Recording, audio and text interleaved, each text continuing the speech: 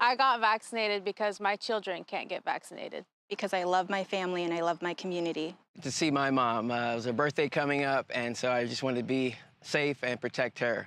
To take care of my health and the health of those that I love. I felt it was the right thing to do. My parents are in their 90s. My husband teaches children. I'm active in my community. Not only to protect myself, but for my ohana too. Because it's the only way to stop the spread of coronavirus. So please get vaccinated.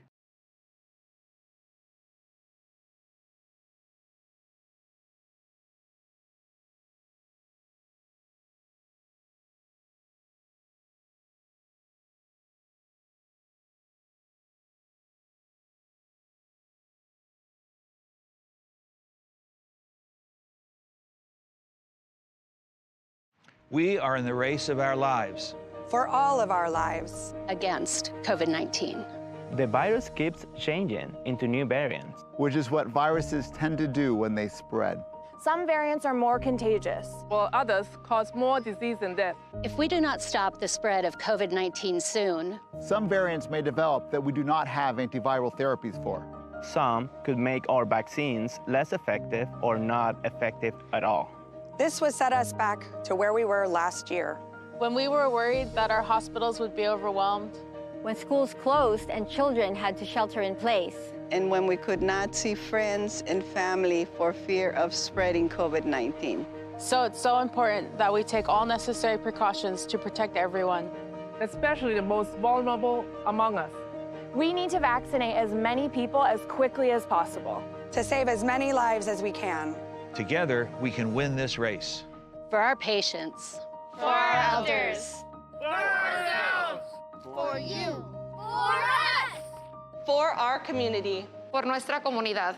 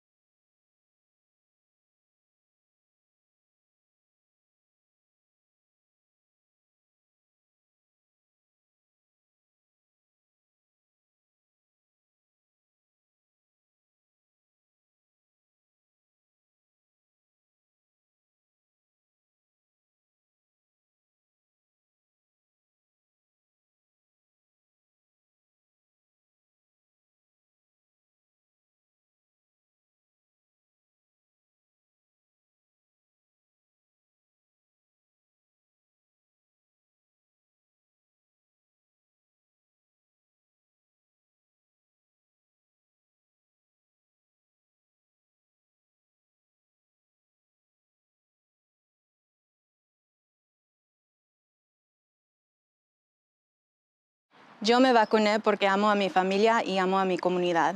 Yo me vacuné para no exponer a personas vulnerables y no poner en riesgo las personas que amo.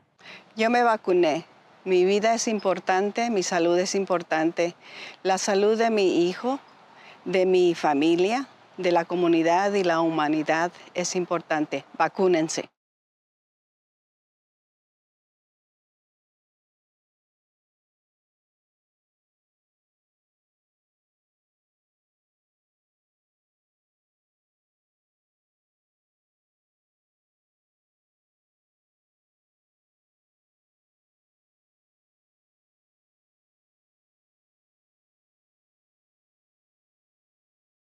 At 9 When I o'clock. got vaccinated, I got Roll call. vaccinated for a different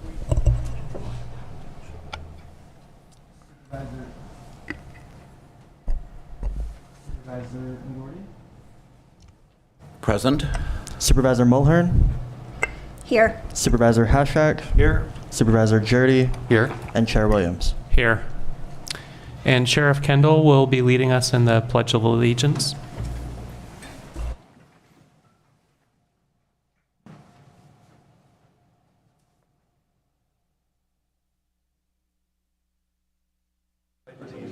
To the flag of the United States of America, to the republic for which it stands, one nation, under God, indivisible, with liberty and justice for all.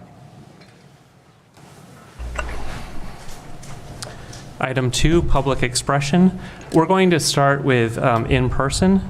I would ask that speakers try to maintain 6 feet of distance as they wait behind the podium.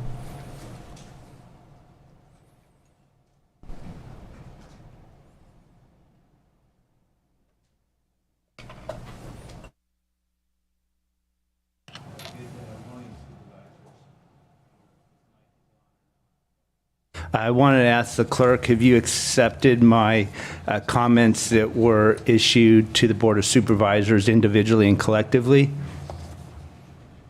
The clerk of the board does not maintain private email inboxes. If you send it to the BOS at mendocinocounty.org, it would have been processed as board correspondence. Right, so that's what it was done. It Sir, was sent to the Board of Supervisors. Sir, could you state your name for the record? John Rarick. And I can confirm we did receive it.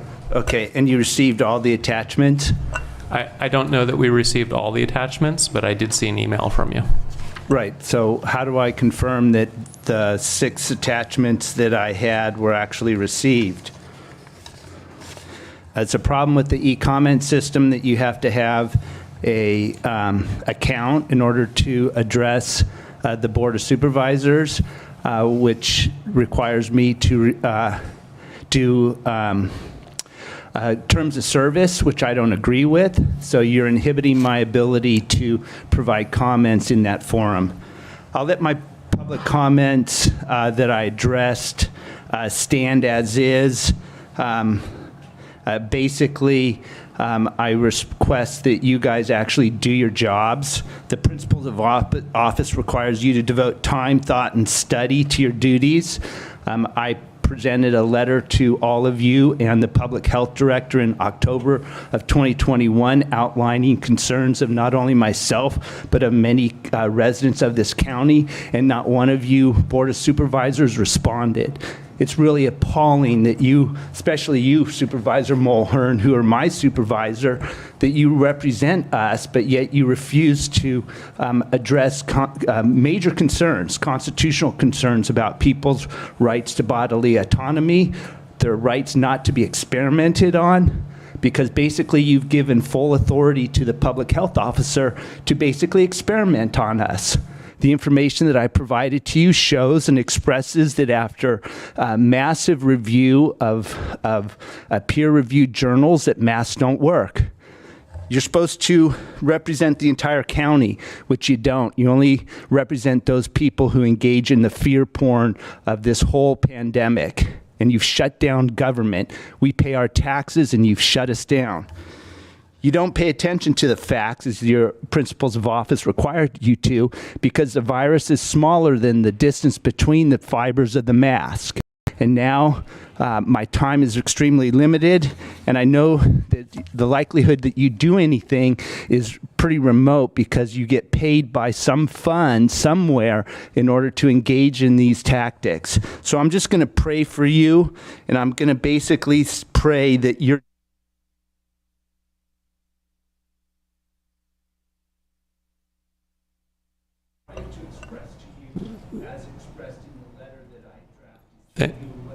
Thank you. Thank you for the.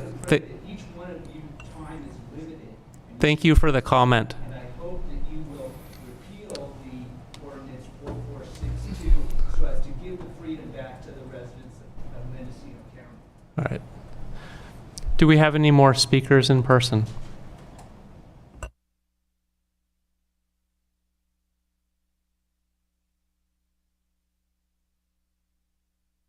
Angel Slater, Disaster Recovery Nurse Manager for the County of Mendocino. To the County of Mendocino, since the beginning of COVID-19 pandemic, many Mendocino County residents have experienced medical, mental, and financial hardships. Our county has helped alleviate these hardships through many channels, one of which is the readily available COVID-19 vaccine. At no cost to the individual, the County of Mendocino has held over 100 vaccination clinics providing Pfizer, Moderna, Janssen, and flu vaccines. Every clinic required more staff than the county could deliver due to severely increased staffing shortages nationwide.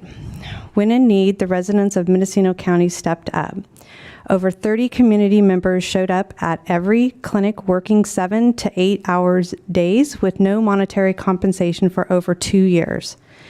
These volunteers have become family to us at the county. I'm wishing to express my thanks to those community members who have stepped up to the plate during our time of need. Our volunteers have returned from retirement, taken days off, and even canceled prior plans to assist in our clinics. With their help, we were able to administer over 42,000 vaccinations. Without these dedicated community members, our county would have not been able to fight against the coronavirus as promptly and effectively as we have. I would also like to thank the many local businesses that have generously donated lunch, beverages, and snacks for our team for over the past 2 years. We are eternally grateful for them for fueling our team during this fight. The fight against Corona-19 is not over yet. If the time comes when we are in need, we know we can depend on our community members to step into the fight. I would like to express my heartfelt thank you to each and every one of these selfless individuals for their much needed contributions during our time of greatest need. Thank you. Angel, I also want to thank you. I think you spoke for me there, and I imagine the entire board. I watched you in action putting these events together, different place, without any preparation, limited resources. I'm very thankful that you were able to pull it off. And I also want to thank all of the volunteers and county employees who came forward to be part of it. And I would certainly second that too. It was quite an effort. Good morning, board. Glad to see we're back in chambers. I'm Carrie Shattuck, and I sent you an email back on February 25th. As of February 16th, there were new guidelines for social distancing, which there were no social distancing guidelines, so I'm interested in why there's only 18 seats available in the entire chamber when there is no social distancing guidelines per CDPH. Also, at the last meeting, I requested information about why we're still in a state of emergency for the wind events. And all the information I was giving was that we had to renew them every 30 days. But why are we still in a state of emergency for something that happened in 2019? Is it money? We're just getting more money each 30 days that we renew that? I'd like some feedback on that, because it's really not clear why we keep having state of emergencies over a wind event that happened 3 years ago. Also, as John's letter stated, the ordinance 4462 that you guys put into effect as far as public health, any order that public officer makes is hereby law in Mendocino County. That went through no legislative process and is unconstitutionally done. And I hereby request that you rescind this order 4462, as John has requested as well, as lots of residents have. Thank you for your time.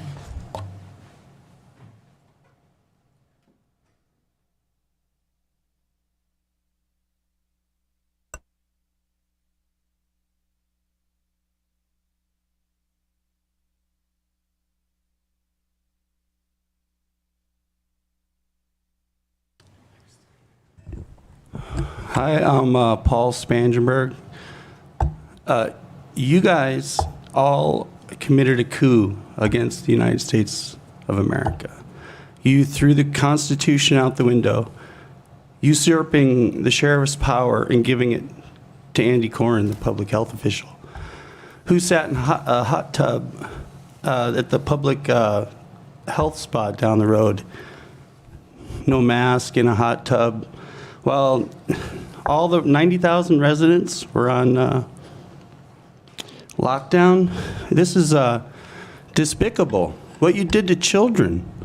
With this, there's 9 pages of Pfizer documents that are just the side effects. Do you realize that? You pushed an experimental gene therapy on children, on the public.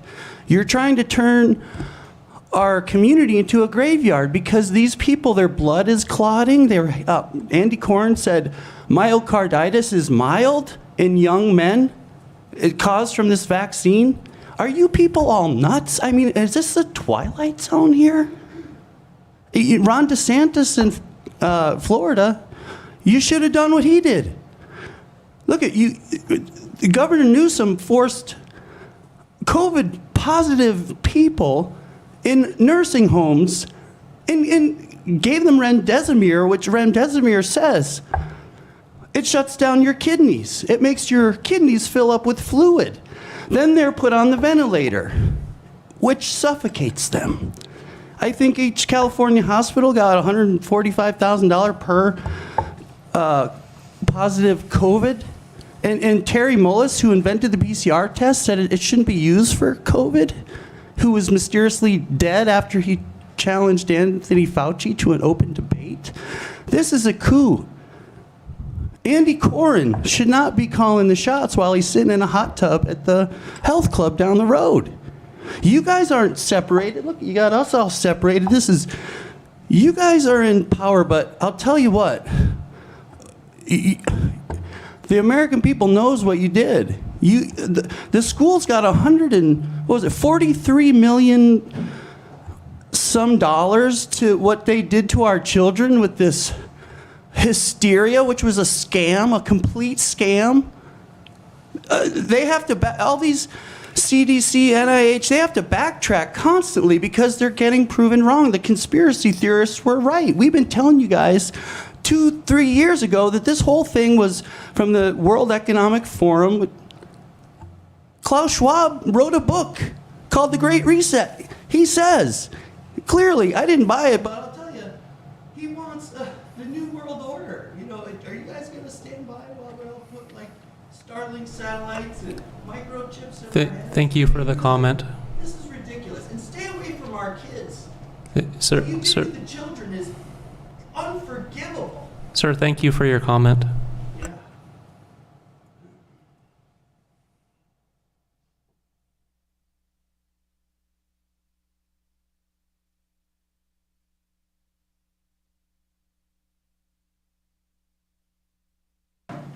Okay, so I just want to read this to you guys. This is posted on, it's from... Can you please pull the microphone down? Yeah. So this is from February 25th. And it says, my 8th grader son just tried to... Could you state your name for the record? My name is Jade. It says, when my 8th grade son just tried to kill himself 2 weeks ago. When we talked and asked him why he would do such a thing, that he is so loved and that we couldn't make it without him, his first response was the mandates. Tired of wearing a mask. The world is over to him, and nothing will be the same again. He said that he just wants to live in a normal world. So that's just one instance of what you guys are doing to people. Here I have I just wanted to read this as well. It's the VAERS COVID vaccine adverse event reports, and it's 25,158 deaths, 138,247 hospitalizations, 122,734 urgent care visits, 179,952 doctor office visits, 9,400, I don't even know how to pronounce this word here, 14,544 Bell's palsy,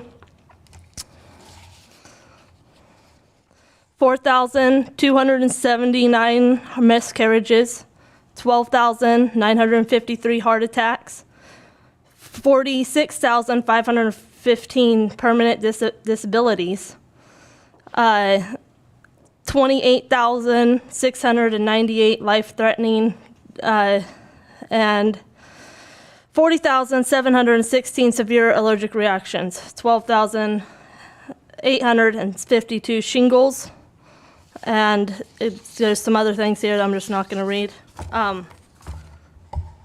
Each one of you guys are responsible for making this decision and putting people through it.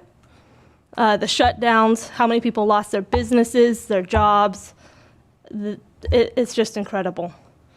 So each one of you guys, I think, are you guys allowed to give answers right now? How do you guys feel about all this?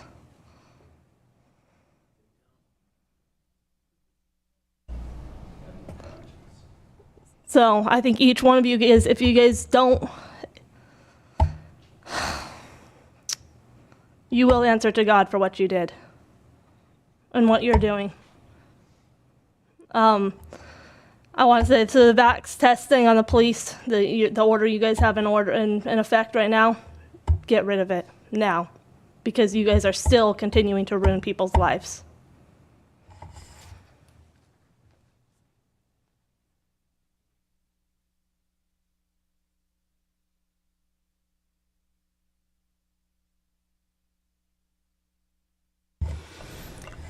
My name is Judy. So much to say in so little time.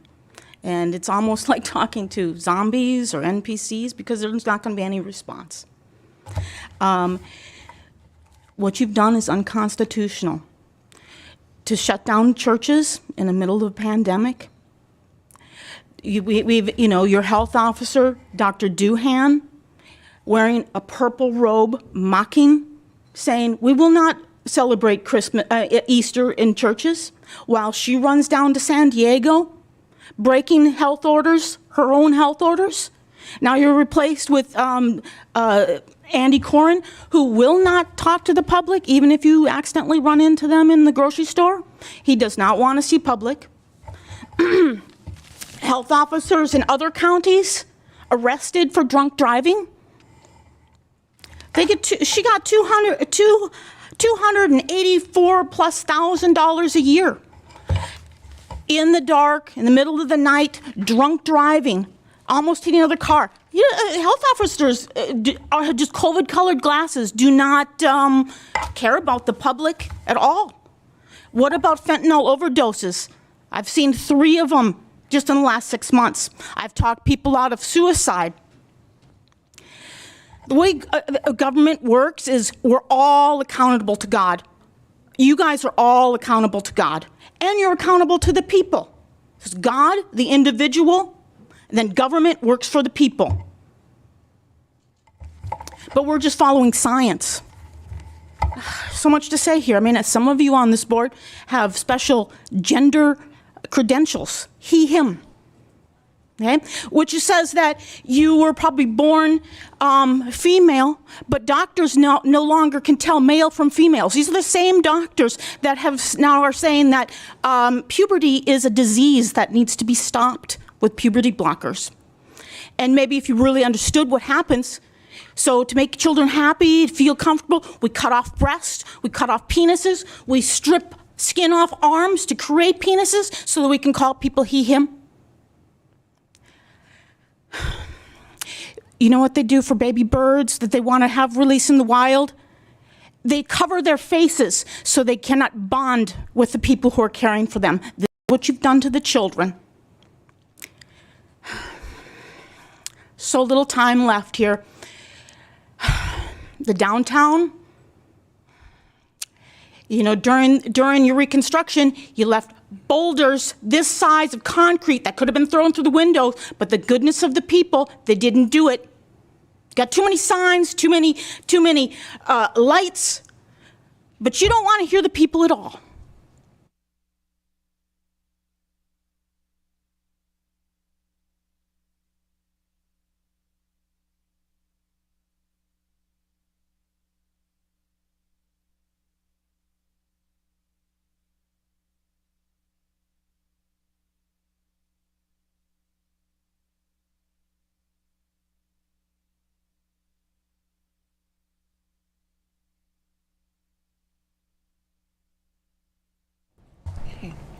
Dear members of the board, good morning. Would you please state your name for the record? I will in just a second, I promise. I first want to say thank you for opening the chambers. I cannot tell you how long we've been waiting for this, and it's incredible to be back in person with you. My name is Tracy Terriot, and I am here with Bryn Martin, Administrative and Program Assistant, on behalf of Near and Arnold School of Performing Arts and Cultural Education. I've had the privilege of working and playing for many years there, and affectionately, we call it SPACE. I hope that you are all aware of what a valuable resource this organization is for the youth in and beyond our community. I consider them to be a crucial part of the foundation of our county for developing, supporting, and nurturing not only the students that attend the school, but the adults that will one day sit where you are and care for Mendocino County. Many of you are familiar with the incredible programs offered to all ages, the amazing performances, and the inclusive mission of the school. Today, we would like to share with you the next fulfillment of SPACE's mission and the first program dedicated to the needs of our mixed ability communities. This summer, from June 20th to the 24th, we will be bringing world-renowned artist and teacher Alito Alessi from Danceability International to Ukiah, where he'll teach a certificate training intensive in danceability. Alito Alessi has been a longtime colleague of Laurel Nears, who is the Space's Executive Artistic Director, and it's been a dream of Laurel's to bring Alito to Mendocino County to teach this training. Laurel reached out to me to ask to spread the word, since she knew I also have a long history with Alito. And her vision is to have at least one participant from every area of our county attend the training, and then take what they've learned back to their communities with the intention to build an all-inclusive county-wide movement of mixed abilities. So what is danceability? Well, it's the ability to be present together in movement. It is all at once simple and deeply radical. The primary goals of danceability are to provide opportunities for people with and without disabilities and people from different backgrounds to come together for artistic exploration and community building, to help explore and uproot misconceptions and prejudice between people with and without disabilities, and to cultivate cultural and artistic diversity through performance, communication, and education. Danceability cultivates a common ground for creative expression of all people. The method supports self-empowerment by offering ways that all individuals can participate fully in expressing their creative choices. And this training is invaluable for educators, teachers, therapists, and dance professionals who want to share movement improvisation with mixed abilities communities. We hope that you will help spread this word in all parts of our county, and we're available for any more discussion in person and can be reached at SPACE to discuss this program more. Thank you. And we brought some flyers. Can we give them to you? Okay, thank you.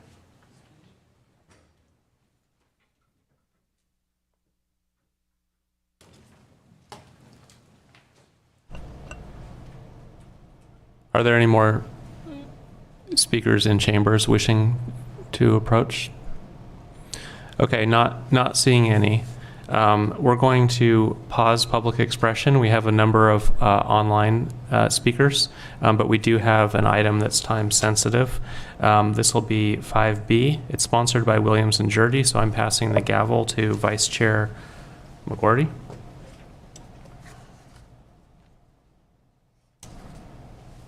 Okay.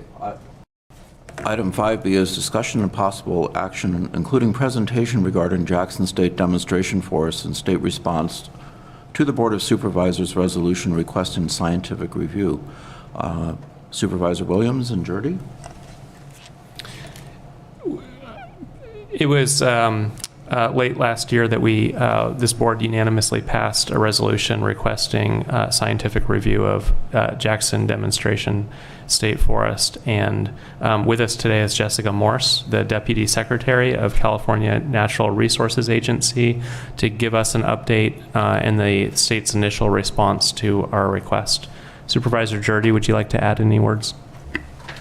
Just that we welcome Secretary Morse and the staff from CAL FIRE and the resource agency itself. They've been very receptive and have met with Supervisor Williams and myself at least 2 times. Thanks.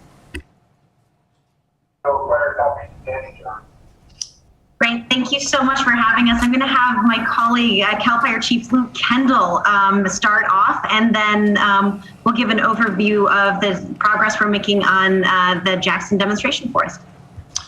Good morning. My name is Luke Kendall. I'm the unit chief for the Mendocino unit. And I just wanted to introduce, it sounds like it's already happened here, but just wanted to introduce Jessica and Kevin. And we have a short presentation that kind of goes over some of the exciting things that are happening on the JDSF. So turn it back to you, Jessica. Thanks. Thank you so much, Chief Kendall, and thank you for all your dedication here.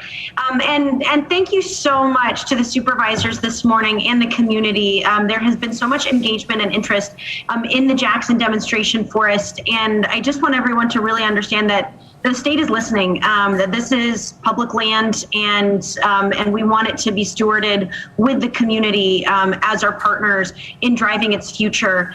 We've heard a lot of the concerns that the community has raised about the Jackson. We really appreciate this board's interest, particularly in driving the science, and we've taken a close look. And so I wanted to report out on some of the progress that we are making, and some of the steps where the community can also continue to engage. So just given the climate crisis and some of the climate stressors facing this 50,000 acres of coastal redwood, it's clear that Jackson does need to modernize to not only answer questions about forest resilience, forest health, but also questions that are both current to the climate crisis and some of the environmental justice questions that this administration is really grappling with, so we can push towards a model where these forests truly are demonstrating not only cutting edge science, but also cutting edge modeling for environmental justice. Just a little bit of background for anyone new to the conversation. The Jackson Demonstration Forest was purchased by CAL FIRE in 1947. It was old timberlands, and they have revitalized it into a living laboratory. This is one of 10 demonstration forests in California. They each represent a different unique forest type in California, and Jackson is by far the largest. They are legislatively mandated to essentially be working forests as a living laboratory, and they conduct long-term studies that forward our knowledge of forest stewardship and is often used to be able to shape the regulatory practices, what are called the forest practice rules, on the 8 million acres of commercial timberlands in California. A great example of this is an experiment that was done on the Casper Creek watershed study, where they really looked at sort of sediment runoff and practices on timberlands to look at sort of discharge into streams and sedimentation. And so that actually informed, that science-based study then informed changes to the forest practice rules that now change how timber operators can operate on 8 million acres of industrial timberlands, which really has a huge impact in terms of protecting water quality and sediment runoff. And so these types of studies are really critical.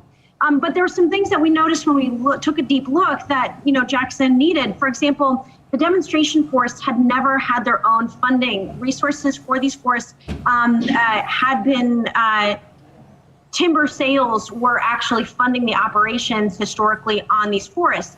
And so for the first time last year, the state invested in this current budget we have, we put $10 million into the demonstration forest so that there's not any pressure to be able to harvest trees to cover operational costs. We also think that funding is being invested on the forest in a way that the community can tangibly see some results. So things like, so not only covering operational costs, but also removing slash piles from old sites, improving some of the facilities and trails, investing in critical fuel breaks, which Chief Kendall and my colleague from CAL FIRE, Kevin Conway, can speak about, and funding prescribed burns, and also expanding research on things like forest hydrology and climate resilience, and also funding to help revitalize tribal co-management, which is really one of our goals for these demonstration forests into the future. So we hope that you'll start seeing the results of these investments. That work is starting already,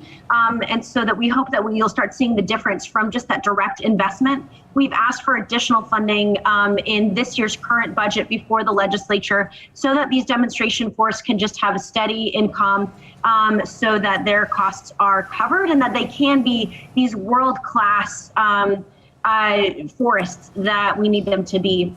We also want to make sure that we have a more representative Jackson Advisory Group. So there's a body that reports to the Board of Forestry. It's called the Jackson Advisory Group. It's made up of local community members and scientists, and it writes the Jackson management plan and then gives that as advice to the Board of Forestry. They also can approve and support the direction of the management. We're really working to change some of the membership on the JAG and ensure that they are really driving the vision for the future of the Jackson. So we actually appointed 2 new members last month to the Jackson Advisory Group. Dr. Joanna Nelson, the science director for the Save the Redwoods League, is now a member of the Jackson Advisory Group, as well as Chairman Reno Franklin, who is chair of a regional band of Pomo Indians and also a forester. And so he's very well respected in this area and brings a deep expertise as well. And so both of them are going to really help ensure that we are driving these goals of equity and these goals of climate resilience in the management and the studies that are happening on the Jackson. We also changed and appointed a new member to the State Board of Forestry, which is what the Jackson Advisory Group reports to. And that's Dr. Elizabeth Forsberg, who's a PhD scientist with the Nature Conservancy. And she will be running the management subcommittee of the Board of Forestry. So you now have some deep layers of scientists who are going to be in key positions to be determining and advising and directing the management of the Jackson. We also started the process of CAL FIRE director in the fall requested that the Board of Forestry do a mid-cycle review of the Jackson management plan. That request was specifically to look at opportunities for tribal engagement and tribal co-management. And so the results from that should be announced at the next upcoming Jackson Advisory Group meeting. And again, these management plans are reviewed every 10 years, but there are opportunities for them to be reviewed sooner. And so that's going to be a decision by the Jackson Advisory Group. And so we're excited to have the community engage in that process. And then to this board's request specifically around reviewing the science on the Jackson and the science that has come off of these studies and the future science that should be coming off of the Jackson. We've asked the Forest and Wildfire Resilience Task Force at the state has a science advisory panel made up by PhD forest scientists from the UCs and other institutions. And we've asked them to do a scientific review of the Jackson. And so that study is underway right now, and they'll be reporting back to us in the coming months, which we we are very excited to share with you, and we thank you for that recommendation and are excited to engage you in that process. But I'll give you an example of one of the things they shared with me is that this Casper watershed study happening on the Jackson right now is one of the largest forest hydrology projects happening in the Western U.S., and it's the only one happening in a coastal redwood ecosystem. And so this has allowed us to have uninterrupted long-term studies that allow us to better understand forest hydrology, which is that critical link between forests and drought, and understanding how these forests are going to be resilient to the drought conditions that they're experiencing. And so we really encourage the public to go take tours with CAL FIRE and check out that watershed study. It's very extensive and should be able to tell us a lot about forest science and how we can protect these forests into the future. And then finally, one of the most critical things we are doing on the Jackson is really investing and looking at tribal co-management. And so we have reached out to all of the local tribes to start consultations. Tribal co-management is going to be defined by each individual tribe and in consultation with the state. But we are really looking to ensure that we are finding opportunities and creating space and resources for tribes to be able to have this public and its ancestral land managed in a way that meets their needs and is driven by their objectives as well. And so we are very excited to be able to have this progress at the Jackson. This is just a progress update, and we are excited for the community to come in and join more at the next Jackson Advisory Group meeting. So let me turn it over to my colleague, Kevin Conway, who is our state forester in charge of the state demonstration forest system and is probably a familiar face for anyone who's been engaging on the Jackson. So Kevin, we'd love to get some more specific updates from you as well. Jessica. And yeah, I just want to take the opportunity to report since the last time I've visited this board, we heard very loud and clear that we wanted to do better community engagement, and we wanted to make sure we had platforms to get the community accurate and relevant information in the formats that they want to consume it. So I'll just give you some brief reports on how we've been doing that and some things that we've heard and how we are reacting to that. So we have slowed down our operations first off to give us some time and space to increase our public engagement. So we have not entered into any timber sales in 2022 in order to give us an opportunity to do a public tour of the sales prior to going out, give us the ability to include any types of recreation, wildfire resilience, or aesthetic type projects that the community wants to see in there. And we can work those then into our sale to make sure that what comes out the back end is what the community expects to see. We have also been slowing down our submittal of new plans. This again has given us time for our Jackson Advisory Group to go do one additional public engagement prior to us really undergoing that planning and permitting process for the timber harvesting plans. It also gives us time to better engage with the tribes and get them out there, give them plenty of time to understand what we're doing, ask questions, and provide their feedback and have us working into our plans. We've also done a number of public tours and outreach around the Casper 500 timber sales specifically, which has been the most controversial last year. We had 3 members of your Climate Action Advisory Committee come out and look at the forest. We've done 5 community tours with really some diverse engagement of the Casper 500 specifically. And I'd like to maybe just pause for a second and thank Supervisor McGordy for taking the time to participate in our conversation a few weeks ago around forest carbon. That was really, really good to have you part of the conversation. In those tours, we've had outside experts from the Department of Fish and Wildlife, Regional Water Quality Control Board, the Board of Forestry, and academic researchers. So really responding to the community, asking for, other perspectives and to have access to those, experts that we rely upon to make some of our decisions. And in response to those, we will be making some changes to the Casper 500, and we'll be talking about those with our Jackson Advisory Group on May 2nd. They'll likely include some modifications to timber harvesting, some changes and improvements to the recreation in the general area, and some discussion of potential research to incorporate into that plan. So I encourage anybody who's interested to please come out and participate in this public conversation that will guide our actions going forward. We've also increased our capacity to accommodate tours through entering a contract with the UC Cooperative Extension.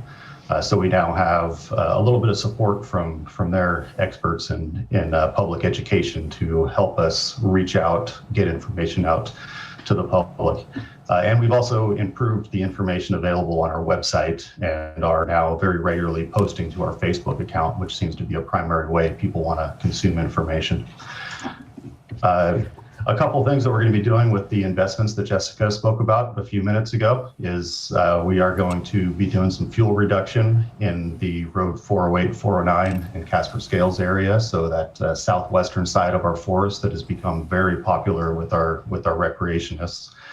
And this is also going to improve the aesthetics that's been brought up as a concern by the recreation community. We're going to improve the trail signage in this same area to better accommodate that increased use and our more diverse use coming in from the Bay Area and people that are less familiar with our forest and trail system. We're going to complete a long-planned fire break along Three Shop Ridge, which has been an area identified by our fire professionals as needed for fire suppression in the general area, and also desired by the Jackson management to help us reintroduce prescribed fire. And we're also going to be engaging with some scientists to try to answer some of the questions that the community has about our forest management and climate change. And maybe just a few minutes to give you a few adaptations to the Casper 500 timber harvesting plan that we've already made in relation or response to the community. So, first off, we paused the operations last June to provide for public safety and really give us time and space to engage in some of these conversations. We removed the original tree sit areas from the harvest in an effort to get the community to engage with us in direct talks. We've had regulators from the Department of Fish and Wildlife come out and review our harvest in relation to the northern spotted owl habitat that we're providing out there. And they've found that we are still providing adequate habitat and improving it with our harvests. We've revised our trail mark, or our marked trees along the trail system in cooperation with the Mendocino Coast Cyclists. We built a bypass trail around the areas to get people off of the road when we have log trucks in it and provide uninterrupted access to the trail system beyond the Casper 500 during operations. And our licensed timber operator worked very closely with the community to do very focused closures to minimize the impacts to recreation. And again, we will be providing some additional changes to that in response to what we heard from the community tours. So I'll maybe one last invitation to folks to join us on May 2nd for our Jackson Advisory Group meeting. And I'll turn it back over to Jessica. Thank you so much, Kevin. So I think that when you're looking at the shift, that we hope that the public sees that we're starting to make progress towards modernizing, and we want to make it a conversation with the community and full engagement. So that May 2nd advisory group meeting is going to be really crucial. That'll be the first meeting that Chair Franklin and Dr. Nelson will be joining, and so we're hoping that with additional leadership, additional resources, and real partnerships with the tribes, that we are going to be developing a new vision for what science and equity is being modeled on these critical and unique demonstration forests throughout California. So really happy to answer any questions and discuss more. And again, just thank you so much to the supervisors here.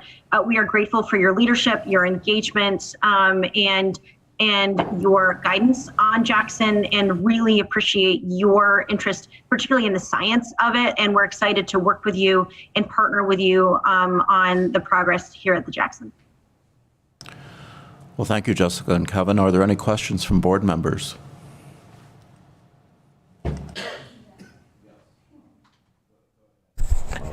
Thank you.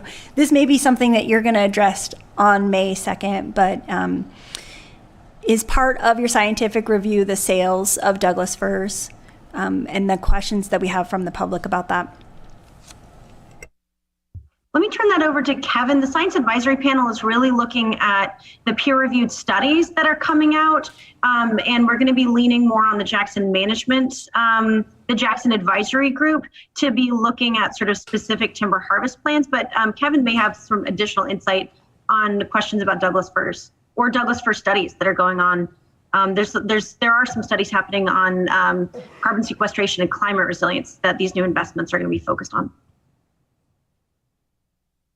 Yeah, and so we don't have any direct changes to how we manage Douglas fir. We manage that our entire forest, for the diversity of species that are out there and the health of all the tree species. So Douglas fir is a big part of our management.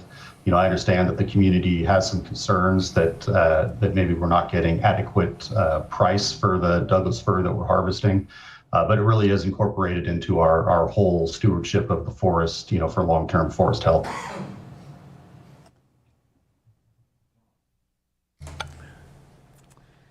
Thank you. Deputy Secretary Morse, one of the requests that the board had when we met earlier last year was that we had more of a role in the Jackson Advisory Group. I understand you're having this meeting on Monday, but I don't see a formal role for the Board of Supervisors. Is it going to be just informal attendance, or what do you see as the role for the Board of Supervisors? Well, we're absolutely excited to have your partnership. And in terms of a formal role, let me turn that back over to Kevin. And I guess the question is, what is your vision for, this is a Bagley-Keene appointed board.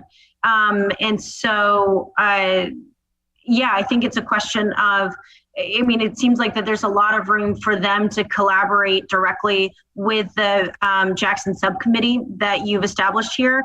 And obviously the door is open for conversations with the supervisors, for tours, for conversations. But we'd be eager to hear what your vision for a more formal role would look like.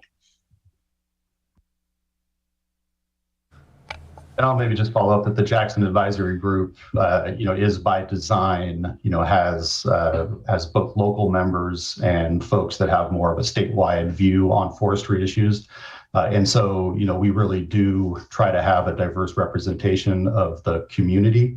If the Board of Supervisors wants to have a more formal role, either in the Jackson Advisory Group or just directly with the CAL FIRE management staff, we'd be definitely open to understand what your vision is and trying to accommodate that. Well, I would think that a formal role on the advisory group would be really beneficial to the Board of Supervisors so that we can express what the sentiment of the board is. So if that could happen, I think that would be wonderful.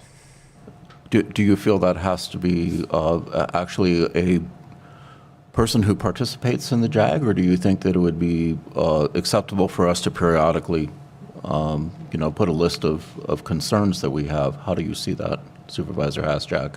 Yeah, I think that either way, but I do think that we have concerns from the community on a regular basis, and I think that those should be expressed in a formal process. We should be the representatives of the people too. Mm-hmm. So I can only tell you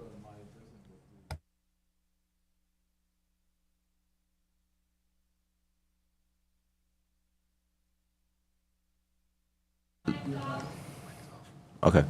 I'm sorry. So 2 weeks ago, I was pretty impressed with the level of conversation that went on when I was with you There obviously was some tension in the group because there was a lot of different stakeholders, but the conversation still proceeded, and we learned a lot, and I thought that was really useful. I can only express for myself at this point that what I expect from Jackson State Forest is everything. I mean, we want to do timber production, we want ecological services of the forest, we want recreation. We're having to change some of our management objectives, rather, given that climate change is upon us, and carbon sequestration is clearly one of the things that's important. Carbon sequestration takes place best, according to the speakers, when you have large trees. So there's a lot to be considered here. The other thing that I know is a discussion going on in the background is that there is the potential of maybe having a competitive grant program for researchers to apply for research grants so that we draw a bigger audience and what kind of work gets done there, not only in silviculture, but also in ecological services and alternate forest products, because it's an abundantly rich ecosystem producing numerous fungi, and some people say there's huge value of potential pharmaceuticals that could come out of things that grow in the forest we don't even know about. So, obviously this is a great resource. It's been cared for well, for the record. It's probably one of the best stocked commercial timber production sites in Mendocino County. And when it was inherited by CAL FIRE years ago, it had been cut over and, wasn't in the best of shape. So it's a tremendous resource, not only for Mendocino County, but for all of California and the world. It's a unique ecosystem. And yes, we're very interested, and we want to find a way to participate, whether it's regularly or whether we periodically put together some kind of objectives from our perspective as a board. Supervisor Williams. Yeah, I want to thank you for joining us today to present. What I've heard is there's a new vision that includes modernizing and applying the latest science, and that the people have been heard. My concern going forward is we don't want communication to break down between the local community and the state. And so what role can the county government play in ensuring that communication continues? And would you be willing to come back and give us an update on how the application of science is changing the direction at Jackson, say in a month or so? Of course, we'd be happy to come back, and we're very happy to explore with you how this body wants to engage with the Jackson Advisory Group and with the Jackson. And so the lines of communication are open. We're very happy to engage and happy to work with you to accommodate sort of what structure fits that best, because we do want to make sure that the community continues to be heard and also understands what is happening on the Jackson, and can come out and see it firsthand as well. Thank you. Any more questions or comments? All right, well, thank you very much, Jessica and Kevin, for tuning in, and also for Chief Kendall for joining us this morning. We're glad to see you and look forward to hearing from you in the future. Public comment. Thank you. Is there any public comment? This is Atlas Pearson, Deputy Clerk of the Board. At this time, I would like anybody who is still raising their hand on Zoom for public expression to lower it, and only raise your hand if you're wanting to speak on this item. We will return to public expression.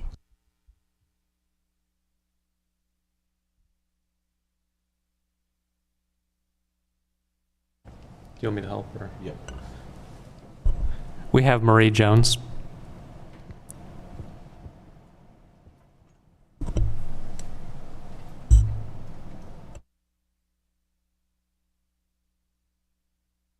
Okay, now you can hear me, I'm sure, right? So thanks for giving me the opportunity to speak today. As you know, I've been involved with the Jackson Demonstration State Forest Project for over a year and a half. In some ways, I'm heartened by this presentation, and in some ways, I'm disheartened. The ways that I'm heartened is at least CAL FIRE is now at the table. They're respecting the community's desire not to see trees cut unnecessarily while we consider the important issues of climate change, Native American consultation, and public recreation in the forest. I was disheartened by some of the incorrect statements that were made. In fact, the Climate Action Committee was taken on tour of the site by the Mendocino Redwood Company. And the fact that CAL FIRE notes this as a project that they did illustrates to me the lack of separation between the forestry industry and CAL FIRE's management of JDSF. And in that same vein, the JAG is mostly made up of foresters and loggers. And until that changes and we have more community representation, scientists and environmentalists on the JAG, we can't expect the mission of the forest to change. I also just want to express a little bit of frustration about the JAG itself, in that in the past, its advice has actually been ignored. There was a pretty long planning process that went forward for the current management plan, and the Board of Forestry essentially ignored the JAG's recommendation. I hope that doesn't happen in the future. I would love to actually see what the proposal is for the scientific study of JDSF.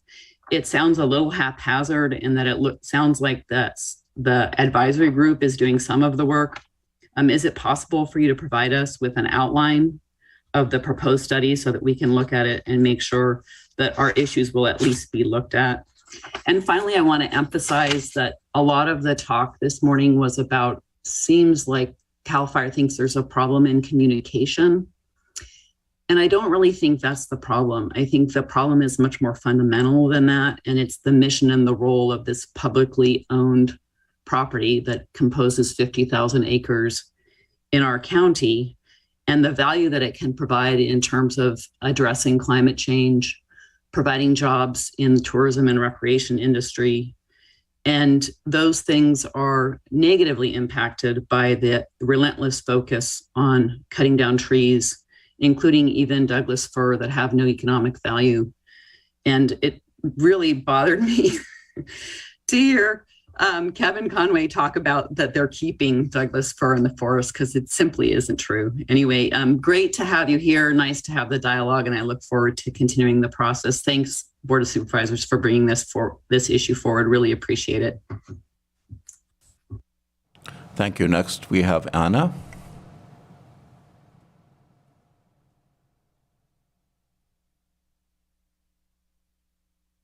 Hello, this is going to be off the cuff. I don't have prepared remarks for this particular topic. I would like to second everything Maria Jones just said. It was on point.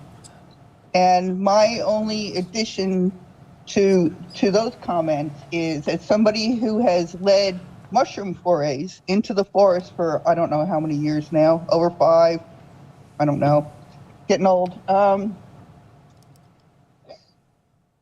A lot of the people who use the forest and in the fungi associations, the clubs, we care deeply about it and the science.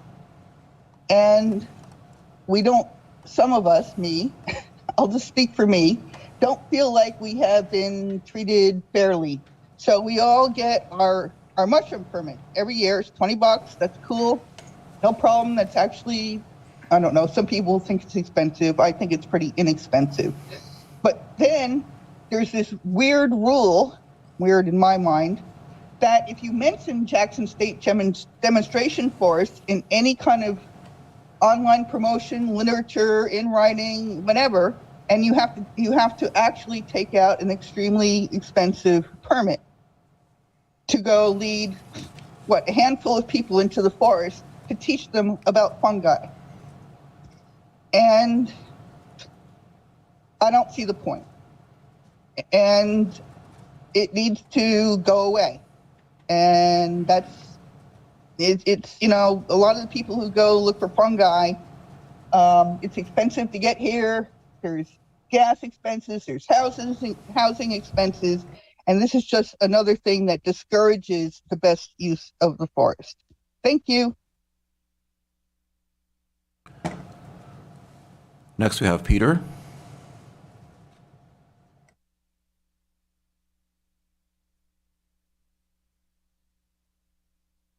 Can you hear me now? Yes, we can. Thank you. I too have similar comments.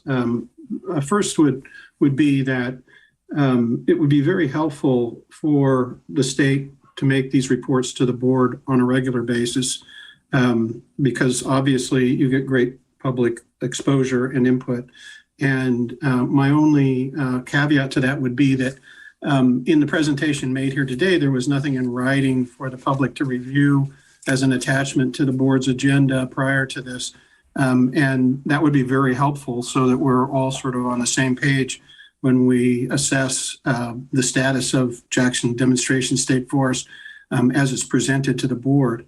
The second thing I wanted to take the opportunity to do was to endorse Supervisor Haschek's recommendation that there be a formal representative from the board added to the JAG.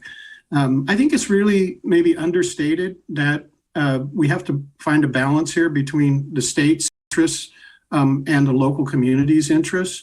While the state may look at the Jackson Demonstration State Forest as a great laboratory to assess forestry practices, while it's their lab, it's our home.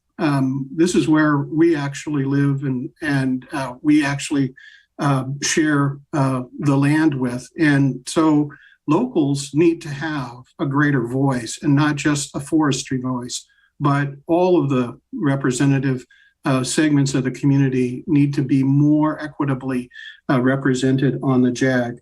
And so I would encourage a rethinking of the composition of the JAG, and specifically that there be representation from the Board of Supervisors added to the JAG. And I do thank the board for its leadership in reaching out to the state to express the interest of Mendocino County in terms of the operation of the forest. And I want to second what Supervisor McGurty said. This has a tremendous impact on our local economy, and we need to have a real seat at the table in terms of what we do going forward with this asset that, like I said, is in our home, in our backyard. So I thank you very much for giving me the opportunity to make these comments. Next, we have Ravel.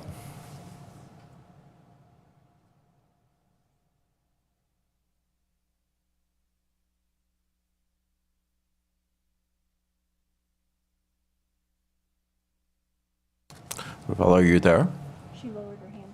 She lowered her hand. So we have a lead. Okay. Okay, is there any more public comment? Vice Chair, Wade. What's that? Wade. Oh, I'm sorry. That's okay. Have his hand raised. Wade. Hello, can you hear me? Yes, we can. All right, thank you.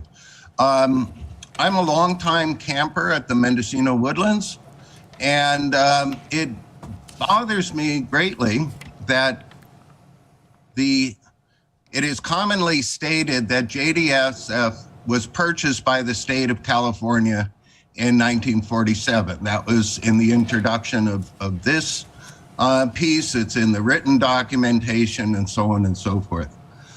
This is only partially correct. The majority of JDSF is formally Casper Lumber property, and it was purchased by the state in 1947. However, it also incorporates about 5,000 acres on the southwest corner of JDSF, which was purchased by the federal government in 1930 and became the Mendocino Woodlands Recreational Demonstration Area. This property and the organization that ran the camps and conferences and outdoor education programs was transferred to by the federal government to the state of California in 1947, and it was merged into Jackson. However, the terms of the transfer came with specific terms restricting the use of this property to recreation and conservation in perpetuity.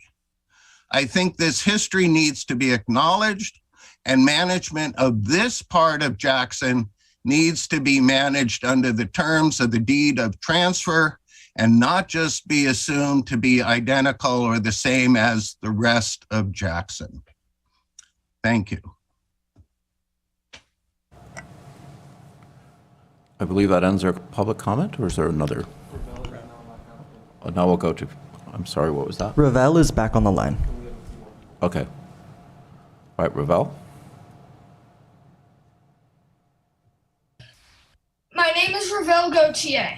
I'm 12 years old, a 7th grader, and a climate activist and a co-founder of the Mendocino County Youth for Climate. And one thing I'd like to say is that we do want a public dialogue. We appreciate CAL FIRE's attempts at making this review and making changes and making research. But we want a moratorium on all logging until this review is conducted and until the management plan is changed. Soda Gulch THP is still scheduled to be cut.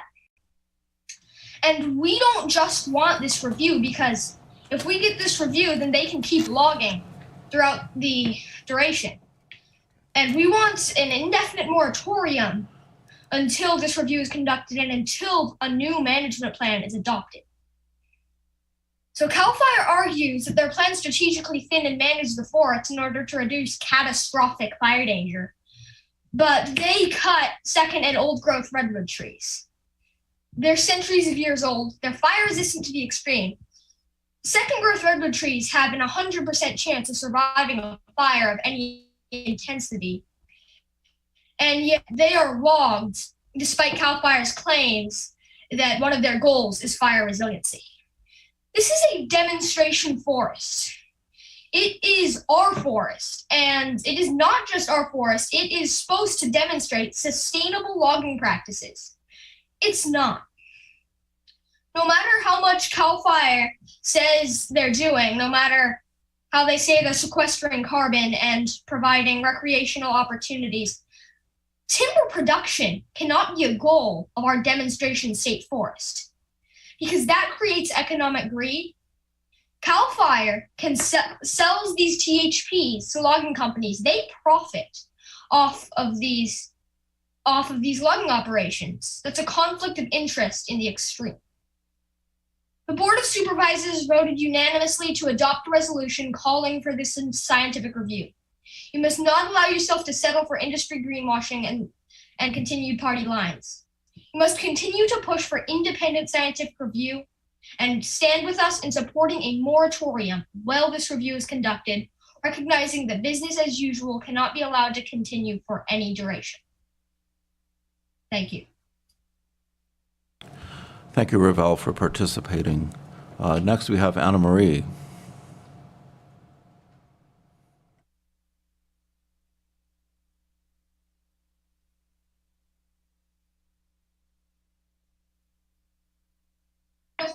Hello? We can hear you. Hi. I have to say it was extremely confusing to get on the meeting today. But thank you very much for holding it. And I want to say, first of all, I see a lot of different changes that CAL FIRE is proposing and or implementing. But we have no time and we have no space to review any of those. And we need a pause in logging operations and road building until we can see the implementation of these changes, because as far as I see, and I'm out there a lot, I don't see any big changes happening that would help with the climate and carbon sequestration. We need a pause in the logging. That's absolutely essential until co-management can not just be talked about, but implemented. And thank you very much. Hi, Jerry. Next, we have Jerry.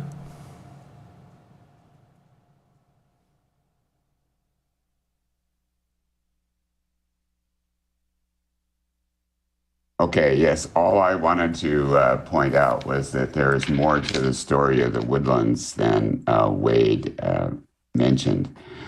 Although it's part of the, it's surrounded by the Jackson State Forest. It has been transferred to State Park.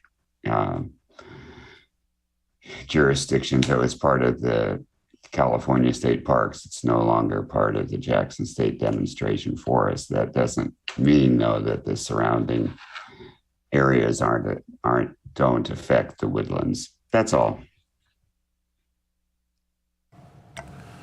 Okay, thank you. Is there any more public expression at this time? There are no more on Zoom, but you may want to ask if there are any in the room. Is there anyone in the room who cares to make a public comment?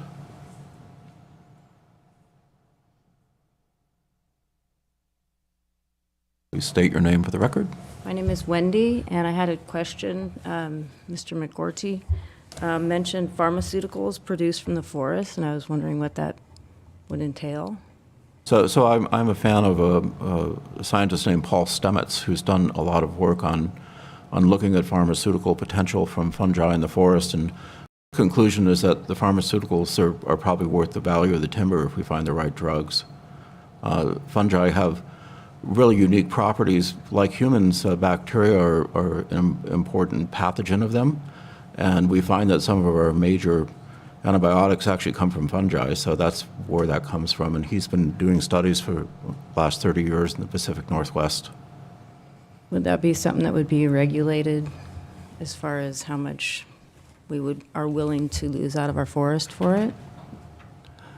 You know, I don't feel qualified to say anything because it's really not my area, but it's just something that of interest as a botany student for many, many years, and someone who is interested in the unique ecology of our western forests, particularly redwood forests, that I think deserves investigation. We know also that people collect mushrooms. It's a very prolific area for high-quality culinary mushrooms, so it's abundant mycological richness in Jackson State Forest. It needs to be acknowledged and probably studied somewhat more than it has been in the past. That's about all I would say. Okay, I just wanted to bring up the topic. Thank you. Vice Chair McGorty, this is Atlas Pearson, Deputy Clerk of the Board. We do have one member of the public now raising their hand on Zoom. It's Corinne Powell. Okay, so we call on Corinne Powell. Am I unmuted? We can hear you. Thank you. I'm sorry that I wasn't quicker with the buttons, but I have been sitting here listening and could not resist a comment encouraging this board to take very seriously the comments of the youngster who was representing a climate change youth group.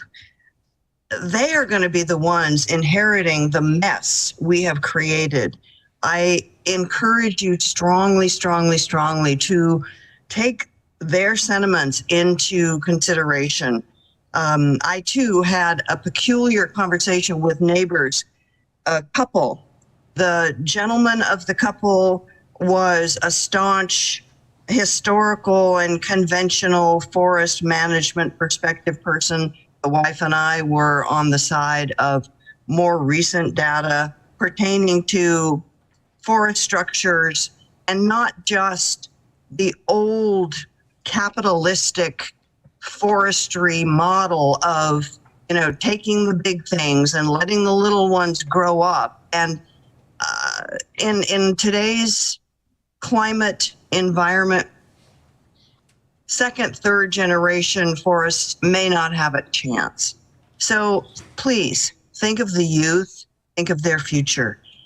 And I hope that you will put a pause on any type of jurisdiction that you have for forest harvest until a complete plan is developed. Thank you very much.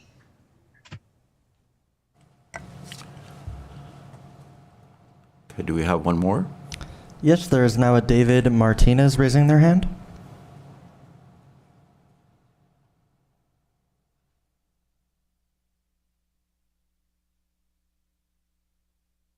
David, you can unmute. Yes, this is climate yes, this is David Martinez, also known as YKRE when I'm in Wintu.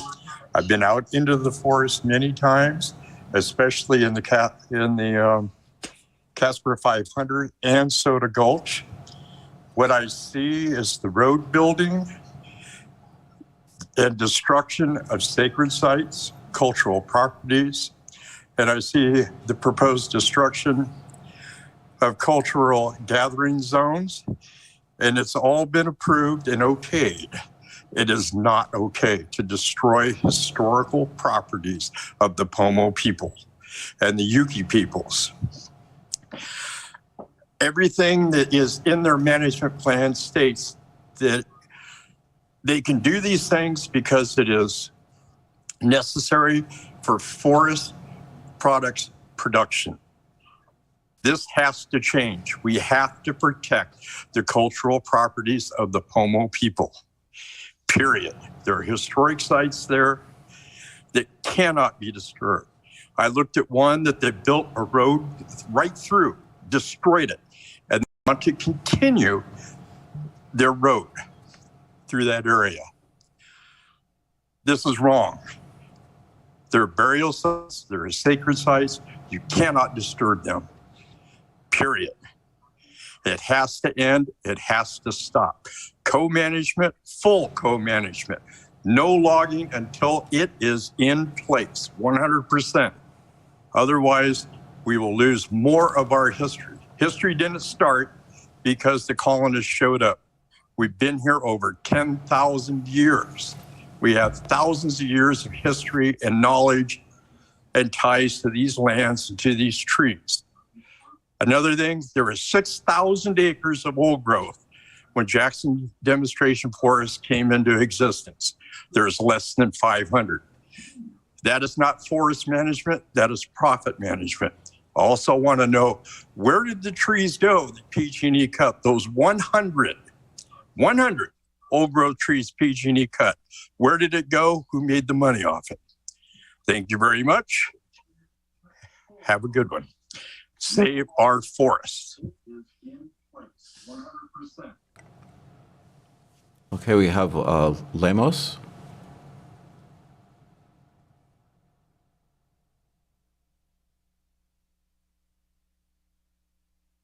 Good morning, supervisors. It's William Lemus, and I'd like to make a couple of comments on the importance of a pause in normal operations in the Jackson Demonstration State Forest until scientific review can be completed, especially the Fire Resilience Committee. That seems like that scientific review is an important factor in determining how we proceed with revising the forest practice rules.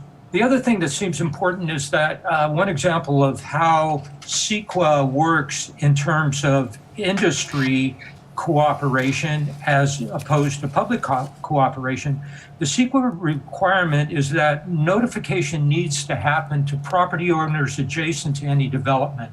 And one example that happened along County Road 409, the Casper Little Lake Road, is that in 2018, a number of timber harvest plans that CAL FIRE oversaw, those THPs happened without notification of property owners adjacent to the timber harvest. We are one of those property owners and we received no notification. Those timber harvests took place between about a mile marker 1 on Casper Little Lake Road all the way to the top of Observatory Hill. And there are a number of large areas of open select harvest that look like clear cuts that have huge stacks of slash that have a need for chipping or prescribed burns to help alleviate the fire danger that's along our road. So that was just one example of how the CEQA process gets circumvented by the industry's need to do things without public notification. I'm sure that in 2018, had we been notified of the timber harvests that were going to take place along our road, we would have had a more of an active role in trying to have some kind of say in the importance of important timber management strategies for the entire community. So that's why the public dialogue that's happening now about co-management with the Native tribes is so important to the dialogue that's happening internally along our coast and in our forests. So I think it's important to remember that this pause in our normal operations until scientific review can happen is an important part in the dialogue that happens both locally within the CEQA process and in the higher forms of CAL FIRE management for a more resilient and a dynamic forest for the public. Since it is public lands, let's give the public the honor and the respect that it deserves. Thank you very much. Okay, well, in the interest of time, I think we're going to move away from public comment to board members have anything further that they'd like to say. Supervisor Haschak. Yes, thank you. So I'd like to thank Deputy Secretary Morris and Mr. Conway for this presentation today. I would like to move that the board make a formal request of Deputy Secretary Morse for a formal position on the JAG, on the Jackson Advisory Group. Is there a second? I'll second that. Okay. Discussion? Comments? Can I think that it's really good to have more of a connection with this important resource in our community. And in the past, I've always said, gee, it's too bad, but the Board of Supervisors really has no jurisdiction over Jackson State Demonstration Forest, and our input is even limited. So this would be a way of us to connect maybe a little bit better with CAL FIRE on our concerns over management, because it is in our community, and we see it as very much part of the fabric of Mendocino's interesting tapestry of nature and geography. So I think this is probably a good move. So it's been moved and seconded that we request a position on the Jackson Advisory Group by the Mendocino County Board of Supervisors. Shall we have a call for the question? This is Atlas Pearson, Deputy Clerk of the Board. I just want to clarify the motion. Does this also include the acceptance of the presentation that was referenced in the recommended action? That would be a question for the maker of the motion. Yes. Okay. All right. Roll call vote. Supervisor Mulhern? Yes. Supervisor Haschak? Yes. Chair Williams? Yes. Supervisor Jardy? Yes. And Supervisor McGorty? Yes. Motion carries unanimously. With that, I will turn the meeting back over to our And chair. I want to note that was all of the public expression. We didn't cut anyone off. That's correct. With that, I turn the meeting back over to Chair Williams. Okay, we're back on to agenda item number 2, public expression, and we're going to online speakers. Please raise your hand. There's a button at the bottom of your Zoom screen. If you're on the telephone, you can press *9 to raise your hand. First, we have Ron Edwards.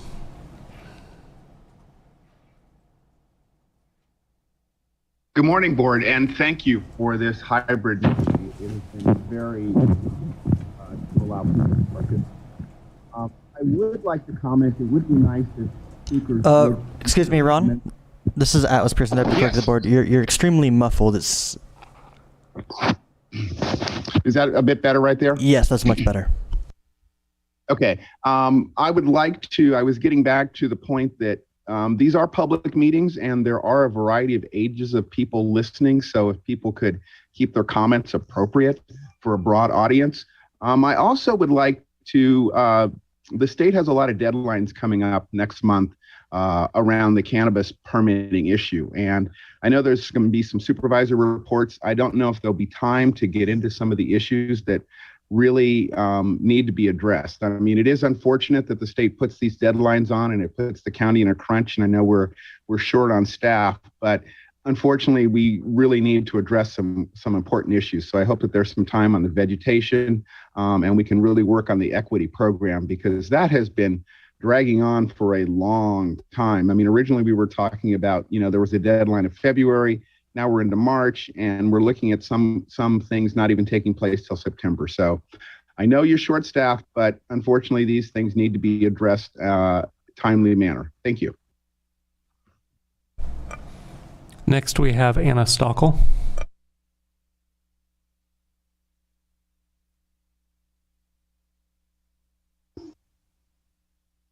Okay, this time I wrote stuff.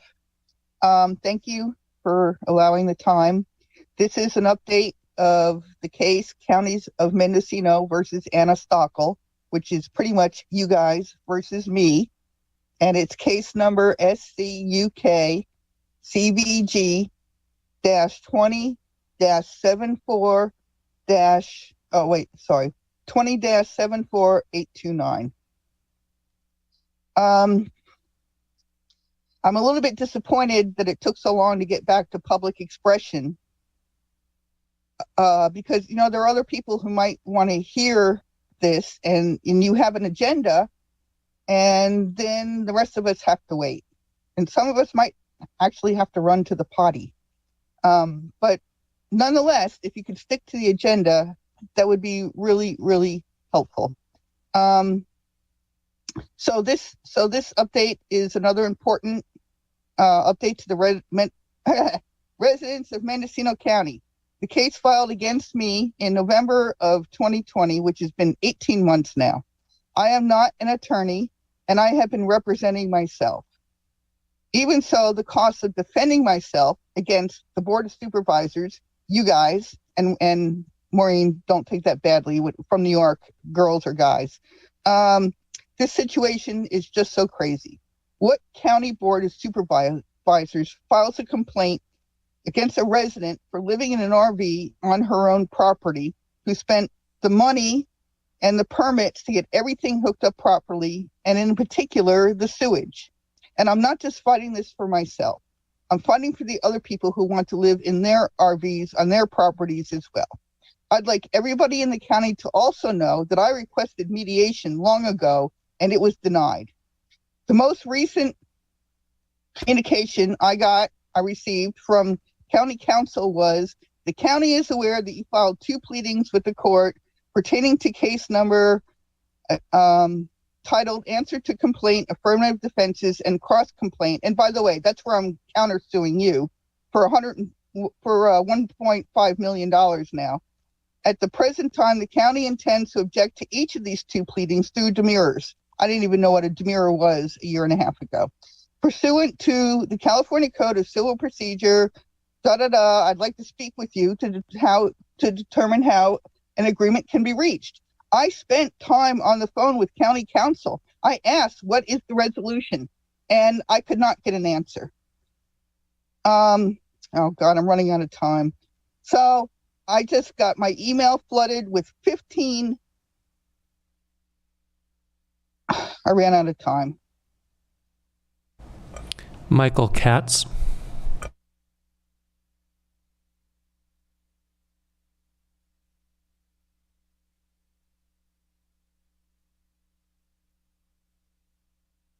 Good morning, supervisors. This is Michael Katz, Executive Director of the Mendocino Cannabis Alliance. Thank you for hosting this hybrid meeting today. We appreciate the opportunity to participate remotely, as well as for those who are able to participate in person. I'm calling in today to provide what I view as sort of an update or report on the Mendocino Cannabis Department. I noticed that since the Cannabis Department information that was being communicated in the CEO's report was decoupled from that document, that I actually don't recall the last time there was a cannabis program report to the board about the general status of things. And after I go through these items, I will recommend that we in fact hold another special meeting of the board to engage in the myriad issues that continue with the program. At this point, some of the ones that we identified in the memo are that it has come to our attention that it is possible that the Cannabis Department is not providing local authorization to the state for permittees currently going through the portal process. If this is true, this practice jeopardizes the licensing of our local operators at the state level, which would be irreparable harm to them. We recommend that the board investigate this claim immediately, and if it is accurate, that you direct MCD to provide this local authorization for operators unless and until they have had their application or permit actually denied. Additionally, the equity grant program and process is still troubled. I remember mentioning it the last board meeting, and it was requested at the ad hoc take it up, and they have, but I believe that further action from the entire board would be useful in this arena. There have still not been made the allowance for the acceptable revisions to existing applicants. We understand that the cobblestone process is supposed to be a lot shorter than it is currently taking the cannabis program to utilize it. We recommend a full audit of the contractors, Elevate Impact, who are working with the county, because it appears that many of them are no longer working on these programs, and we don't understand why when there's still substantial delays.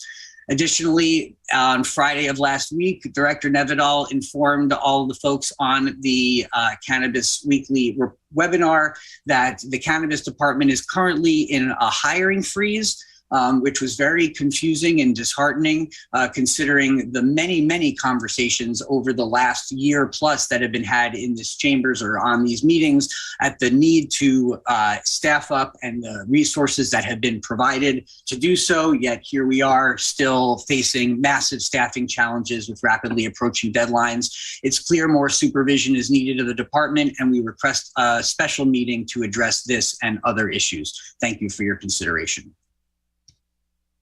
Okay, so there is not a hiring freeze today, but can we direct the feedback to the cannabis ad hoc? Yeah, okay. Could we get clarification from the director of the cannabis program about this local authorization issue and the deadline imposed by the state for provisional licenses?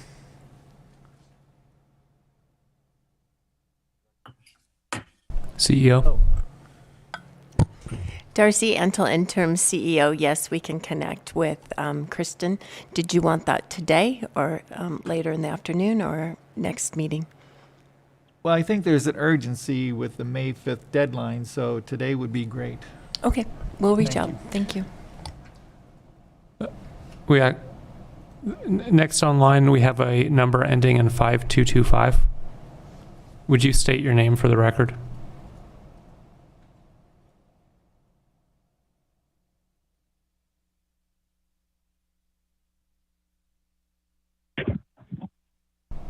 Hi, this is Hannah Nelson. Sorry, I'm juggling back and forth between this hearing and the state Department of Cannabis Control hearing on the proposed regulations. The first request that I have, comment that I have, is that it is exceptionally difficult as a member of a public to try and comment. I think it would be really helpful if there could be a posting a little bit clearer, especially now that, and thank you very much for doing the hybrid. We really, really appreciate it. But perhaps better instructions could be posted on the website for people who are less familiar, particularly with how to use Zoom with *9 and *6 and all that other jazz. I think it would just help public engagement. And also, if there's any way at the beginning to give any indication if items are going to be pulled out of order because they might be time sensitive and have special guests, to let the public know up front. And particularly when people are trying to organize making public comment on a particular issue, if there is any way to announce if it might be in the afternoon, if you know that for sure, or something of that kind, it'd be greatly appreciated. And next, I'd like to highlight what Michael Katz said regarding this issue regarding state licenses and the urgency to get to the bottom of whatever the truth of the matter of that issue is, and do whatever we can to facilitate people continuing to obtain state licenses. Many people were actually asked to get a different type of license, perhaps because they adjusted the size of their cultivation downward or switched cultivation styles, and they were reminded by MCD to go ahead that they needed to get a different license type at the state level. And so anything that's holding up, whether it be on our end or the state's end, that process of local authorization would really, really urgent to look into, especially because due to the shortage of staffing, we don't know how long it will take for all of those local portal situations to be processed. So really greatly appreciate you look into that. And I hope also that there's a separate agenda item updating the board on the entire state of the program, and not just through the ad hoc, and perhaps, or having the ad hoc make a specific presentation together with information available from the department would be excellent. It used to be included in CEO reports, so it's a little unclear how it's handled now. Henry Mayer.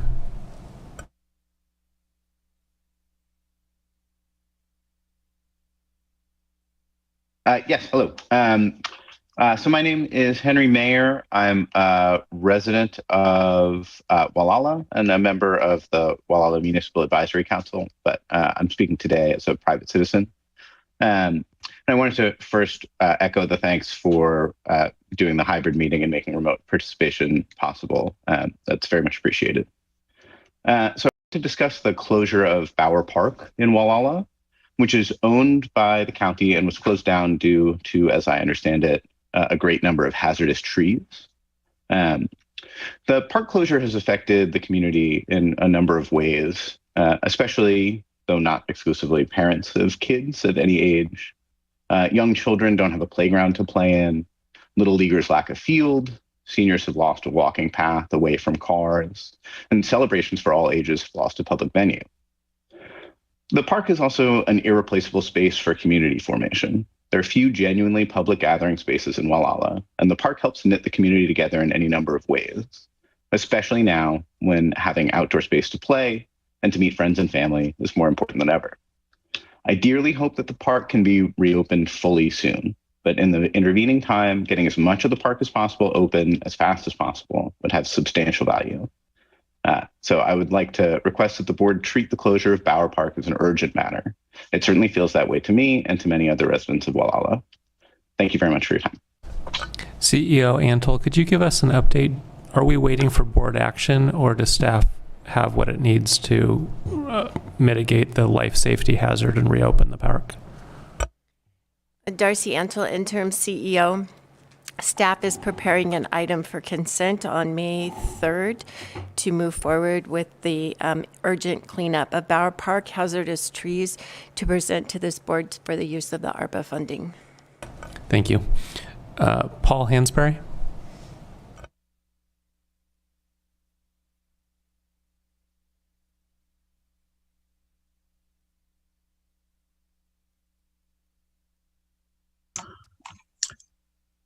Hello.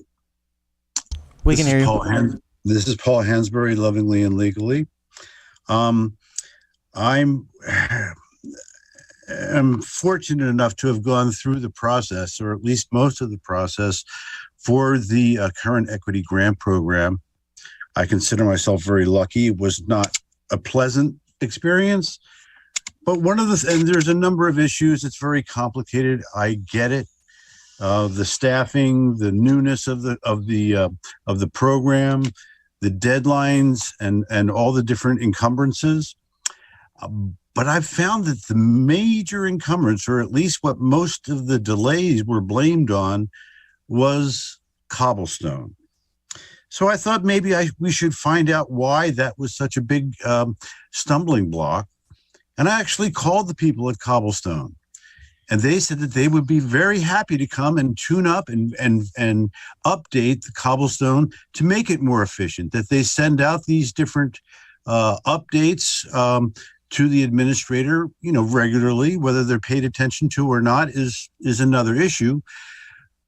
But I'm willing to bet that the cobblestone software and protocols that were established when the county agreed to that cobblestone, that they didn't anticipate a program like these grant programs with 200 plus people applying for them, and having to get all these applications vetted and sent through, where it would take, a minimum of 4 weeks for it to get through cobblestone twice.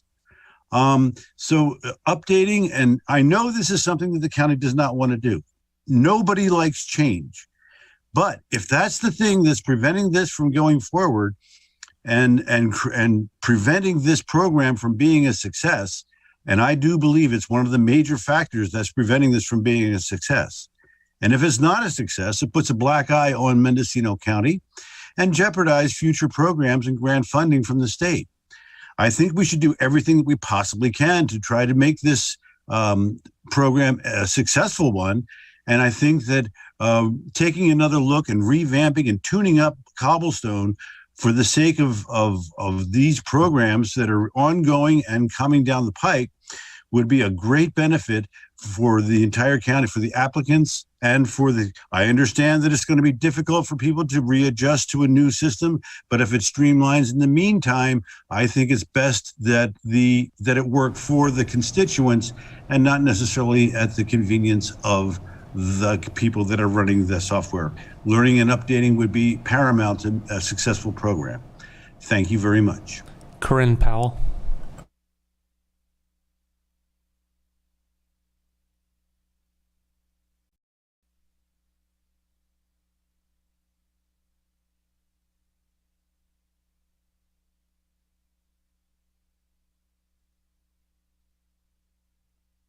Corinne, you can unmute and begin speaking when you're ready.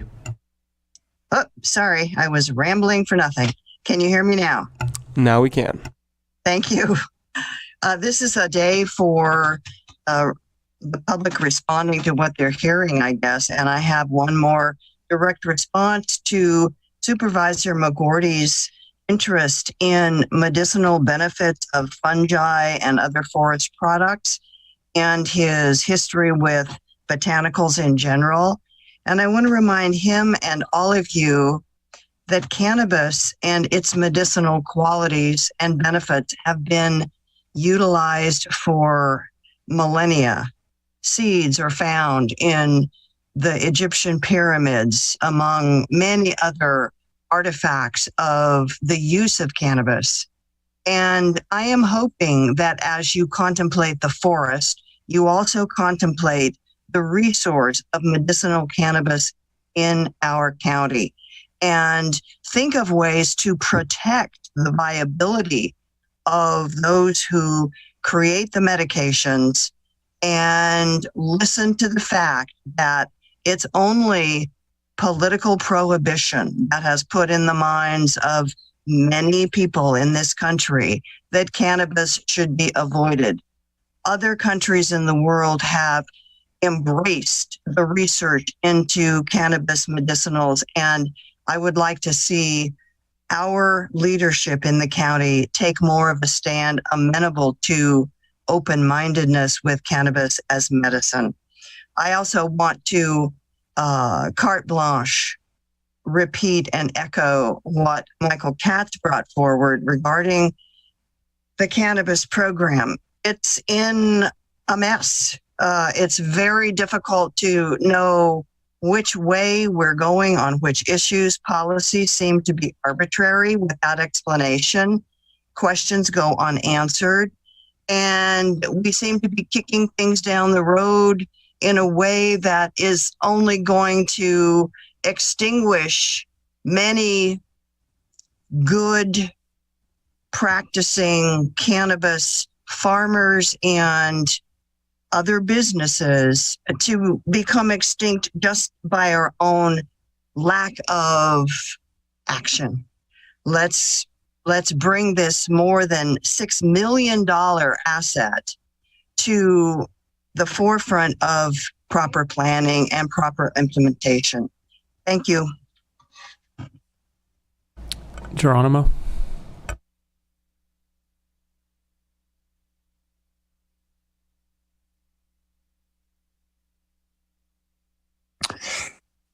Hello, board. My name is Gerasimos Christophoratos. I am a resident of Willits, District 3, out Sherwood Road, and I've had a cannabis cultivation farm since about 2017, early on.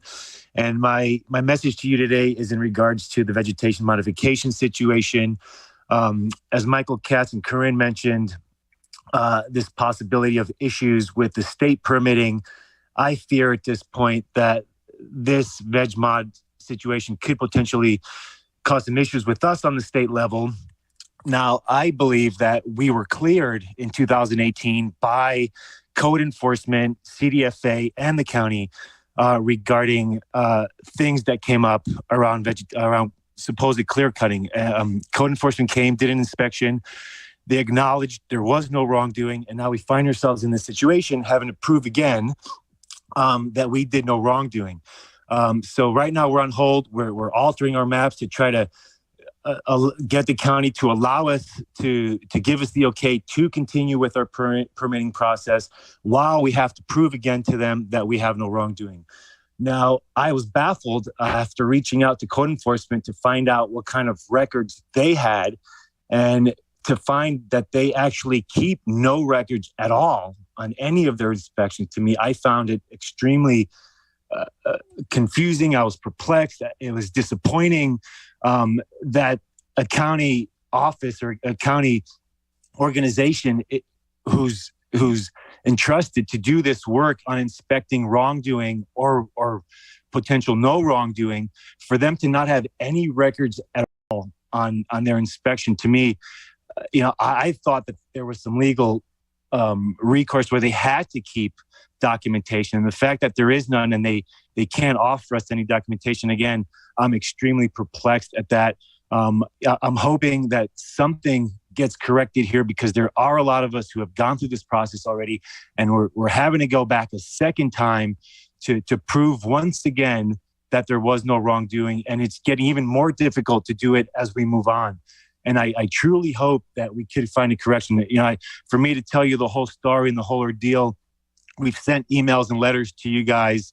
Hopefully they were read. Hopefully you guys are hearing the stories coming out from other farmers, and we do find a solution to this problem. And I do hope, again, when I go to apply for my state permit, which expires on May 3rd, that the county does not hold this up. So thank you for hearing us on this matter. Thank you. That concludes public expression. We're on to item number 3, consent calendar. Has proper notice been established? Oh, I'm sorry. You came all the way from the coast to speak? Come on up.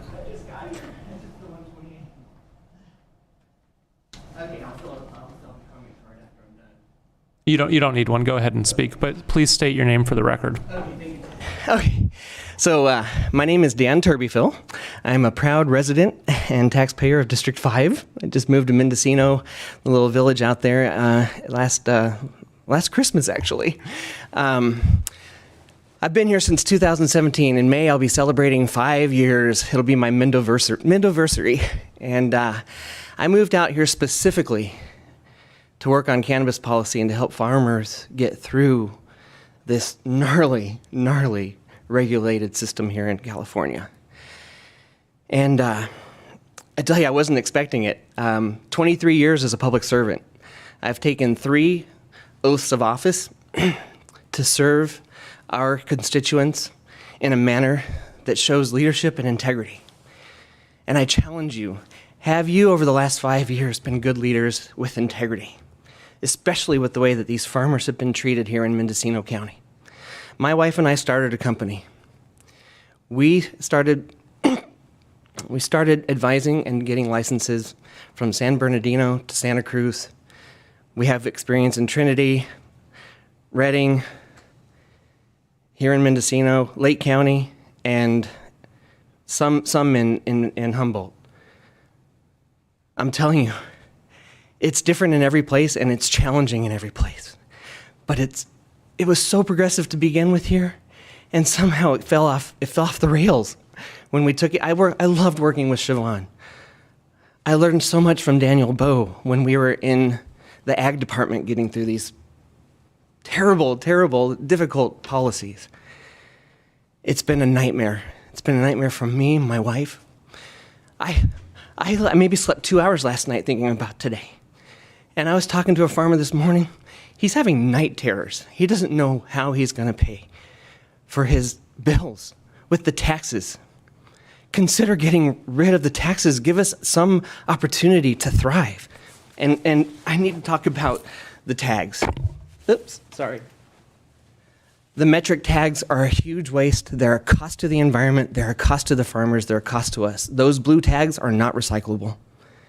There's no way to extract that metal from that RFID in an efficient way to have any type of recycling. I was doing metric before metric was metric. This is a recyclable aluminum tag that we used over 4 harvests, and we tracked it to the same level as metric, if not better. Anyways, if you want to look at this, it's pretty cool. We developed this here in Ukiah, and we were compliant to the max. I got 8 seconds. Thank you for being good servants to your constituents, and I challenge you, have integrity. Thank you. Okay, now we're done with public expression. We're moving on to item 3, consent calendar. Has proper notice been established? Proper notice has been established. Do supervisors wish to pull any items for separate consideration? I don't wish to pull an item, Mr. Chair. I just have a brief comment on item 3B. We'll come back to that. Any items for separate consideration? Okay, seeing none, comment on 3B. Thank you for that. I'd like to just call the attention to the public and the press and the members of the board for item 3B, and that Manzanita Health Services is having a summit in May around mental health and the services that are provided in our community, and this is open to the public. They do ask that you register in advance. It is important that our community provide feedback at that event and also to be educated about what services are available and what services we still need in our community. Do we have public comment on the consent calendar?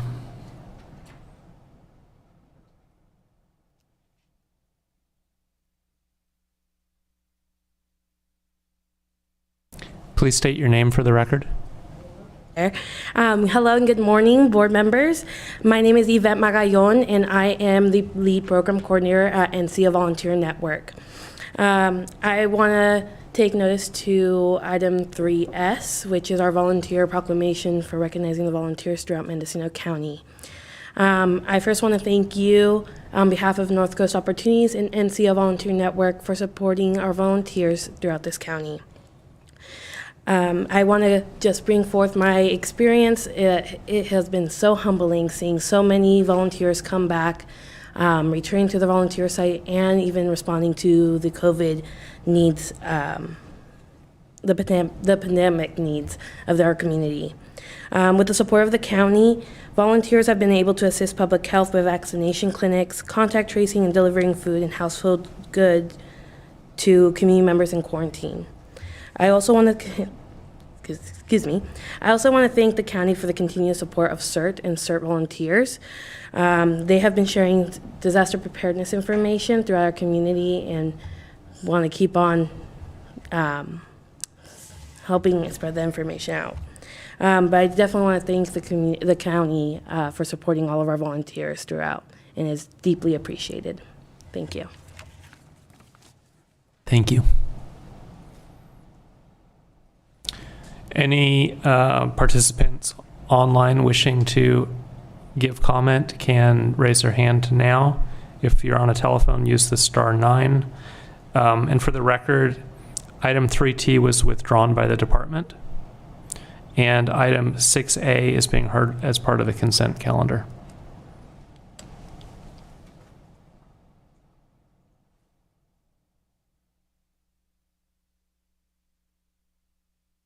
Okay, not seeing any public comments online. I'll move approval of the consent calendar. Is there a second? Second.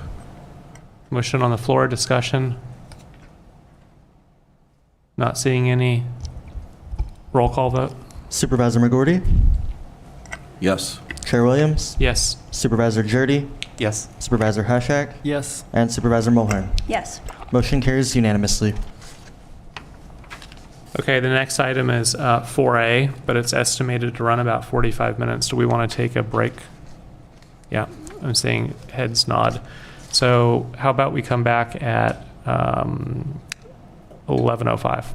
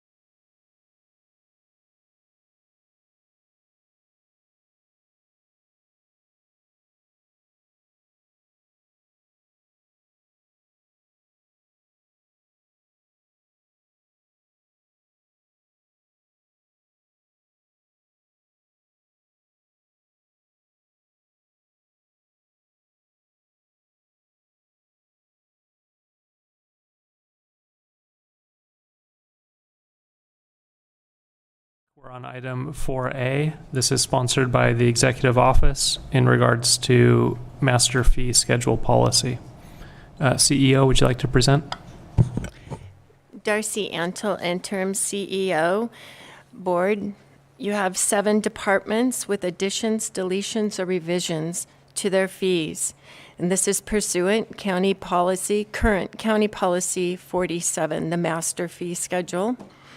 Along with those revisions, you will have a revision to the policy of 47 as directed by this board for your review today. At this time, I'll turn it over to Tim Hallman and the fiscal team. Hang on a second. Let's make sure. Has proper notice been established? Proper notice has been established. Okay, and the chair has opened the public hearing. Does the board or clerk have any correspondence or telephone calls received to note?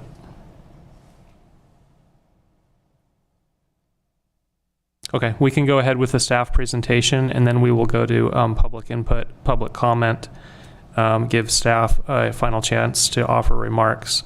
Supervisors will be able to ask questions. The public hearing will close, and then the matter will be before the board. So we're on staff presentation.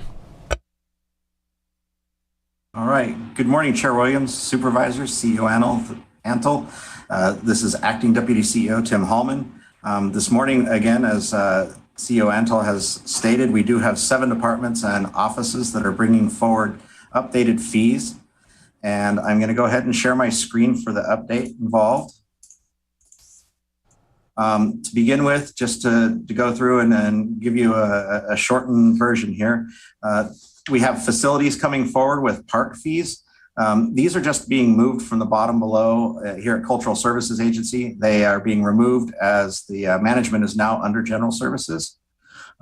Cultural Services Agency, of course, is bringing forward some new implementation of replacement fees, as well as some facility rentals, and that involves both the library and the museum in case of the facility rentals. They are updating some of the entry fees, and there is also a handful of new items in here, such as the guided activities, and they have a ticket price available for them.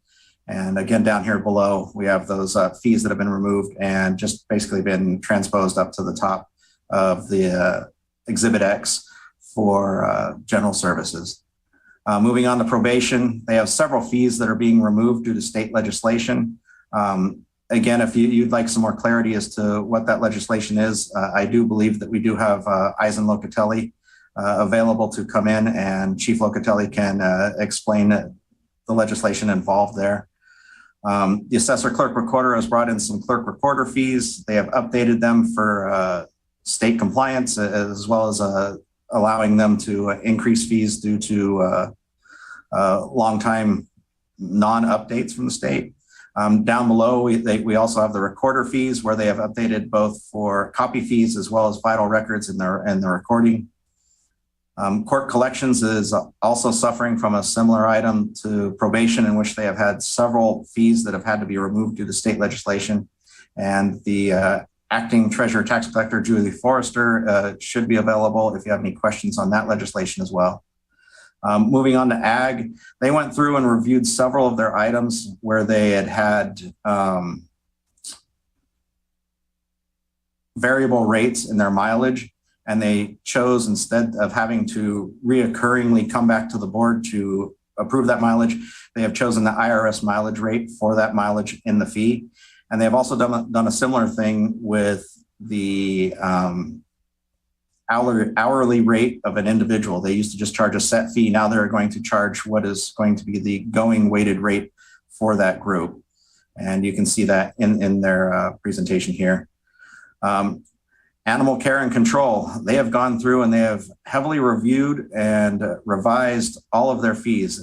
You'll notice that several of them have consolidated down or have been removed. In several cases, what they've done is, as opposed to charging 3 or 4 different fees, they've consolidated down to a single fee. Heartworm here is probably a good example of that. That's pretty much all that is being brought forward as far as fees today.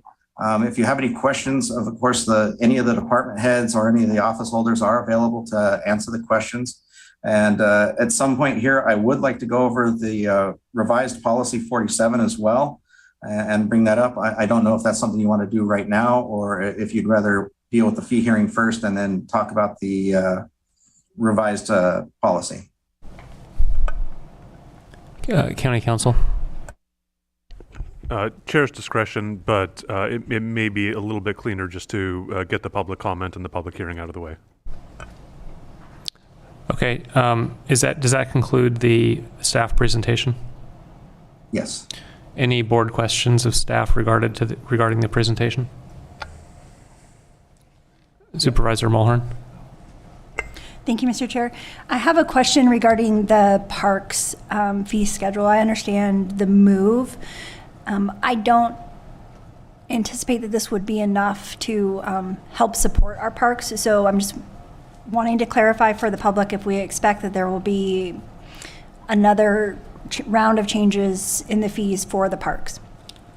Yes, I don't need to speak for Janelle Rao on this, but I think she'll agree. The intent was just to move it up because we have not had an opportunity to go back in and analyze what the new fees are going to be, but there is every intention to come back in a future fee hearing and update these. This was just a matter of transposition from below to the top, so the fees did not fall off the fee schedule, and we could continue collecting fees at those parks until we've had a chance to modernize those fees. Supervisor Haschak. Yes, thank you. This is a question for Chief Locatelli. And with the probation fees, with the removal of all those fees, and I understand that some of them might be because of state legislation, but what would that do to your budget?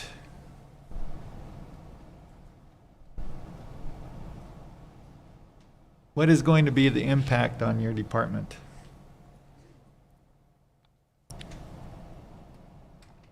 Chief Locatelli. This is Interim CEO Darcy Antle. Tim, will you stop sharing your screen so we can see in here?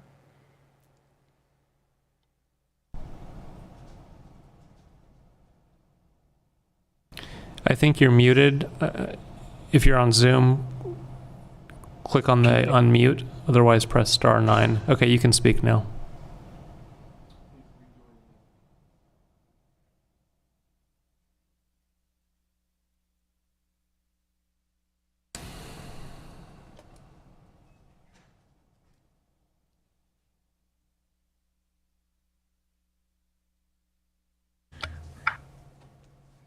We can come back to that. Sorry for the delay. I think I'm in now.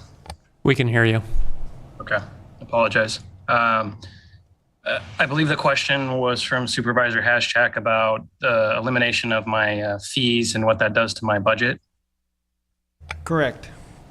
As you may have known, I've given the board several presentations in the last year about AB 1869, which is also known as AB 177 as it relates to the budget, SB 586, and AB 143. All of these tie into losses to the county by elimination of revenues that we used to bring in to offset costs. The impact over a 5-year period, as I looked at it with our department, is roughly $325,000 in lost revenues, which has got to be offset somewhere. The state has given a 5-year backfill under AB 143, and I believe that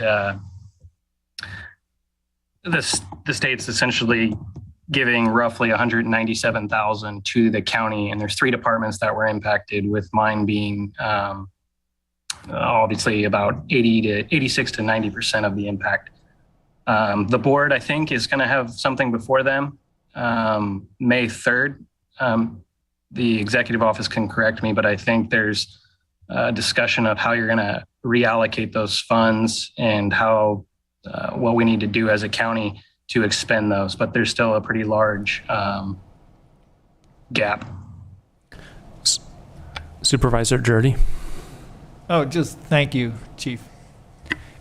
This is maybe a question for County Council. It might not apply, but there's a general rule that the state cannot have unfunded mandates. And perhaps it doesn't apply here, but is there any argument that the counties of California can make that this is an unfunded mandate with the removal of the fees? I would need to take a little bit more of a look at that if I may respond to the chair. So generally speaking, there is a requirement that the state can't impose an unfunded mandate on the counties. If they are backfilling with some amount of state revenue, we often find that as a practical matter, it's not enough, but often there's not really a solid basis to be challenging because they are providing some amount of funding there. But there's also some ability for them to effectively impose mandates where those mandates are otherwise imposed by the Constitution. So there are the legislature can't impose unfunded mandates on its own, but there are mandates that the county may have that may ultimately have to be funded through local revenue. So I'd have to do a little bit of research to see what specific functions are still are essentially being unfunded, and whether or not that's something that the county might have recourse against the state to seek.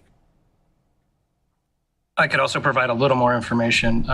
May 1st, you have a deadline as a county to report the lost revenues per line item back to the state, so the state can take a deeper dive per county of what our losses actually are.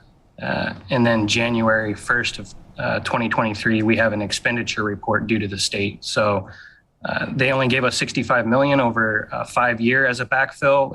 It's clearly not enough, but there were some counties that weren't using those revenues. So all that should come out in the May 1st report and allow Department of Finance to talk to the legislators about a percentage that's more than, in Mendocino County, it's about 60 cents to the dollar of what we actually needed.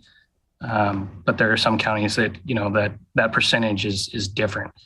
But the unfunded state mandate thing, like County Council mentioned, they believe since they're giving us a portion and they don't know what the county percentages are, that they've met their obligations. So we've been working at the state level as CPOC on this issue and trying to get actual numbers that are realistic to help with this legislative policy that has a fiscal impact. I don't see any further questions. Do we have any public comment? Speakers may approach the microphone. Not. Oh. Please state your name for the record. It's just curious if it's possible to open up the campgrounds and make some revenue from that, because they've been closed for quite a while, and if we have any kind of schedule for opening them. Lake Mendocino campgrounds.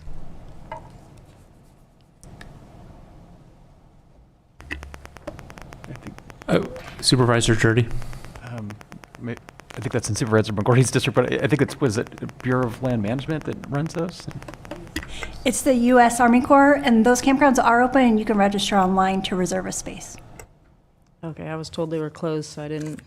Okay, no one's been there for quite a while.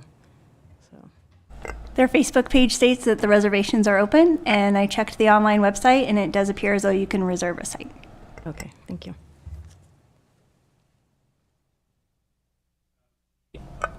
Any comments online? You can raise your hand using the raise hand feature or press *9. Okay, I think that concludes public comment. Does staff have any final remarks? Darcy Ann. Okay, yeah, not at this time. Supervisors, any questions for staff? I don't have a question, but I do have a comment. Just as a precursor to our budget meetings coming up, not only were the 10 fees being removed from probation due to state action, there's also 5 being removed from the court collections. And I believe when we get to budget deliberations, there's an opportunity for the county to hand court collections back to the state courts. And so we would no longer, because the revenues are no longer going to cover the expenses of collecting the remaining fees. So at least in that case, there may be a revenue neutral solution to the county.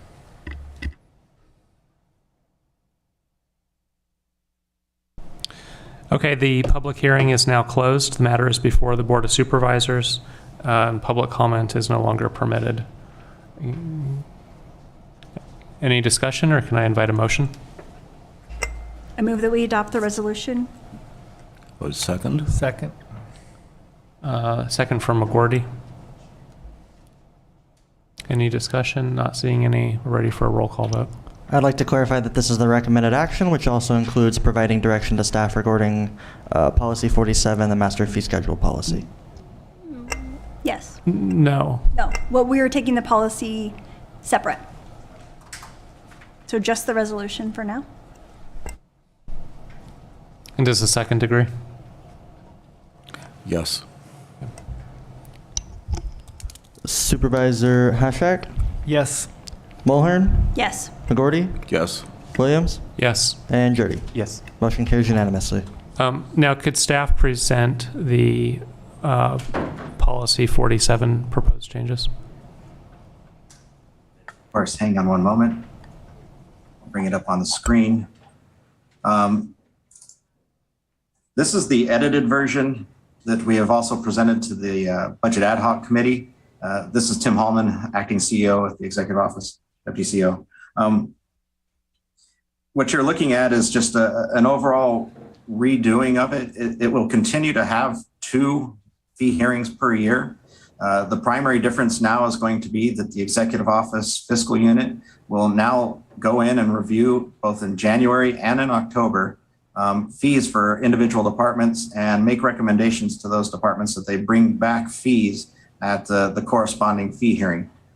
Right now, I do not suspect that those fee hearings will change much. They will continue to occur probably in April and December, though we have not set that date specifically within the policy. If there is going to be a need for a fee hearing by an individual department that does not fall within that zone of time, they can come in and speak to the Chief Executive Officer or the designee and request a fee hearing, and that can be brought forward. And of course, regular fee notices and hearings will still have to be observed in order to make sure that proper notice is occurring.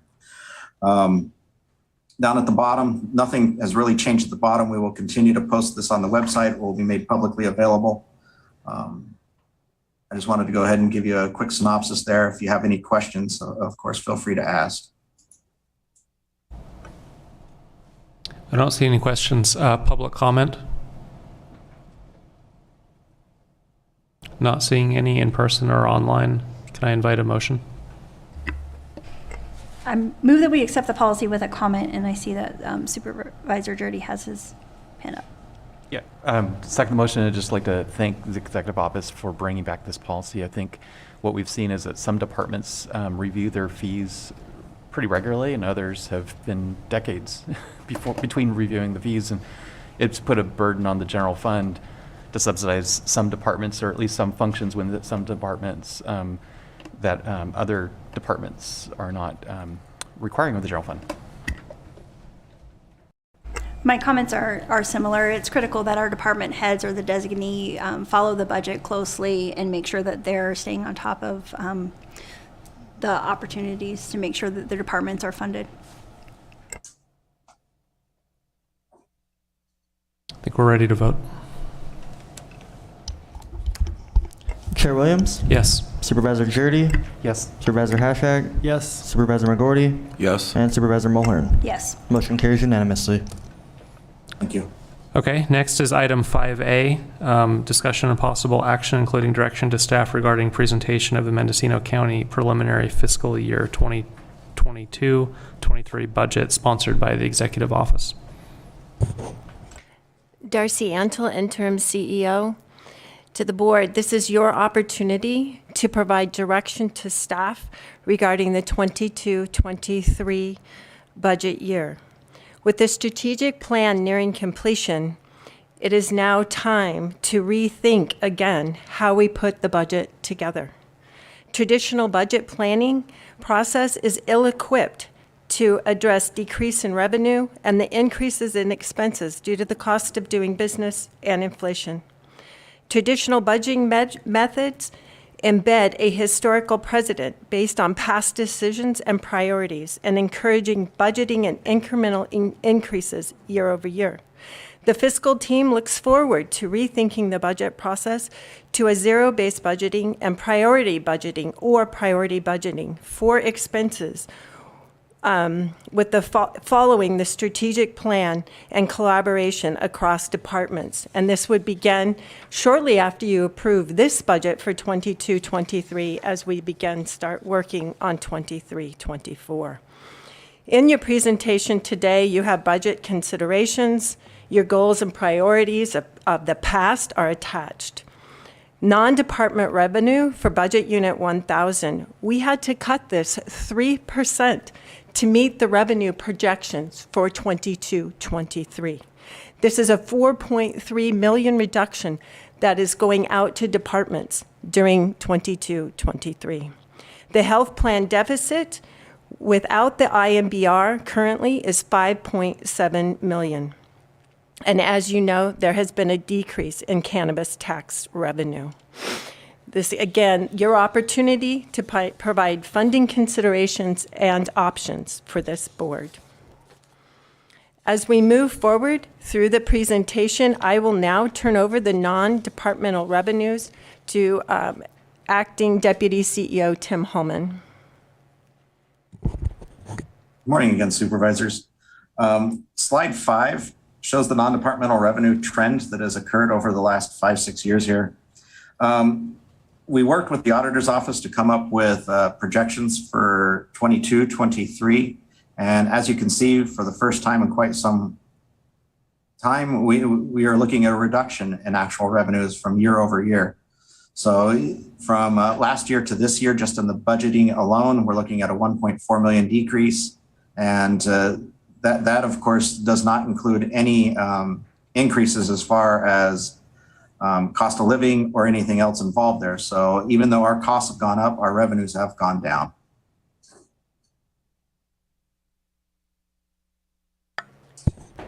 Darcy Antle, Interim CEO. I would like to point out we do have a meeting coming up on April 20th, tomorrow, with HDL, our tax folks, to take a look at any possible increases and additional decreases that may be occurring in our revenue. And Acting Auditor Controller Shamise Cubisons will be attending that meeting as well. As we move forward to a quick update on the health plan, I will refer to Deputy CEO Johnson.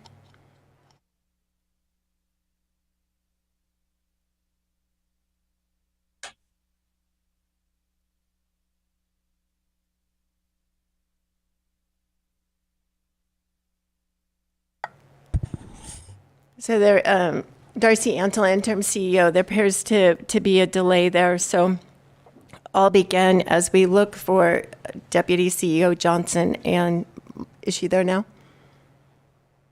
Good morning. I am here. Good morning, Chair, members of the board, CEO, and County Council. This is Sherry Johnson, Deputy CEO. As you can see before you have a slide that shows the health plan's projected deficit for 21-22, as CEO Antle mentioned, at 5.7. This deficit does not include the INBR claims, as she had also previously mentioned, which is approximately 2.5 million. The health team with our broker and health, we continue to work daily on the health plan, coming up with cost savings and solutions. We are researching potential plan changes and potential increases to premiums. We are projecting at the 5.7, as I want to stress, it is a projection. It really does base on the end of year claims that will be coming in. This 5.7 also includes the 1.1 million deficit from the prior fiscal year. We also have on Exhibit B, there is a slide that shows how the county has percentages increased year over year. So I do have Michael on and Peter McNamara from Keenan if there's any questions regarding that slide. And we are working on the best options for the county and our employees. So that is our goal. And we are working hard to come up with solutions. And I am here for any additional questions. As I said, Peter and Michael are also available. Thank you.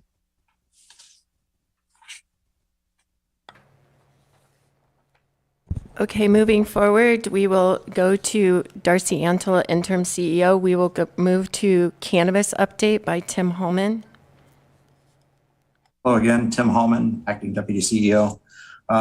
Cannabis for the coming year, of course, we are showing that it is decreasing a significant amount.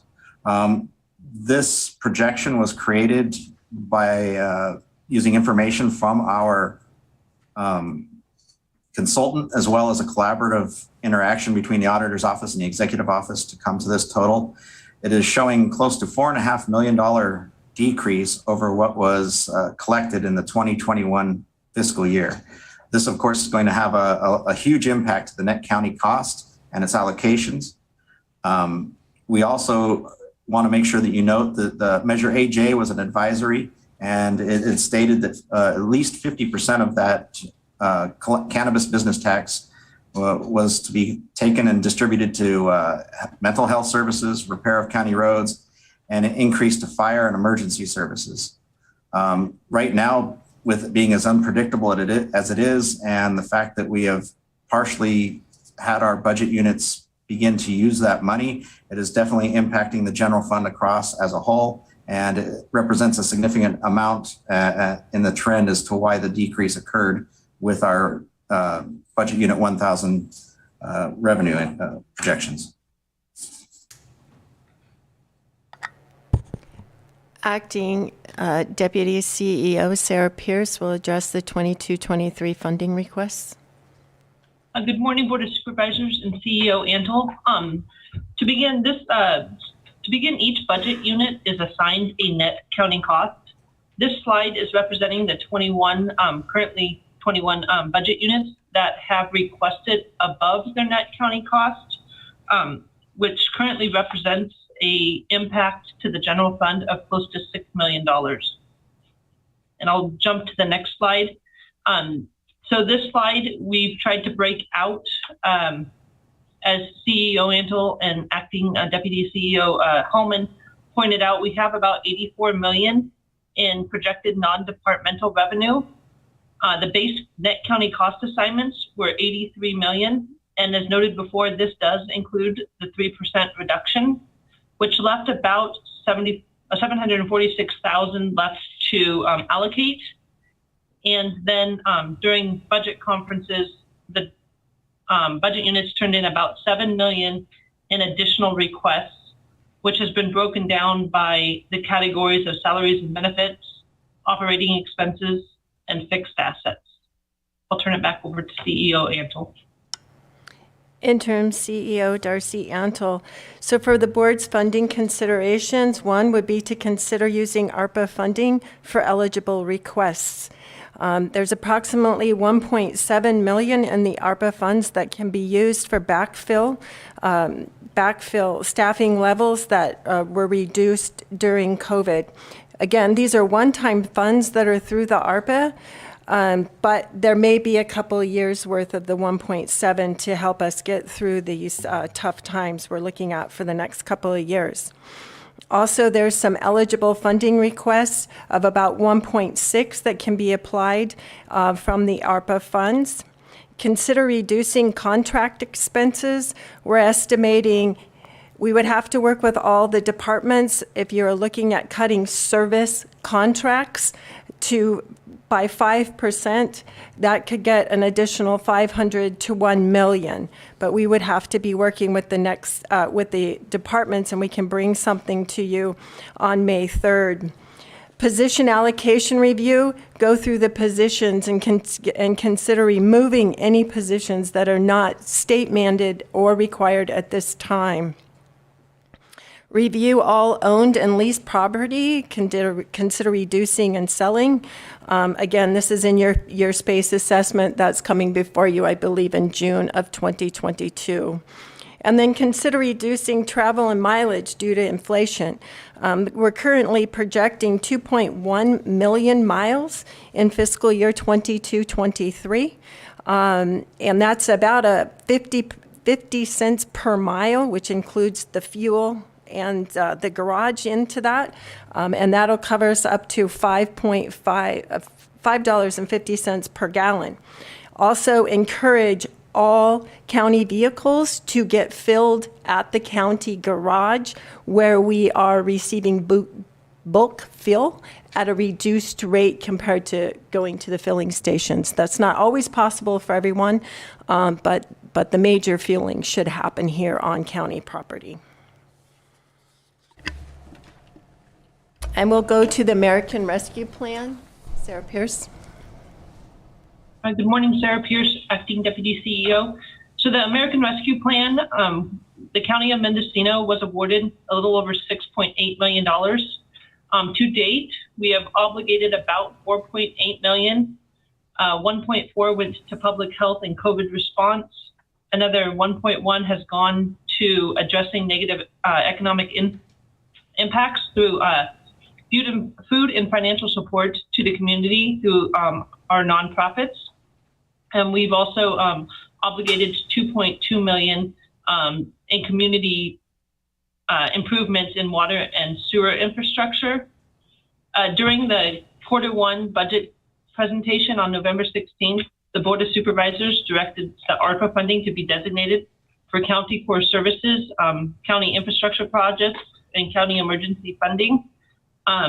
Per board direction, we are asking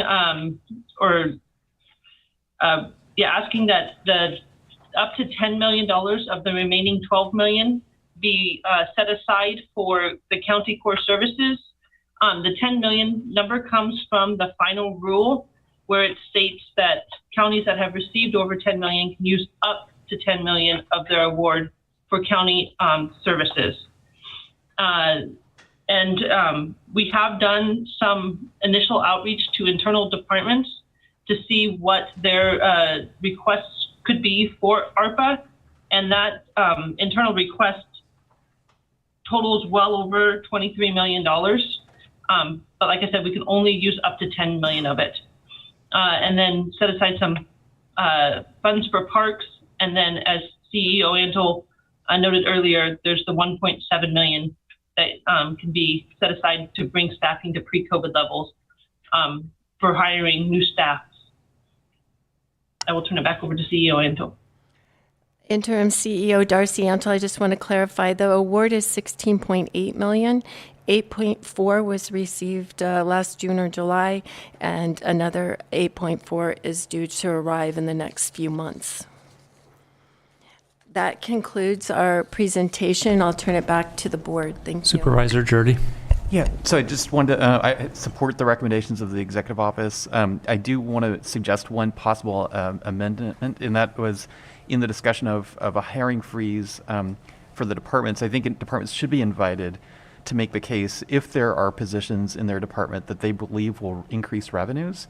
That they, I think we're all pretty aware that the assessor's office is understaffed and that there are parcels in the county that are not paying their property taxes because they have buildings that are not added to the tax rolls. Likewise, there has not been an audit of the transient occupancy tax visitor serving facilities in some time, and there's likely room. There's likely underreporting of some of that tax to the county. So anyway, so I think there are examples where the department should come forward and make their case as to why they think certain positions would increase revenues. Supervisor Mulhern. Thank you, Mr. Chair. I'd like to thank the finance team for this presentation and for bringing forward the reimagining of the budget, because I know that's been something that's been asked for a considerable amount of time.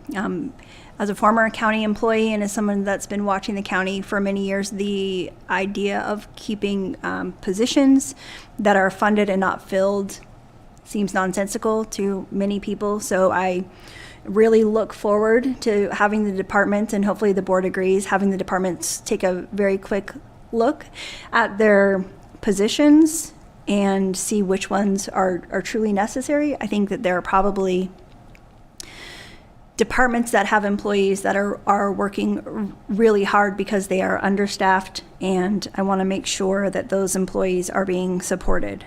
We currently have around 400 vacant positions. Only 287 of those are being recruited for at this time. So I think there's real opportunities, especially when we're looking at general fund positions.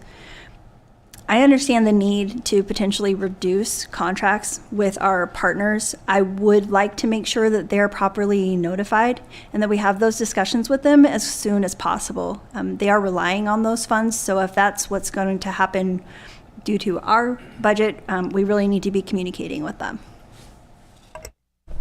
Supervisor Hascheck.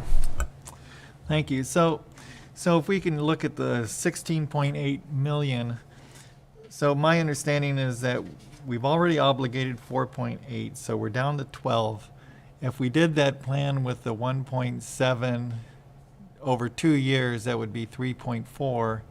So then we're under the 10 million. We're at 9, more or less. And so there goes the ARPA money. I guess, you know, the original intent of the ARPA money was to have real community input into the process. And I'm just it doesn't sit well with me that we haven't done any community outreach with the ARPA funds and how they're going to be spent. Obviously, we're in a time when we need to, fix our budget, but I think that we should have been doing community outreach and seeing how the community wanted to use it, because it was meant for COVID relief and everything. But just looking at the suggested cuts, consider reducing travel mileage due to inflation.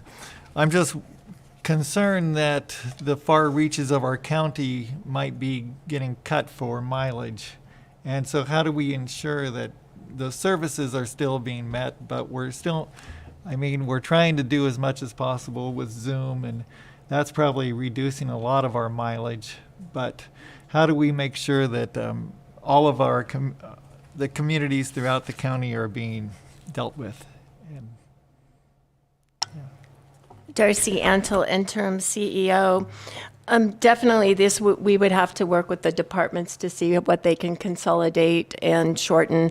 We do have an example of someone driving over from Boonville one day and passing 5 of our county vehicles with a single driver headed over either to Boonville or to the coast or to the far-reaching areas.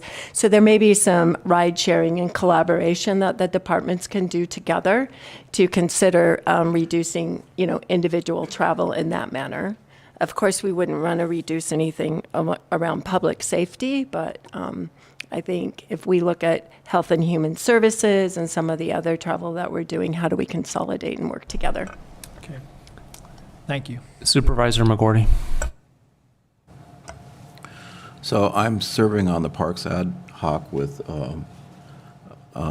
Supervisor Mulheron, and I'm a little bit concerned about the amount of money that we've allocated for parks, because what we have in the case of Walala is a park that is basically dangerous and we can't even use, and it looks like it's going to be very expensive to make that safe. And I think that's our highest priority, and I don't know if anything's set in stone, but I'd like to revisit what we're spending on making some of our parks safer. At the moment, some of them really shouldn't be used because we're concerned about an unfavorable outcome with a tree that comes down or something. So I just wonder if we're adequately funded to really do what we need to do. Is that a question for CEO or Yes, risk? It is for CEO and risk both. Darcy Antle, interim CEO. Yes, this funding request was put forward by GSA under the parks, for the parks, and also Acting Deputy Sarah Pierce. Can you speak to the spending that's in the PG&E for parks? PG&E it'll take me one moment. Can we come back to that in just 1 second? So this board also allocated money through PG&E for parks, and we'll look up and get that exact money or that exact dollar amount for you in just a second. But this is part of the item that will be brought before you. This 300 is the item brought before you on May 3rd for Bower Park, which is, I assume you're saying Gualala, it's still Bower Park, correct? That's correct.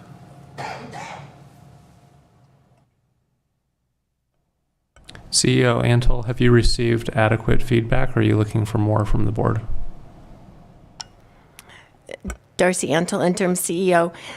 Yes, I feel like we can move forward with this direction, and we will be back before you with solidifying these considerations on May 3rd for us to continue to move forward. So the budget ad hoc, which is Supervisors Williams and Jurdy, have been meeting regularly with the financial team. And we've been sitting in as individual departments go through their budget presentations. And my take on it is our departments are already very lean. There's not a lot on the table. And I think all eyes are looking at where can we make minor cuts, not to staffing, not to the pay to our employees, but where maybe it's outside contracts. What can we do to get through this next year?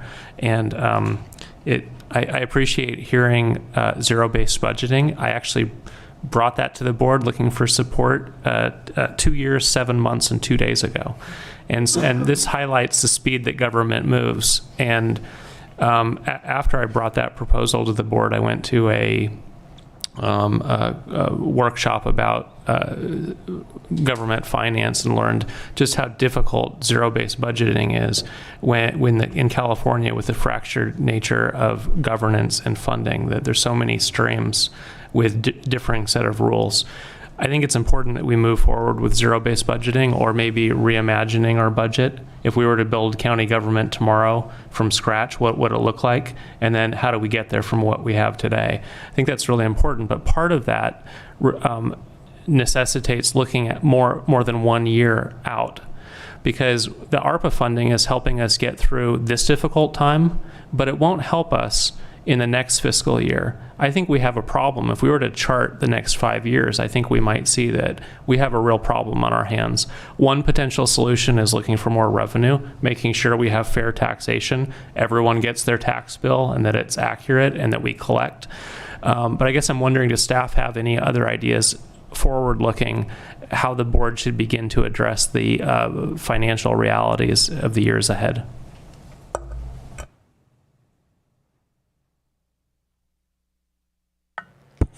Darcy Antle, interim CEO, I certainly agree with you as looking out to the revenue and the idea on the property tax system and the satellite, I believe it's satellite imagery, that will help identify those properties and buildings that are not currently on the tax roll, will assist with us. And I think we need everybody to really look at their expenses as we discussed.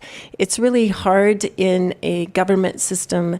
If you look at zero-based as a whole, you get hung up on revenues. So if we start just zero-based at expenses and the departments can help justify all the expenses that they have, it really makes us go back, reassess the needs of what we have or what we don't have, and how to build upon that and make a more efficient government moving forward. Thank you. Not seeing any more board comments. We should go to public comment. This is Acting Deputy CEO Sarah Pierce. Going back to CEO Antle's comment, there was about $300,000 that was set aside for PG&E funds for park hazardous mitigation. Thank you. Patrick, go ahead if you'd like to give public comment. And please state your name for the record. Thank you. Chair Williams, members of the board, CEO Antle, County Council Curtis, my name is Patrick Hickey. I'm speaking on behalf of the Executive Board of the Mendocino County Chapter of SEIU Local 1021. I wanted to raise a few concerns regarding information provided in the budget workshop presentation. For the public to fully understand and participate in county government, they need transparency and information. A partial picture without all the facts and the context does not lead to good policy or good decisions. From the presentation, we can't determine whether we have a structural deficit or are just experiencing a routine shortfall. There is no mention of the county's general fund reserve. The reserve is specifically for these sorts of situations. How much is currently in the general fund reserve? Is the county meeting its reserve targets for the stabilization, countercyclical, and emergency reserves, or does it actually exceed them? These funds are supposed to smooth out the dips and bumps along the way. It's not clear if the current shortfall is a trend or a blip. The ARPA monies are not the only funds that the board can access.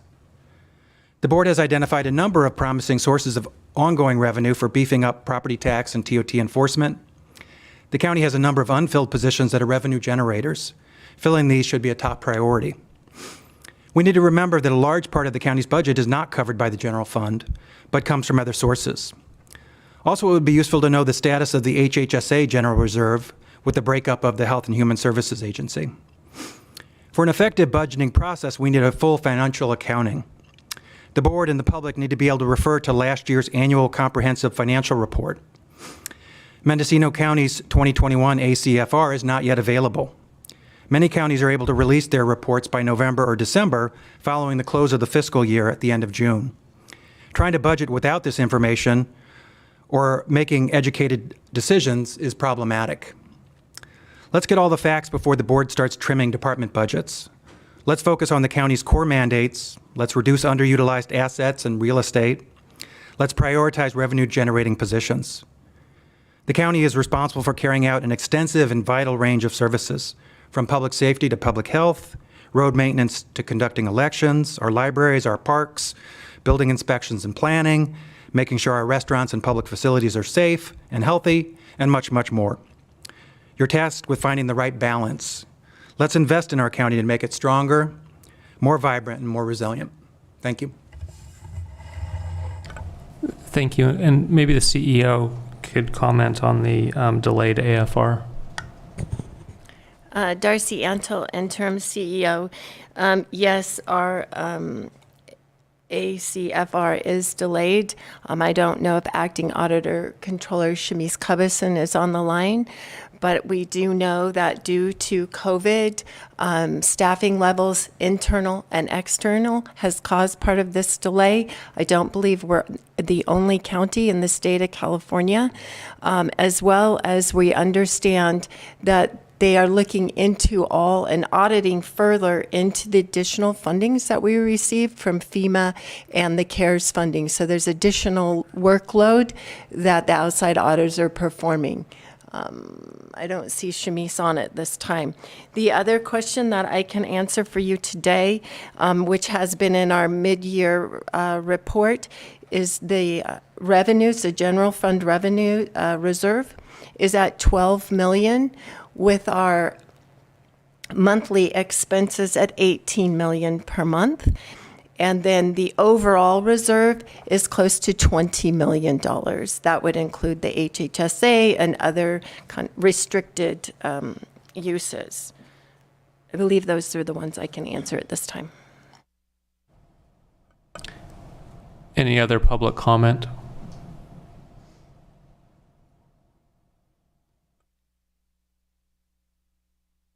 My name is Wendy, and I just have a question about the Gualala Park. Is anyone reached out to the community to see if there would be any donation as far as can they donate their time with their own chainsaws? I mean, if they want the park open, is there anyone that can? It's a good question. I've actually asked. There's a chainsaw in my trunk, and right. In California, it's really hard. The public liability, it's a public works project. We have to follow state law on how it's contracted out.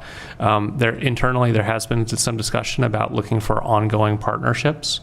But that park at this point has so much deferred maintenance that staff exhausted its available budget and is having to come back to the board to get additional budget. In short, the most glaring safety concern is there's dead trees and there's children playing under the trees, and none of us want to see that. The park is technically closed now. This county doesn't, Wallala is at the far corner. We probably don't have great enforcement down there. I think everybody understands we need to address the immediate safety risk ASAP. But then you're right, ongoing, hopefully there's risk ASAP. But then you're right, ongoing, hopefully there's more collaboration with partners in that community.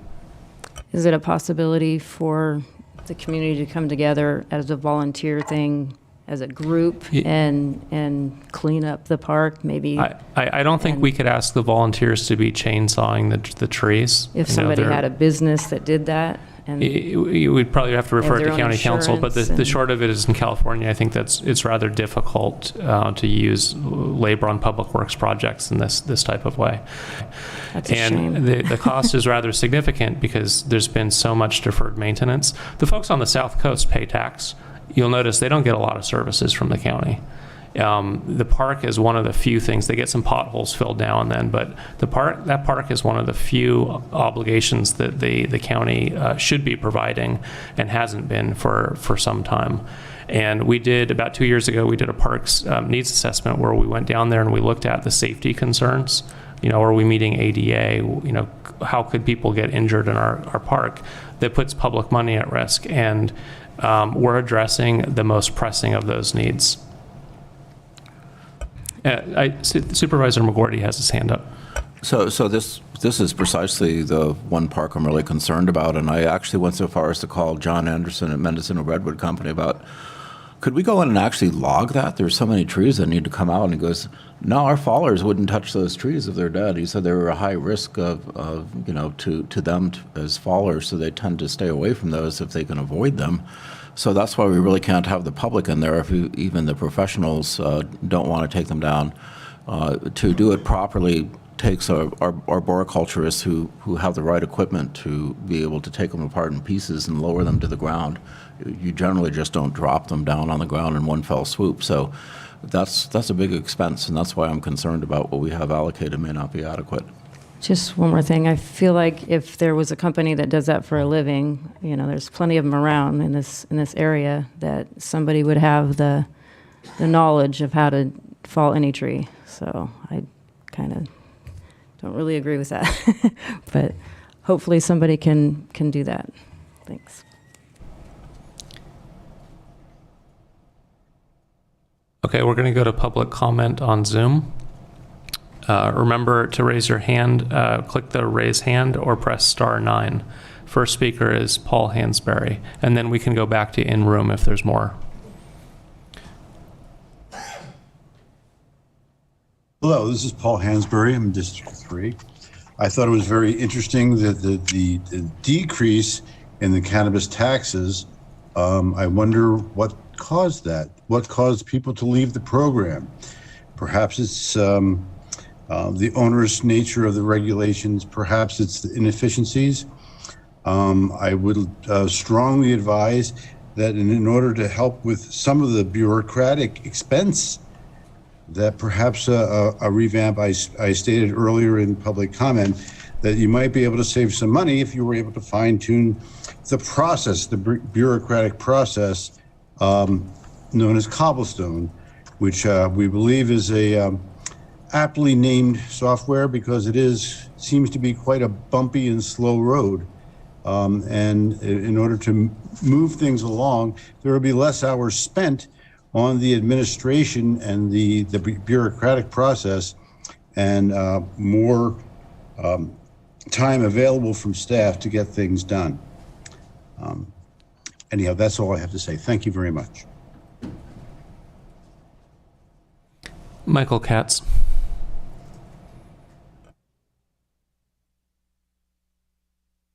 Good almost afternoon, supervisors. This is Michael Katz, Executive Director for the Mendocino Cannabis Alliance. I appreciate the spirit of conversation that just occurred around the park in Hualala, and encourage those sort of conversations related to some of the items that we bring up during comment.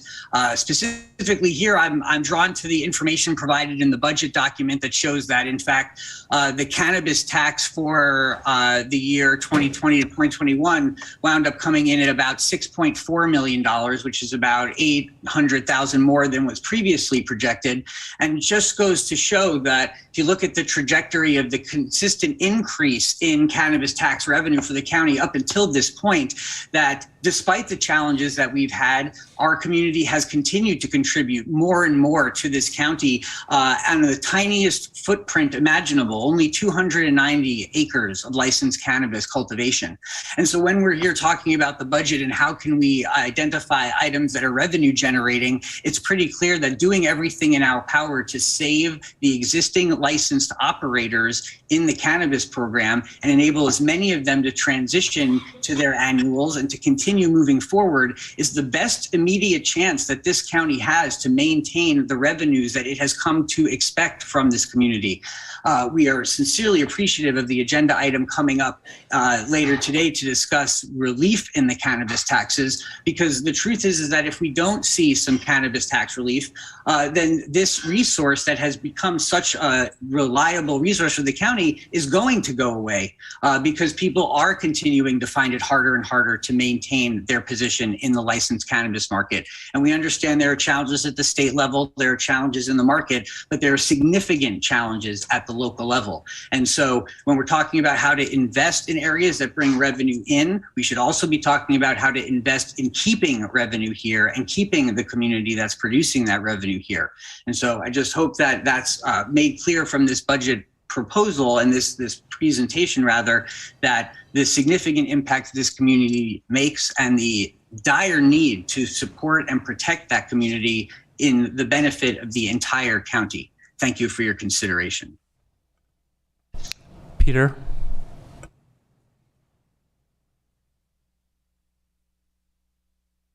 Yes, this is Peter McNamee. Can you hear me? I assume you can. Yes. First of all, I want to say I appreciate the difficulties that the board faces in balancing its budget. And I'm, as a taxpayer, I'm particularly gratified to hear that you're re-envisioning the budget process to take into consideration a broader kind of examination of how the budgeting process can lead the county and create a path that better adheres to the public's needs and desires and wants and produces the best and most optimized return on investment for the taxpayers who ultimately have to pay the costs for government. And in that regard, I took a look at some of the attachments in regard to today's discussion, and I want to talk a little bit about Exhibit A, which is an attachment where I believe the staff has tried to summarize the goals and policies that the board has put in place to direct staff in terms of the preparation of budgets brought to the board. And I think that's a great tool. But I have to say that I was sad to see that I don't believe it properly reflects what the board put into effect in terms of its own policy just this last summer in regard to the zero net carbon emissions resolution that your board passed. And in particular, what I don't see here is clear direction to county departments to look at how they can use solar and battery systems and or solar systems to produce the energy necessary to not only fund county buildings, but also generate additional electricity that could be sold on the grid to bring in additional revenues to the county. I don't see a clear direction in regard to encouraging the electrification of the county fleet, which you've already received reports says that you could save millions over the next few years by doing that. I also don't see energy use reduction as a goal and priority in terms of cutting county costs by using LED lighting and heat pumps for air conditioning systems. And I don't see the emphasis that you placed on clean renewable energy sourcing as a vehicle for reducing carbon emissions in the county. In most cases, reducing carbon emissions also means, just quite frankly, reducing and conserving energy use. And certainly, as you look at ways to offset deficits, I would encourage you to add those bullets, and I'd be happy to supply them to the board in order to increase emphasis on. Supervisor McGordy? Oh, I'm sorry. No. Withdrawn. Supervisor Haschek? Yes, thank you. Yeah, what Peter McNamee said was great about, maybe we do have savings that can be generated from clean, our desire for clean energy and better conserving across the county. One thing we did talk about last meeting was the property taxes and making sure that we're going after all the property taxes. After that, I had a couple of discussions with the assistant treasurer tax collector about the short-term rentals, and are we collecting all the taxes from those? I reached out to CSAC, and they connected me with one of the vendors who does that kind of work. According to Julie Forrester, there has been work done in collecting more of the short-term rental taxes, but there's always these new platforms coming forward, and those are presenting kind of loopholes and everything for the tax collectors. And so I think that it might be in the county's benefit to kind of work with the tax collector and this vendor to make sure that we can collect all the short-term rentals, the hot camps and everything, hip camps that are out there. So I'd like to see that as far as revenue generation. CEO, is that already underway? Darcy Antle, interim CEO. That is correct. So I've had a meeting with acting treasurer tax collector Julie Forrester and acting auditor controller Shamise Cubison, and they are looking at a software that can help with those kinds of requests that you're asking. I would also point out, if I may, we do have direction from this board for cleaner vehicles and solar and energy reduction. Those are in your strategic plan and in your priorities that you used prior. Supervisor Jurdy, could we ask for help from Sonoma Clean Power to see what energy improvements we could make that would also maintain our budget? Well, they have provided some assistance, and I'm sure we can get some additional assistance with general services. I think you know that they rebuilt a 1970s commercial building downtown Santa Rosa for their offices. So they just have personal experience as a property owner of retrofitting to make energy efficient. So I'm sure that they'll continue to lend assistance to general assistance. Supervisor Mulhern. Thank you, Mr. Chair. I know that there are more people that have general public comment, but I do think that our climate initiatives are important to include in writing in our goals. So if we could have the finance team or the executive office bring that back even on consent calendar at the next meeting, I think that would be helpful. Okay, I see CEO taking a note. Moving on with public comment. Next we have Henry. Yes, hi. This is Henry Mayer. I spoke on the Walla Park earlier, and I'm pleased to see that there is a proposed allocation for the park in the 2022-2023 budget. But I am wondering, does that mean that we need to wait for approval and dispersal from that budget in order to get that park reopened, or is there another avenue to get the tree issue dealt with and the park reopened prior to that entire budget cycle? I'm not familiar with how exactly that timing works, but I would imagine that's not coming up immediately. Dispersals from the 2022-2023 budget. I think we heard earlier that an item will be coming to the board on consent calendar May 3rd. And I see CEO shaking your head, yes. So maybe clarification, assuming the board approves that item on 5/3, when do we expect the park to reopen? I would defer interim CEO Darcy Antle. I would defer to GSA Director Janelle Rao.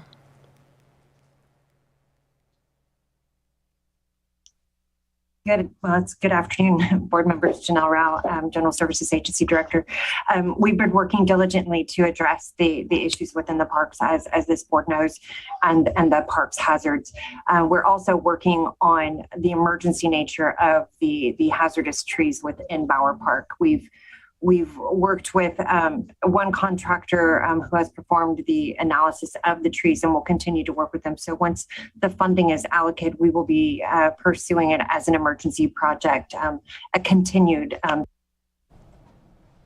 project. Sorry, I muted myself. So timelines, I will keep this board updated as soon as we receive that information, knowing that it's coming forward on that May 3rd agenda. We can begin to work on our end in preparation to expedite the contract work. Would your best guess, are we talking weeks?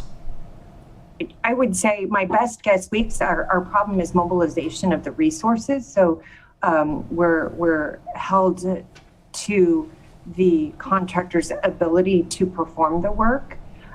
Weeks would be best case, worst case could be months. But we'll most certainly push this knowing the state of the emergency as we did with the original 43 trees that we just had removed. Thank you. Henry, I didn't mean to cut you off. Did you have any additional comments? No, I appreciate your follow-ups. I think that that answered my questions. Oh, I guess one other, is the workshop publicly accessible, the 5-3 workshop? It'll be a board meeting just like this, so you're welcome to dial in. Perfect. Okay, thank you so much. Next, we have. Thank you for your answers. Next, we have Corinne.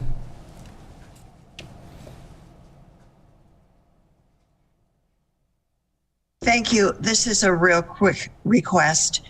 Before you adjourn for lunch, could you give us some feedback on when Kristen Nevedal might be available to help understand the no hire comments that she has made so that the community might have an anticipated time? Yeah, I believe Kristen is available this afternoon. It'll be sometime after we return from closed session. Okay. I would say no sooner than 1:30. Okay. Can you maybe have one of the cannabis items to be discussed coincide with her participation? We're going to do the best. We understand the intent, and staff is working on trying to coordinate it. Next, we have Erica. Hi, my name is Erica Wetterstrom, and I'm Vice President of the Coast Youth Little League in Gualala. I just wanted to say thank you for your attention of Bower Park. It definitely has some hazardous trees. We have used the baseball field for many, many years. That is our home. We hold field days every year and help clean up the park and help keep it, functional for our Little League as well as the community. And it is very, very sad to see it be closed right now. So I appreciate all the information and the comments of emergency and funding for the park. And I hope that we're able to move this forward as fast as we can. I do want to say that we've had many, many volunteers step up and say that they would be more than happy to help with removal of the trees. We have companies that are insured and licensed to do so. So if it does become a possibility to use volunteers, please reach out to our Little League. We have many, many people in line wanting to help. Thank you for your time. Eileen.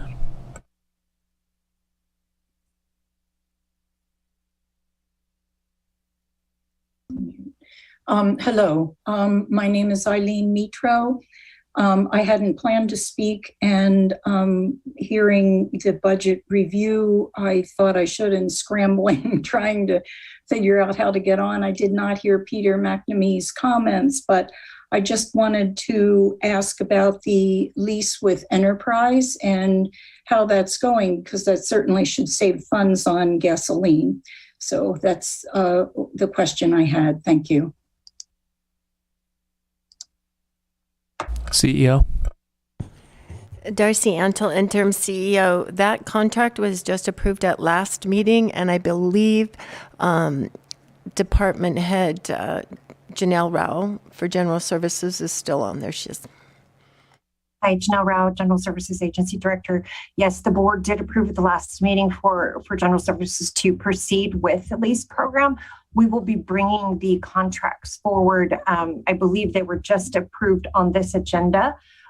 So on today's agenda, the consent item that was approved gives us the direction and authority to move forward. We'll be working on a phased-in approach on these lease programs, working with social services as indicated in the presentation previously. But every county vehicle that is coming forward now for some sort of request for replacement, if qualified, will be looked at and considered for this lease program, which is, again, the most cost-effective and will get the county into safer, newer vehicles with less capital investment required. So we're moving with it right now. Thank you.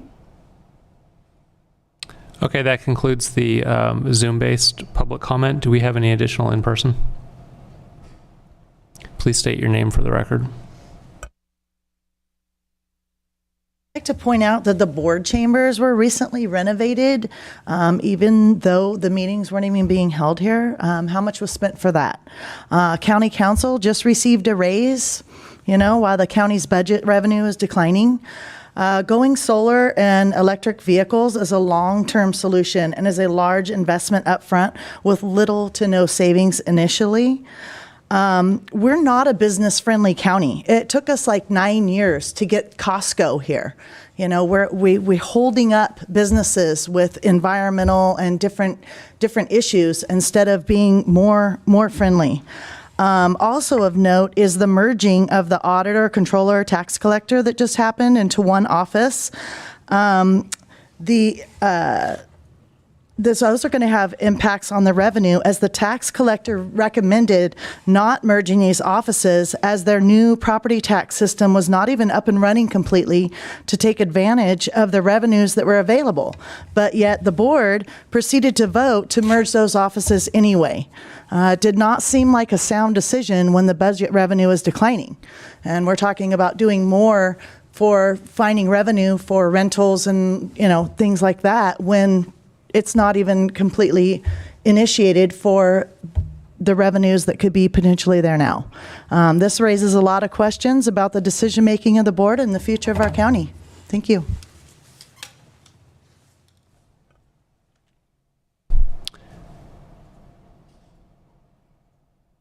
Any additional board comment? Can I invite a motion?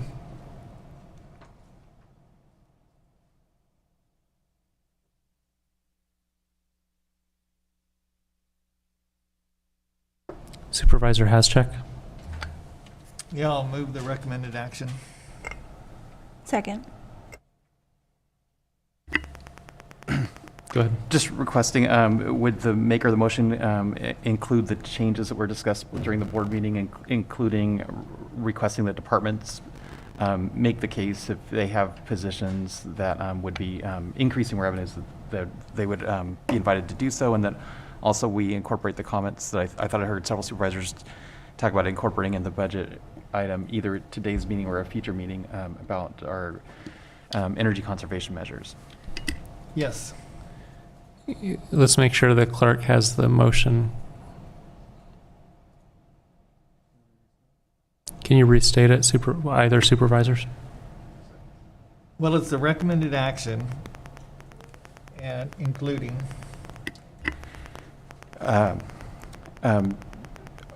as pertaining to the hiring freeze that I think was in the recommended action, that the departments would be invited to make the case to the executive office and the board if they have positions that would increase revenues.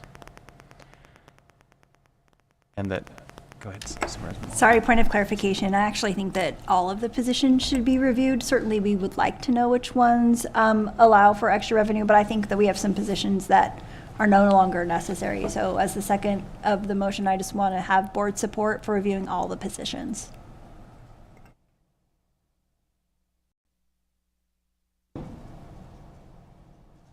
Yeah, I would support that.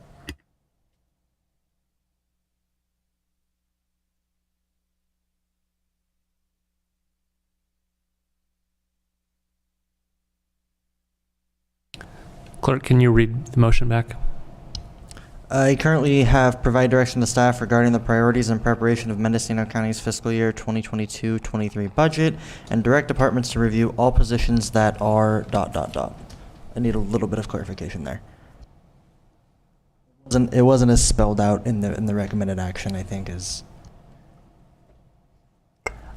I think that the departments that are listening and the interim CEO could just have the direction to review all positions in the departments, if that's agreeable with the interim CEO. And Supervisor Dirty, were you trying to also incorporate our previous climate commitment into the budget? Yeah, I was, but I think Supervisor Mulhern was talking about maybe that coming back at a future item wasn't clear. No, I think that can be provided in the direction as well to clarify that in the board's goals, our climate initiatives. And I also believe, Mr. Clerk, that the board also wanted to focus attention on more revenue sources, TOT and property taxes was also a direction that was given.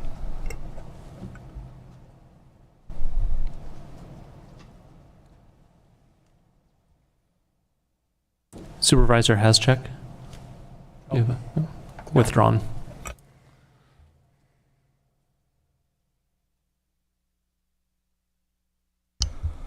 All right, are we ready for a vote?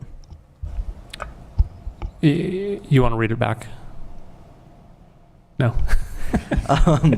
Provide direction to staff regarding the priorities and preparation of Mendocino County's fiscal year 2022-23 budget. Direct departments to review all positions and direct that staff focus on revenue sources like the transient occupancy tax and property taxes. The maker and the second degree? Yes. Okay, we're ready to vote. I agree with the addition of adding the climate initiatives to the board's goals. Thank you, Mr. Clerk. So we're adding the board's climate initiatives to our goals.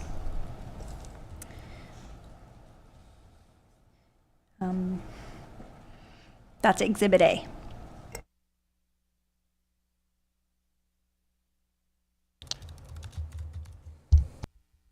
Okay, so one more time. Provide direction to staff regarding the priorities and preparation of Mendocino County's fiscal year 2022-23 budget. Direct departments to review all positions. Direct staff to focus on revenue sources like the transient occupancy tax and property taxes, in addition of the board's climate initiatives to the board goals, Exhibit A.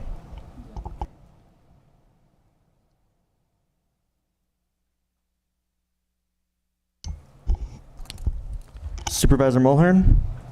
Yes. Supervisor McGorty? Yes. Supervisor Jurdy? Yes. Chair Williams? Yes. And Supervisor Hascheck? Yes. Motion carries unanimously. We're on to item 4B regarding strategic plan. Sponsors are strategic plan ad hoc of Supervisors Hascheck and McGorty. Would the supervisors like to introduce? So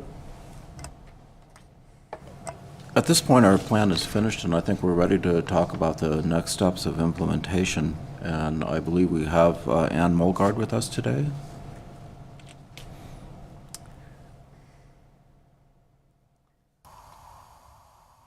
Hi, yes, Ann Mulgard, Public Health Director, but on special assignment with the Executive Office for the Strategic Plan. So today, what we're doing is we are responding to the board's questions that we had during the February presentation. So specifically what you all were asking after we came with the 4 strategic priorities: effective county government organization, safe and healthy county, thriving economy, prepared and resilient county. What you all wanted to know was questions specifically about the departments and whether or not we were interested in this activity, already doing this activity, able to lead or assign staff to this objective. What does money look like? Anything you'd like to add? And then just a reminder about how much of those funds come from the general funds. So that's what we did with the different department heads. And what I was going to share my screen, but maybe that's best not to. And what we found is probably a relief to all concerned, in that 88% of the 74 individual objectives under the strategic priorities and goals were already happening in at least one department. So that's based on individual responses from the Mendocino County departments that we contacted each of them. So, trying to think of the best trying to organize this so that I don't. You all have the PowerPoint in your packet. And so there were a couple, if we take the first, for example, effective county government organization, what we found were there were 3 objectives that were not currently already in progress. Those 3 objections were creating a compensation and benefit philosophy. And there were 5 groups that were willing to work on that: human resources, animal care, behavioral health, public defender, public health, and social services, which I guess is 6. So is that clear what I'm saying, that we found things that were not currently in progress, and then we asked as the follow-up, if it's not in progress, are you willing to work on this? Are you interested in this? And that's where we identified that next group. Is that making sense? Supervisor Mulhern. Thank you. I know the chair had the most questions, but this presentation did bring up a question for me. So the presentation implies that the departments would be able to work on these goals and objectives within their existing workload. Is that correct? Or were they going to require additional funds? I think that was the question. Can they take on these tasks with their current workload? I see. And it's a mixed bag. The answer is a mixed bag. It depends on which one we're talking about. Some of them, it goes both ways.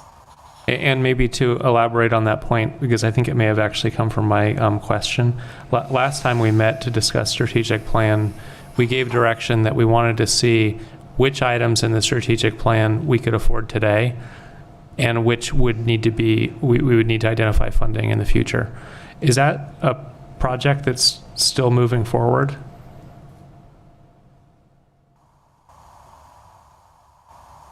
Yes. We are still honing in on those exact answers. Great. And roughly when do you think the board will be able to review that annotation to the strategic plan? At its next meeting. Say that again? At its next meeting. Next meeting. We are very close. Excellent. Supervisor Haschek?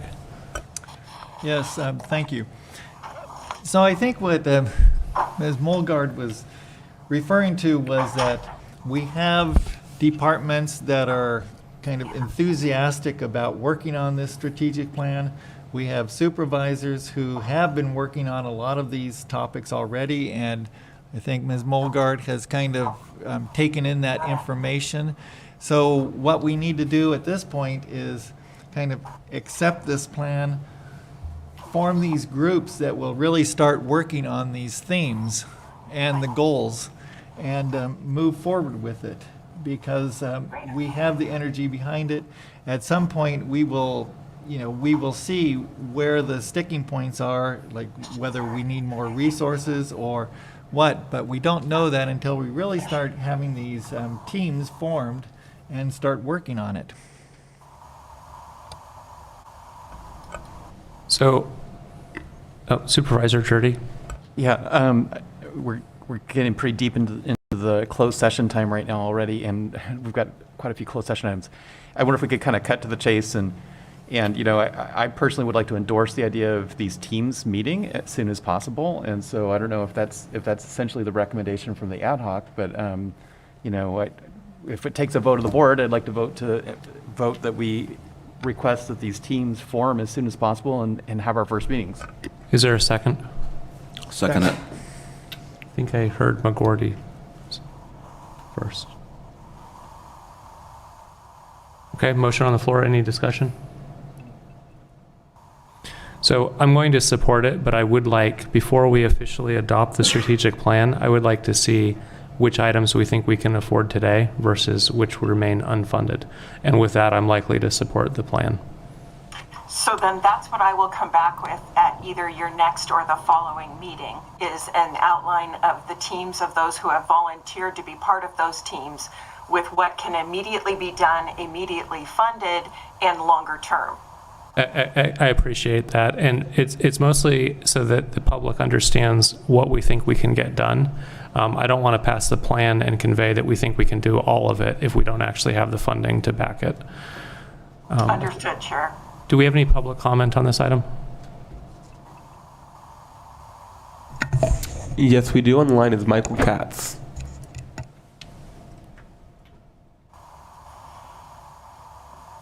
Good afternoon, Board. This is Michael Katz, Executive Director of the Mendocino Cannabis Alliance.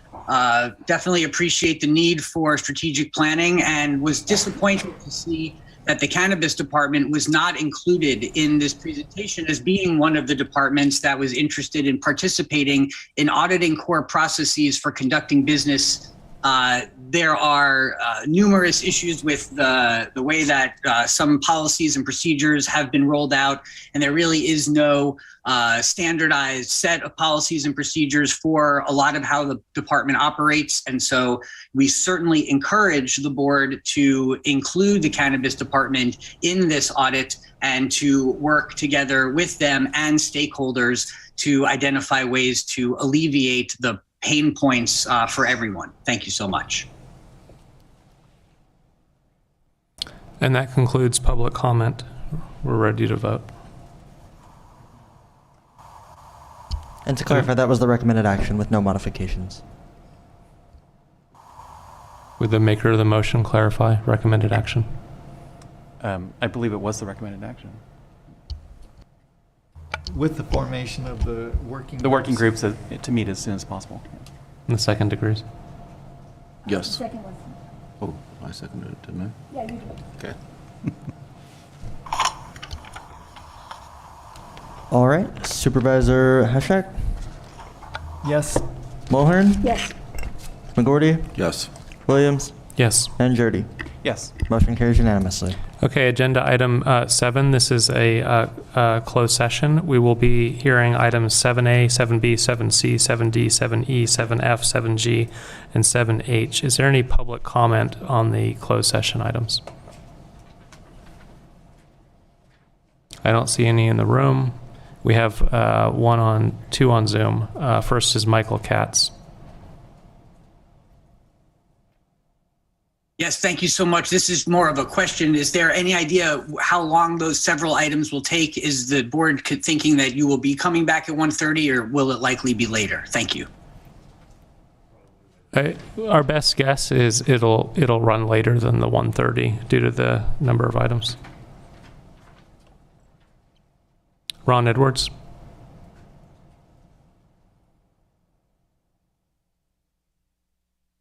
Yeah, good afternoon. I'll be short. I keep seeing similar items keep coming up in the closed sessions and lawsuits, and I'm not sure if the county needs to expand the county counsel's office or where the lack of guidance is coming to get the county into these lawsuits. I mean, around the cannabis, they just keep popping up, but I don't know if that needs to be better coordination between the cannabis department or maybe MCA or something, but they just keep coming up, and I think that this is an expense the county just really can't afford to have at this time. Thank you.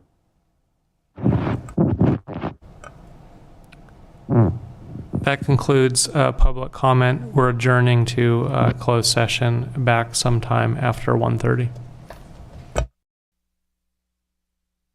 Vaccinated for a different reason than I'm telling you to get vaccinated for. I got vaccinated in December because I was terrified I would get sick and I would get my father or my wife or one of my patients sick. In May, I'm telling you, vaccinate so we can get back to normal life. We all want to get to barbecues and parties and to travel. If we go back to regular life without vaccines, we're guaranteed to get COVID. These vaccines are amazingly safe. COVID is not. So get vaccinated so we can start the best summer ever.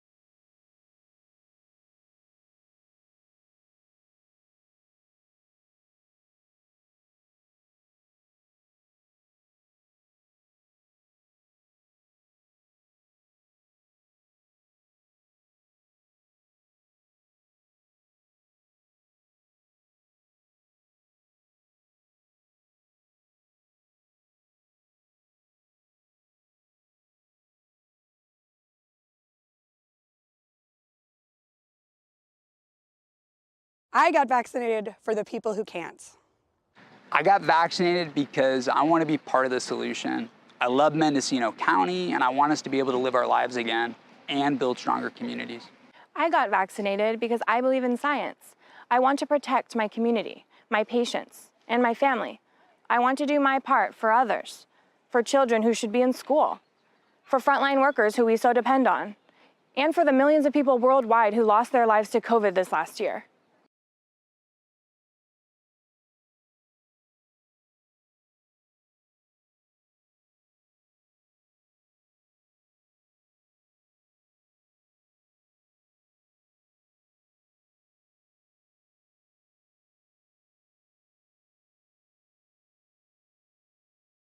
I got vaccinated because my children can't get vaccinated. Because I love my family and I love my community. To see my mom. It was her birthday coming up, and so I just wanted to be safe and protect her. To take care of my health and the health of those that I love. I felt it was the right thing to do. My parents are in their 90s. My husband teaches children. I'm active in my community, not only to protect myself, but for my ohana too. Because it's the only way to stop the spread of coronavirus. So please get vaccinated.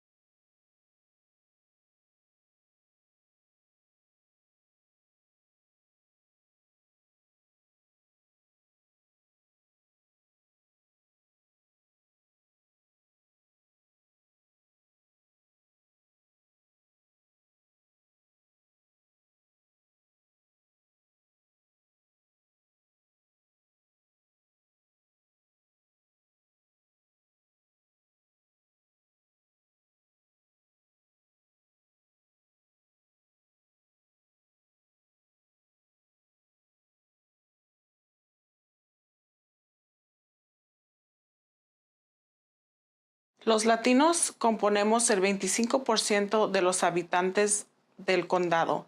Aún así, la mitad de los casos del COVID somos nosotros. Nuestra comunidad depende mucho de la población hispana. Desafortunadamente, no recibimos la protección necesaria, así que es importante que nos cuidemos uno al otro. De este modo, no perderemos a nuestros seres queridos y podremos disfrutar de nuestras reuniones familiares.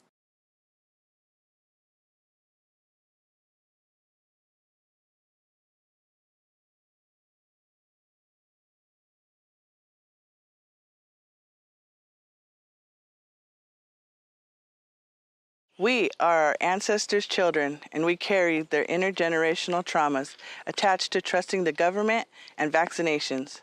I can say I lived through a pandemic by choosing to get vaccinated. I chose to get vaccinated because I had to be a good leader and example for my people. I also got vaccinated to protect my daughter, who has a compromised immune system. I urge you to get vaccinated to become a protector of our elders and Native community.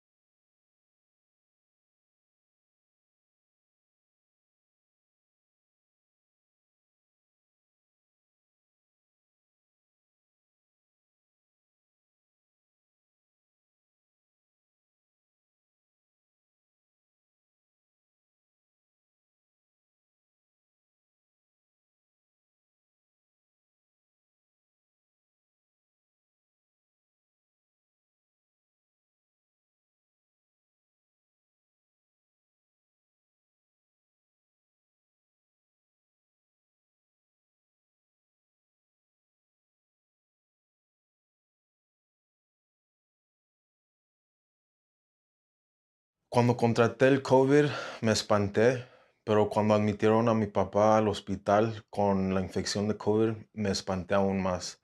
Por eso me vacuné, para protegerme a mí y a mi familia.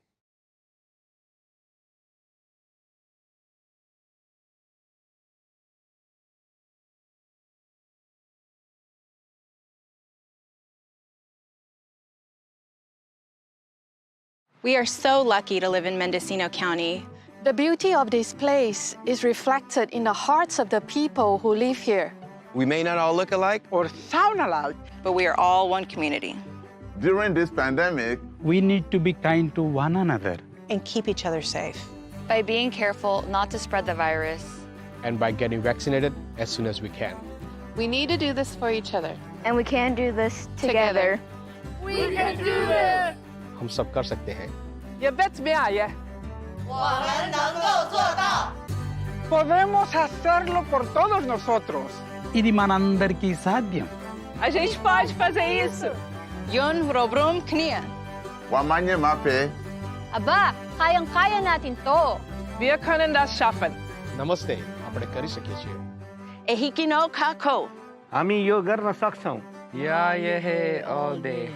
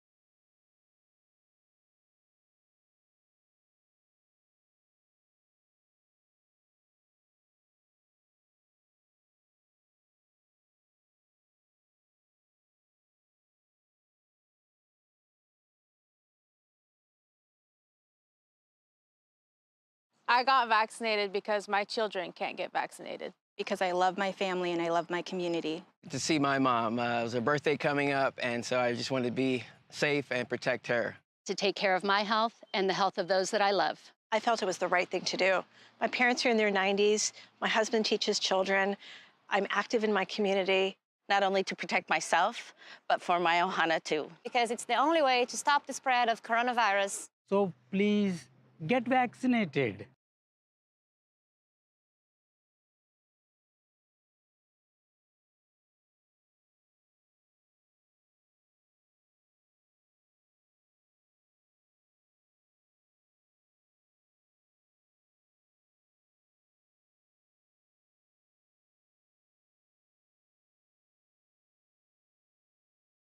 We are in the race of our lives. For all of our lives. Against COVID-19. The virus keeps changing into new variants, which is what viruses tend to do when they spread. Some variants are more contagious, while others cause more disease and death. If we do not stop the spread of COVID-19 soon, some variants may develop that we do not have antiviral therapies for. Some could make our vaccines less effective or not effective at all. This would set us back to where we were last year. When we were worried that our hospitals would be overwhelmed. When schools closed and children had to shelter in place. And when we could not see friends and family for fear of spreading COVID-19. So it's so important that we take all necessary precautions to protect everyone, especially the most vulnerable among us. We need to vaccinate as many people as quickly as possible. To save as many lives as we can. Together, we can win this race. For our patients. For our elders. For ourselves. For you. For us. For our community. Por nuestra comunidad.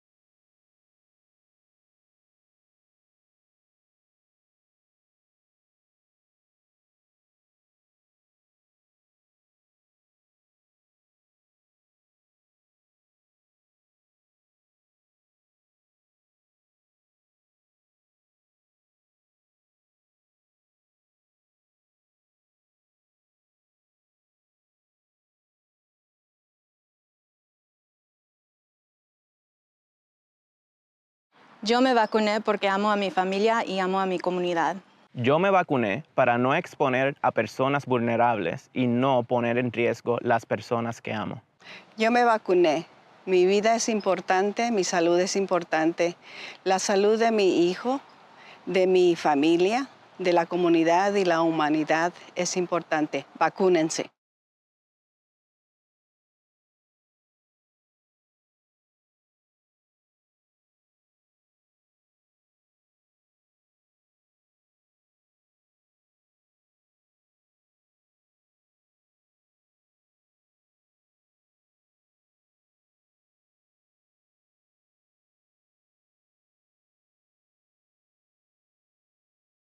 When I got vaccinated for a different reason than I'm telling you to get vaccinated for. I got vaccinated in December because I was terrified I would get sick and I would get my father or my wife or one of my patients sick.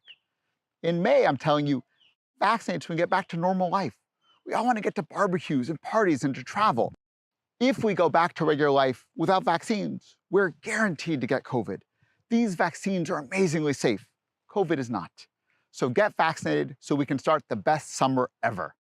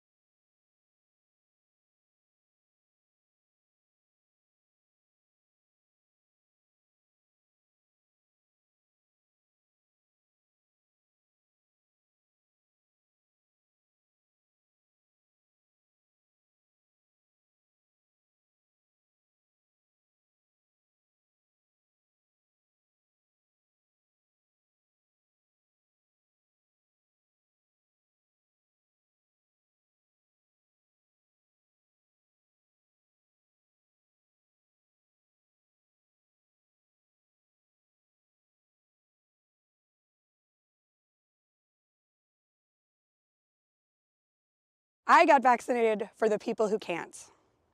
I got vaccinated because I want to be part of the solution. I love Mendocino County, and I want us to be able to live our lives again and build stronger communities. I got vaccinated because I believe in science. I want to protect my community, my patients, and my family.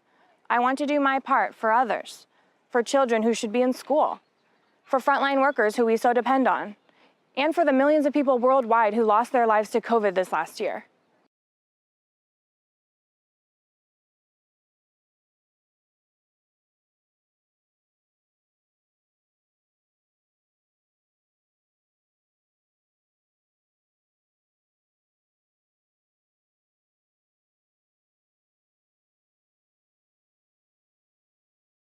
I got vaccinated because my children can't get vaccinated. Because I love my family and I love my community. To see my mom. It was her birthday coming up, and so I just wanted to be safe and protect her.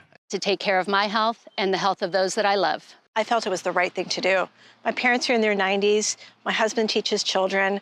I'm active in my community, not only to protect myself, but for my ohana too. Because it's the only way to stop the spread of coronavirus. So please get vaccinated.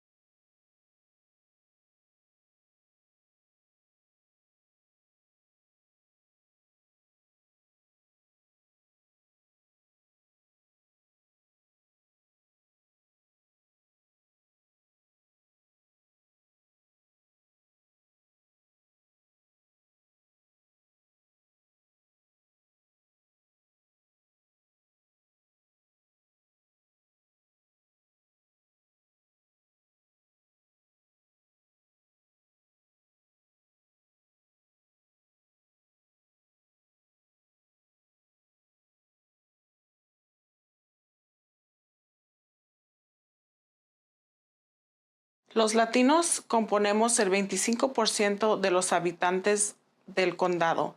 Aún así, la mitad de los casos del COVID somos nosotros. Nuestra comunidad depende mucho de la población hispana. Desafortunadamente, no recibimos la protección necesaria, así que es importante que nos cuidemos uno al otro. De este modo, no perderemos a nuestros seres queridos y podremos disfrutar de nuestras reuniones familiares.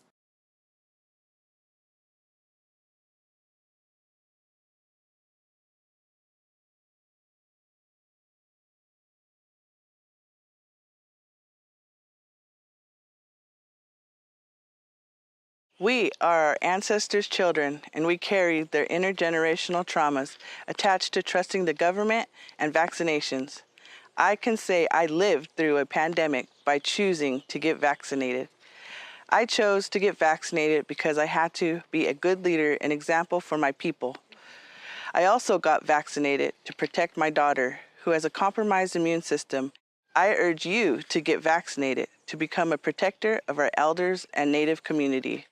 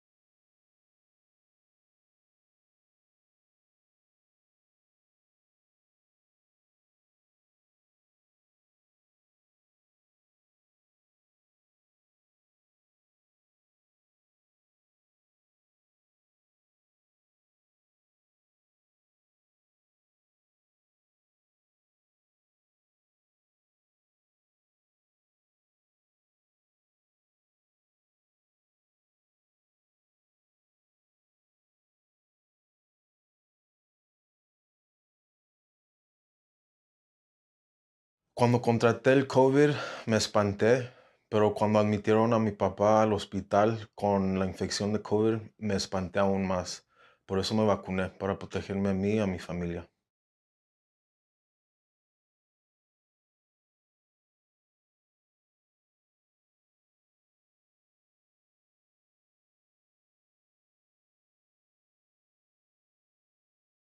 We are so lucky to live in Mendocino County. The beauty of this place is reflected in the hearts of the people who live here. We may not all look alike or sound alike, but we are all one community. During this pandemic, we need to be kind to one another and keep each other safe. By being careful not to spread the virus. And by getting vaccinated as soon as we can. We need to do this for each other. And we can do this together. We can do this! हम सब कर सकते हैं. ये bet में आया. 我们能够做到. Podemos hacerlo por todos nosotros. Hindi man అందరికీ సాధ్యం. A gente pode fazer isso. Yun robrum knia. Wamanye mape. Aba, kayang-kaya natin to. Wir können das schaffen. Namaste, આપણે કરી શકીએ છીએ. Ehikino kako. हामी यो गर्न सक्छौं. Yeah, yeah, all day.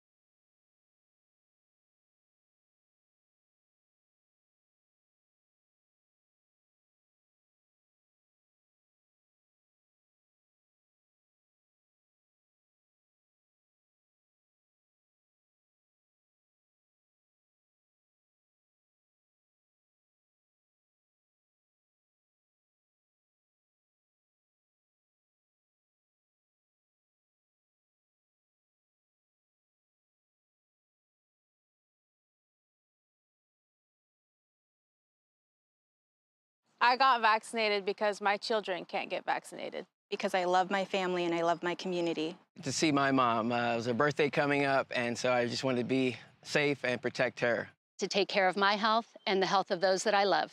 I felt it was the right thing to do. My parents are in their 90s. My husband teaches children. I'm active in my community, not only to protect myself, but for my ohana too. Because it's the only way to stop the spread of coronavirus. So please get vaccinated.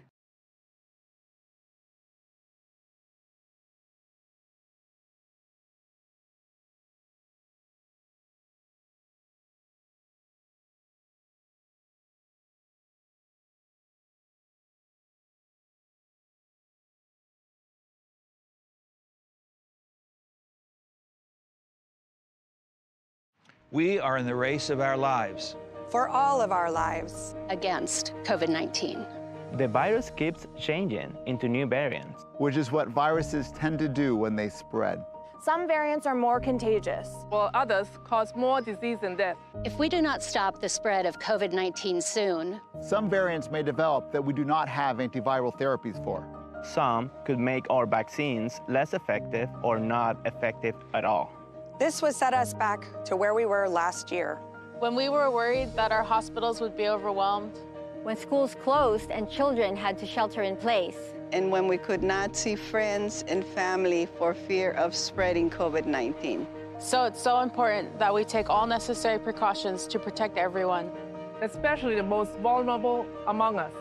We need to vaccinate as many people as quickly as possible. To save as many lives as we can. Together, we can win this race. For our patients. For our elders. For ourselves. For you. For us. For our community. Por nuestra comunidad.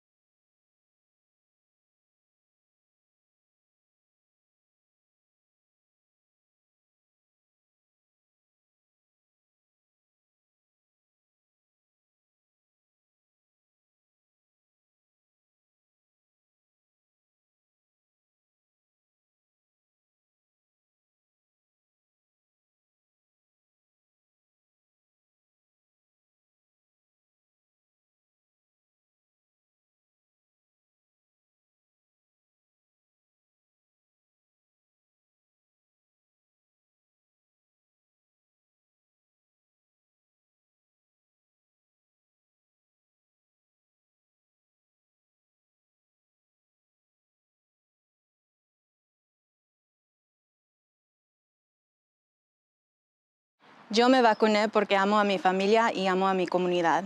Yo me vacuné para no exponer a personas vulnerables y no poner en riesgo las personas que amo. Yo me vacuné. Mi vida es importante, mi salud es importante. La salud de mi hijo, de mi familia, de la comunidad y la humanidad es importante. Vacúnense.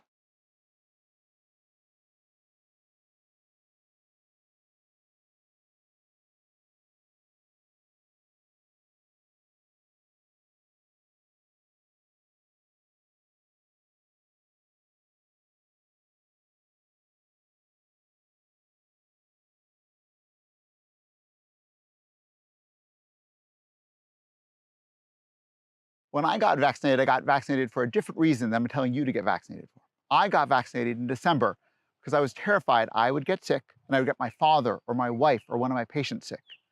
In May, I'm telling you, vaccinate so we can get back to normal life. We all want to get to barbecues and parties and to travel. If we go back to regular life without vaccines, we're guaranteed to get COVID. These vaccines are amazingly safe. COVID is not. So get vaccinated so we can start the best summer ever.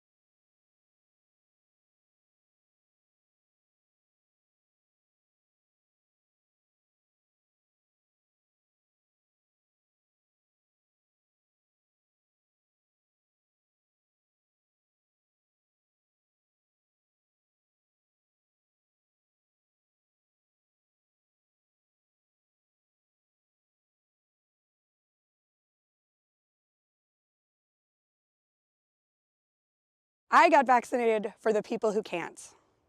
I got vaccinated because I want to be part of the solution. I love Mendocino County, and I want us to be able to live our lives again and build stronger communities.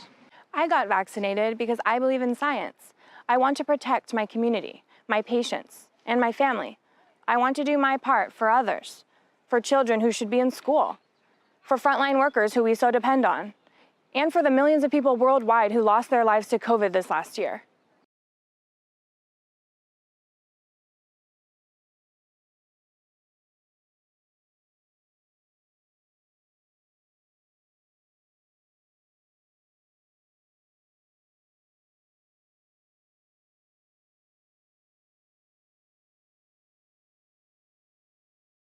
I got vaccinated because my children can't get vaccinated. Because I love my family and I love my community. To see my mom. It was her birthday coming up, and so I just wanted to be safe and protect her. To take care of my health and the health of those that I love.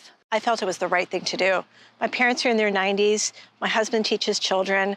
I'm active in my community, not only to protect myself, but for my ohana too. Because it's the only way to stop the spread of coronavirus. So please get vaccinated.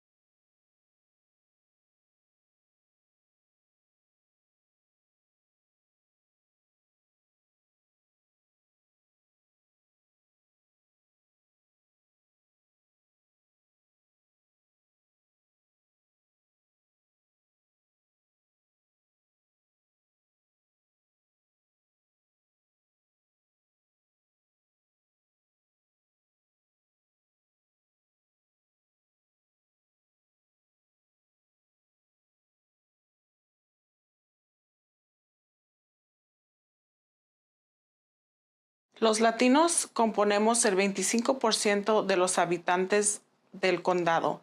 Aún así, la mitad de los casos del COVID somos nosotros. Nuestra comunidad depende mucho de la población hispana. Desafortunadamente, no recibimos la protección necesaria, así que es importante que nos cuidemos uno al otro. De este modo, no perderemos a nuestros seres queridos y podremos disfrutar de nuestras reuniones familiares.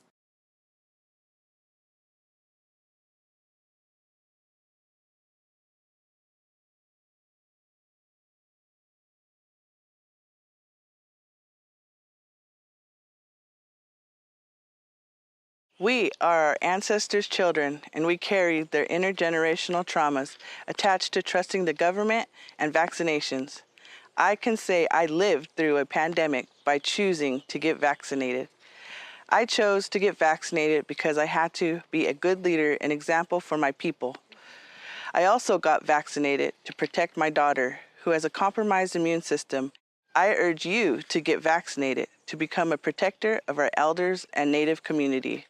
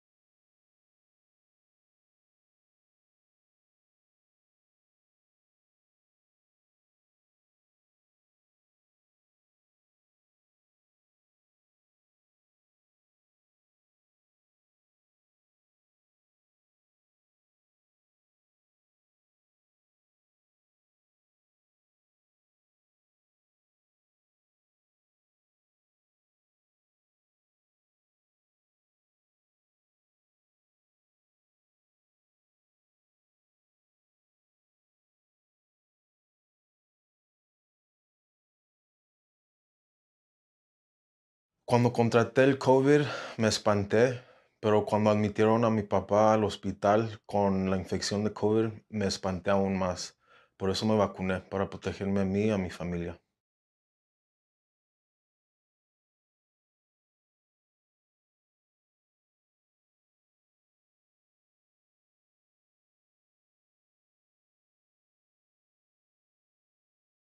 We are so lucky to live in Mendocino County. The beauty of this place is reflected in the hearts of the people who live here. We may not all look alike or sound alike, but we are all one community. During this pandemic, we need to be kind to one another and keep each other safe. By being careful not to spread the virus. And by getting vaccinated as soon as we can. We need to do this for each other. And we can do this together. We can do this! हम सब कर सकते हैं. ये that's me, yeah. 我们能够做到. Podemos hacerlo por todos nosotros. Ini manandarki sadyam. A gente pode fazer isso. Yun robrum knia. Wamanye mape. Aba, kayang-kaya natin to. Wir können das schaffen. Namaste, આપણે કરી શકીએ છીએ. Ehikino kako. हामी यो गर्न सक्छौं. Yeah, yeah, all day.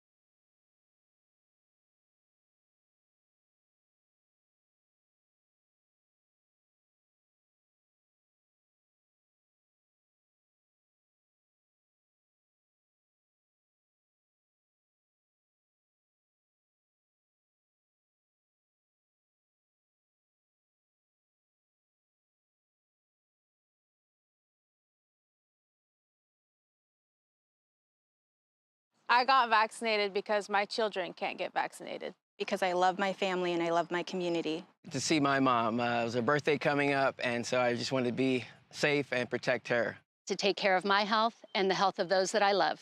I felt it was the right thing to do. My parents are in their 90s. My husband teaches children. I'm active in my community, not only to protect myself, but for my ohana too. Because it's the only way to stop the spread of coronavirus. So please get vaccinated.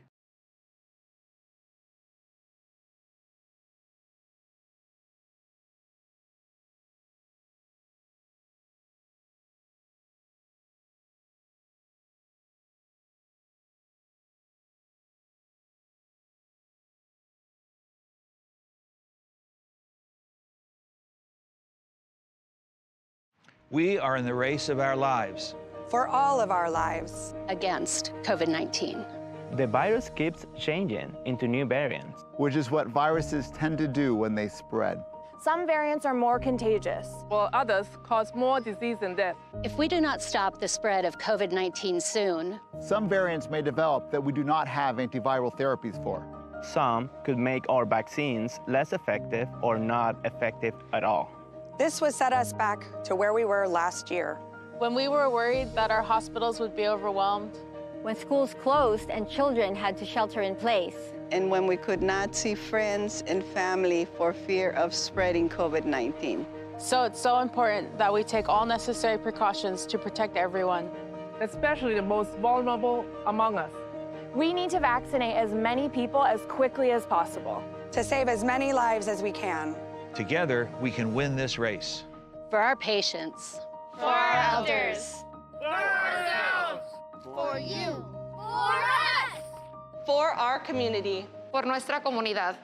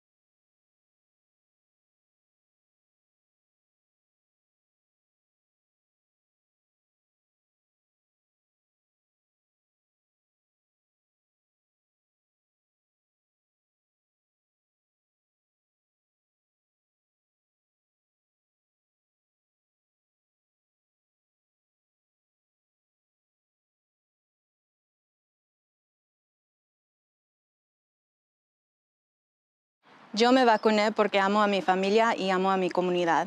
Yo me vacuné para no exponer a personas vulnerables y no poner en riesgo las personas que amo. Yo me vacuné. Mi vida es importante, mi salud es importante. La salud de mi hijo, de mi familia, de la comunidad y la humanidad es importante. Vacúnense.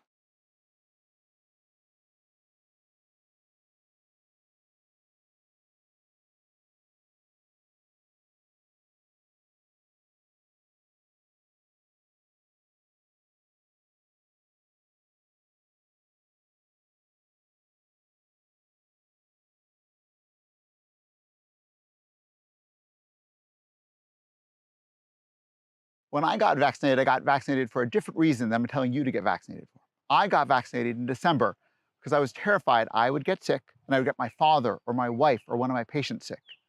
In May, I'm telling you, vaccinate so we can get back to normal life. We all want to get to barbecues and parties and to travel. If we go back to regular life without vaccines, we're guaranteed to get COVID. These vaccines are amazingly safe. COVID is not. So get vaccinated so we can start the best summer ever.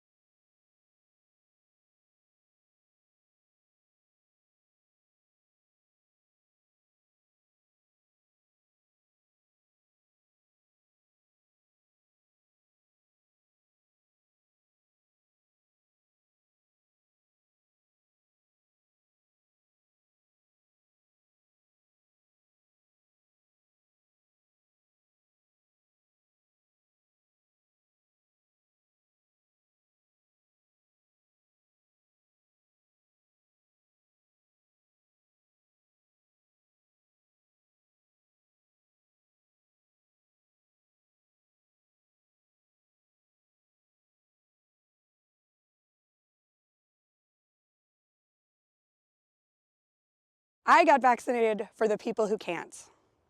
I got vaccinated because I want to be part of the solution. I love Mendocino County, and I want us to be able to live our lives again and build stronger communities.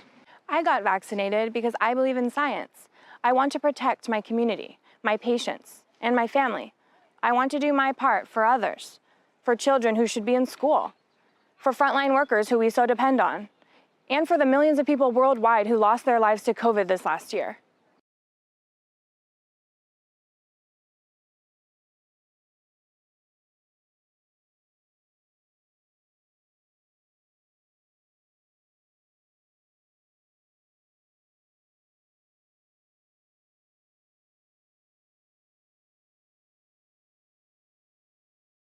I got vaccinated because my children can't get vaccinated. Because I love my family and I love my community. To see my mom. It was her birthday coming up, and so I just wanted to be safe and protect her. To take care of my health and the health of those that I love. I felt it was the right thing to do. My parents are in their 90s. My husband teaches children. I'm active in my community, not only to protect myself, but for my ohana too. Because it's the only way to stop the spread of coronavirus. So please get vaccinated.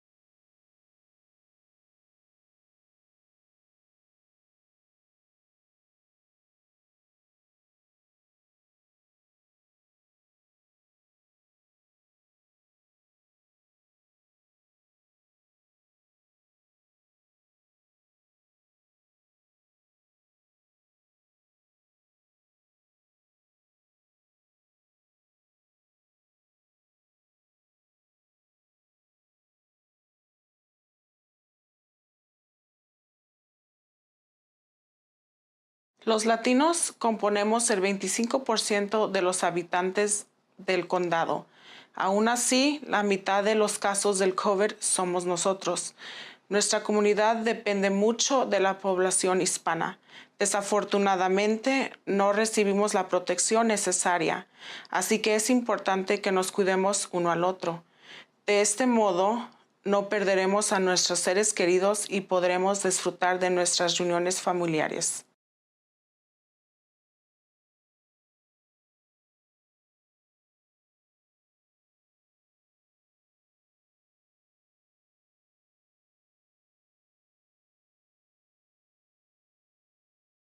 We are our ancestors' children, and we carry their intergenerational traumas attached to trusting the government and vaccinations.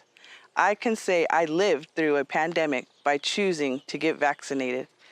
I chose to get vaccinated because I had to be a good leader and example for my people. I also got vaccinated to protect my daughter, who has a compromised immune system. I urge you to get vaccinated to become a protector of our elders and Native community.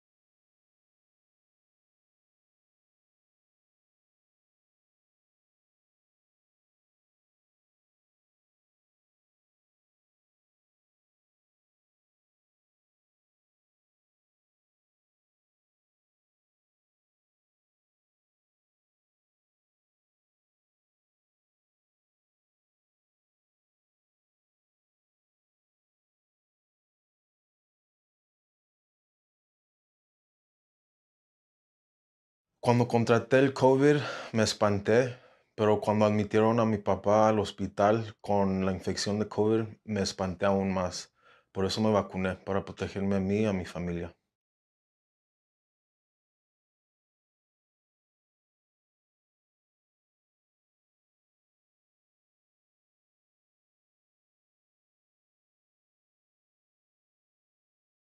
We are so lucky to live in Mendocino County. The beauty of this place is reflected in the hearts of the people who live here. We may not all look alike or sound alike, but we are all one community. During this pandemic, We need to be kind to one another. And keep each other safe. By being careful not to spread the virus. And by getting vaccinated as soon as we can. We need to do this for each other. And we can do this together. We can do this! हम सब कर सकते हैं. You bet me I. 我们能够做到. Podemos hacerlo por todos nosotros. Idi manandarki sadyam. A gente pode fazer isso. Yun robrum knia. wamanye mape, Aba, kayang-kaya natin to. Wir können das schaffen. નમસ્તે, આપણે કરી શકીએ છીએ. Ehikino kako. हामी यो गर्न सक्छौं. Yeah, yeah, all day.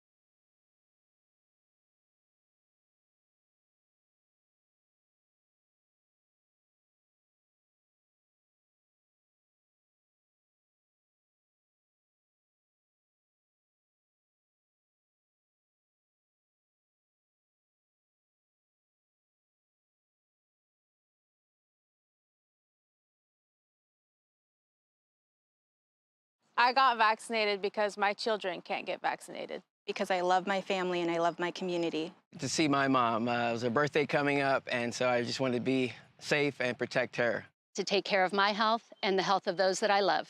I felt it was the right thing to do. My parents are in their 90s. My husband teaches children. I'm active in my community, not only to protect myself, but for my ohana too. Because it's the only way to stop the spread of coronavirus. So please get vaccinated.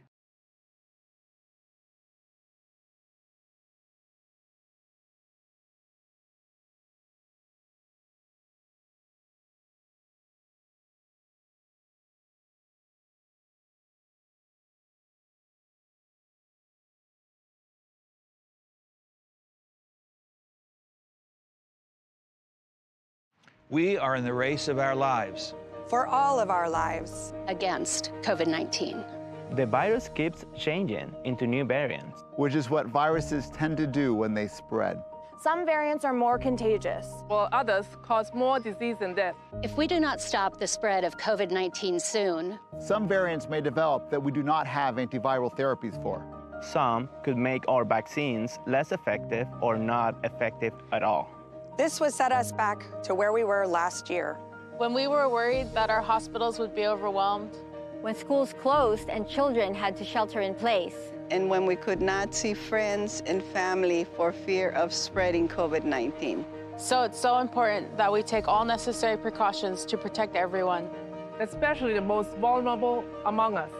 We need to vaccinate as many people as quickly as possible. To save as many lives as we can. Together, we can win this race. For our patients. For our elders. For ourselves. For you. For us. For our community. Por nuestra comunidad.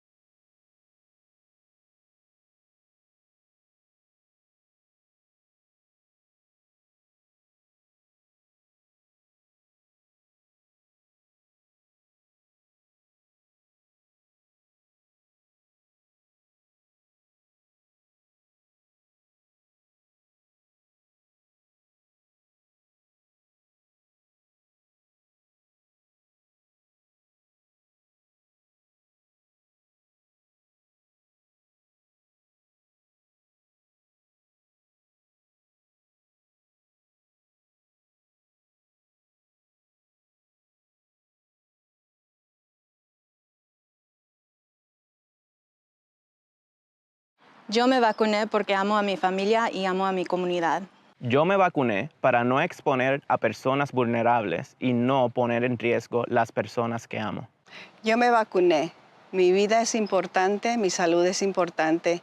La salud de mi hijo, de mi familia, de la comunidad y la humanidad es importante. Vacúnense.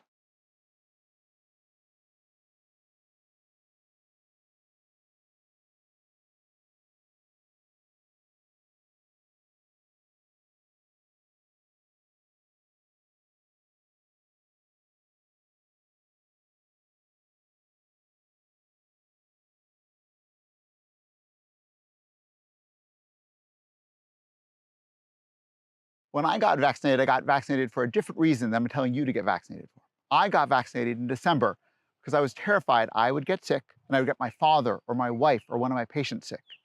In May, I'm telling you, vaccinate so we can get back to normal life. We all want to get to barbecues and parties and to travel. If we go back to regular life without vaccines, we're guaranteed to get COVID. These vaccines are amazingly safe. COVID is not. So get vaccinated so we can start the best summer ever.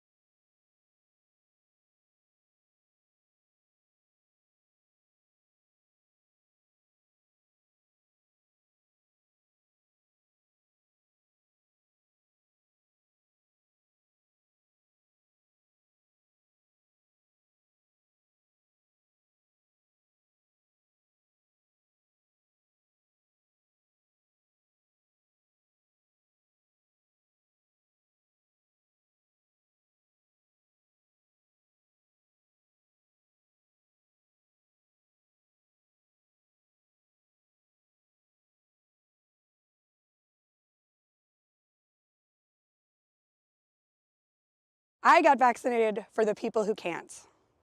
I got vaccinated because I want to be part of the solution.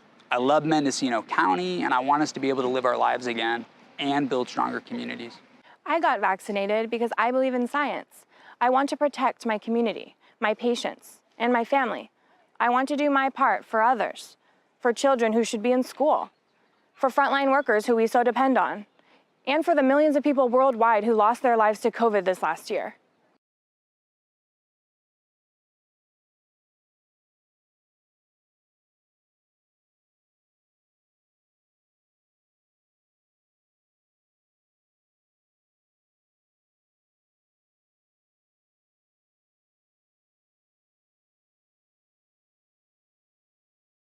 I got vaccinated because my children can't get vaccinated. Because I love my family and I love my community. To see my mom. It was her birthday coming up, and so I just wanted to be safe and protect her. To take care of my health and the health of those that I love. I felt it was the right thing to do.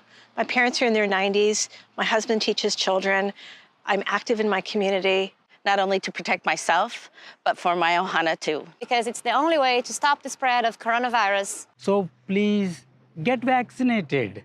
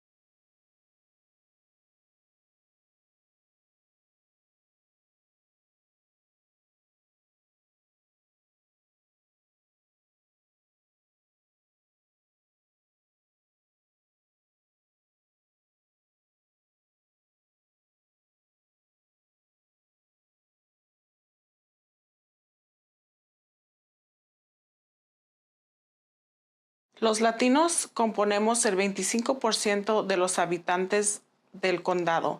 Aún así, la mitad de los casos del COVID somos nosotros. Nuestra comunidad depende mucho de la población hispana.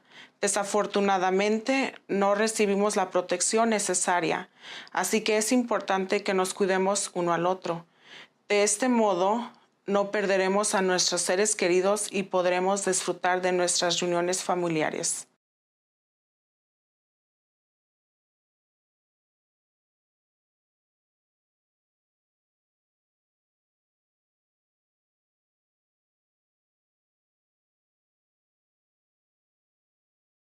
We are our ancestors' children, and we carry their intergenerational traumas attached to trusting the government and vaccinations. I can say I lived through a pandemic by choosing to get vaccinated. I chose to get vaccinated because I had to be a good leader and example for my people. I also got vaccinated to protect my daughter, who has a compromised immune system. I urge you to get vaccinated to become a protector of our elders and Native community.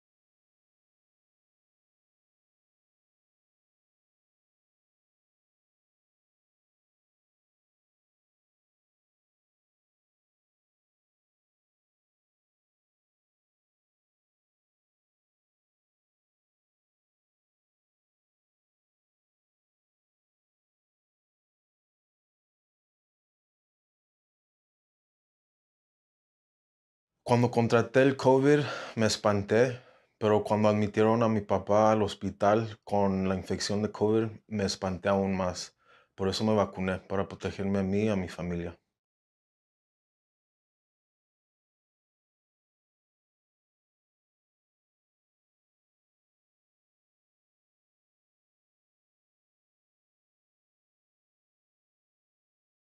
We are so lucky to live in Mendocino County. The beauty of this place is reflected in the hearts of the people who live here. We may not all look alike or sound alike, but we are all one community. During this pandemic, we need to be kind to one another and keep each other safe. By being careful not to spread the virus. And by getting vaccinated as soon as we can. We need to do this for each other. And we can do this together. We can do this! हम सब कर सकते हैं. You bet me, yeah. 我们能够做到. Podemos hacerlo por todos nosotros. ఇది మనందరికీ సాధ్యం. A gente pode fazer isso. Yun robrum knia. Wamanye mape. Aba, kayang-kaya natin to. Wir können das schaffen. નમસ્તે, આપણે કરી શકીએ છીએ. Ehikino kako. हामी यो गर्न सक्छौं. Yeah, yeah, all day.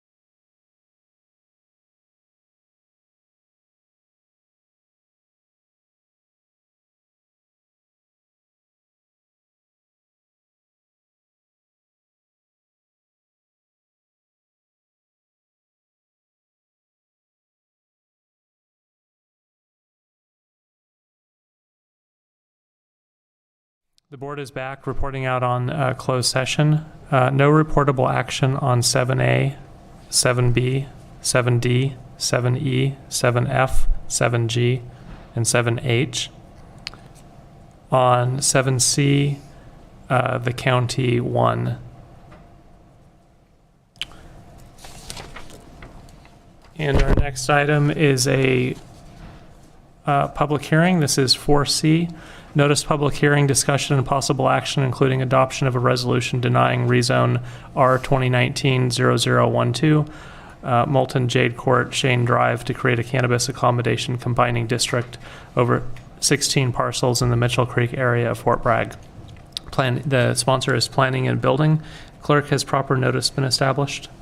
Proper notice has been established. So the flow will be a staff presentation, questions to staff, applicant presentation, questions to applicant, public comment, final remarks by staff, final remarks by applicant, final board questions to staff or applicant, close of the public hearing, board deliberations, and motion.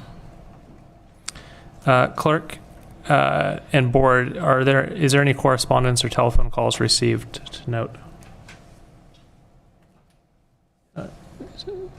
Supervisor Mulhern. Thank you very much. I wanted to let the board know that I visited the site and the neighborhood over the weekend on Saturday. Supervisor Haschek. Yeah, I did receive a couple phone calls on behalf of constituents. We also have one voicemail. On behalf of the clerk of the board, we did receive emails. They've been added to the Processes board correspondence. All e-comments are available online, and like Anthony mentioned, we did receive one voicemail comment. County Council, should that voicemail be played under public comment?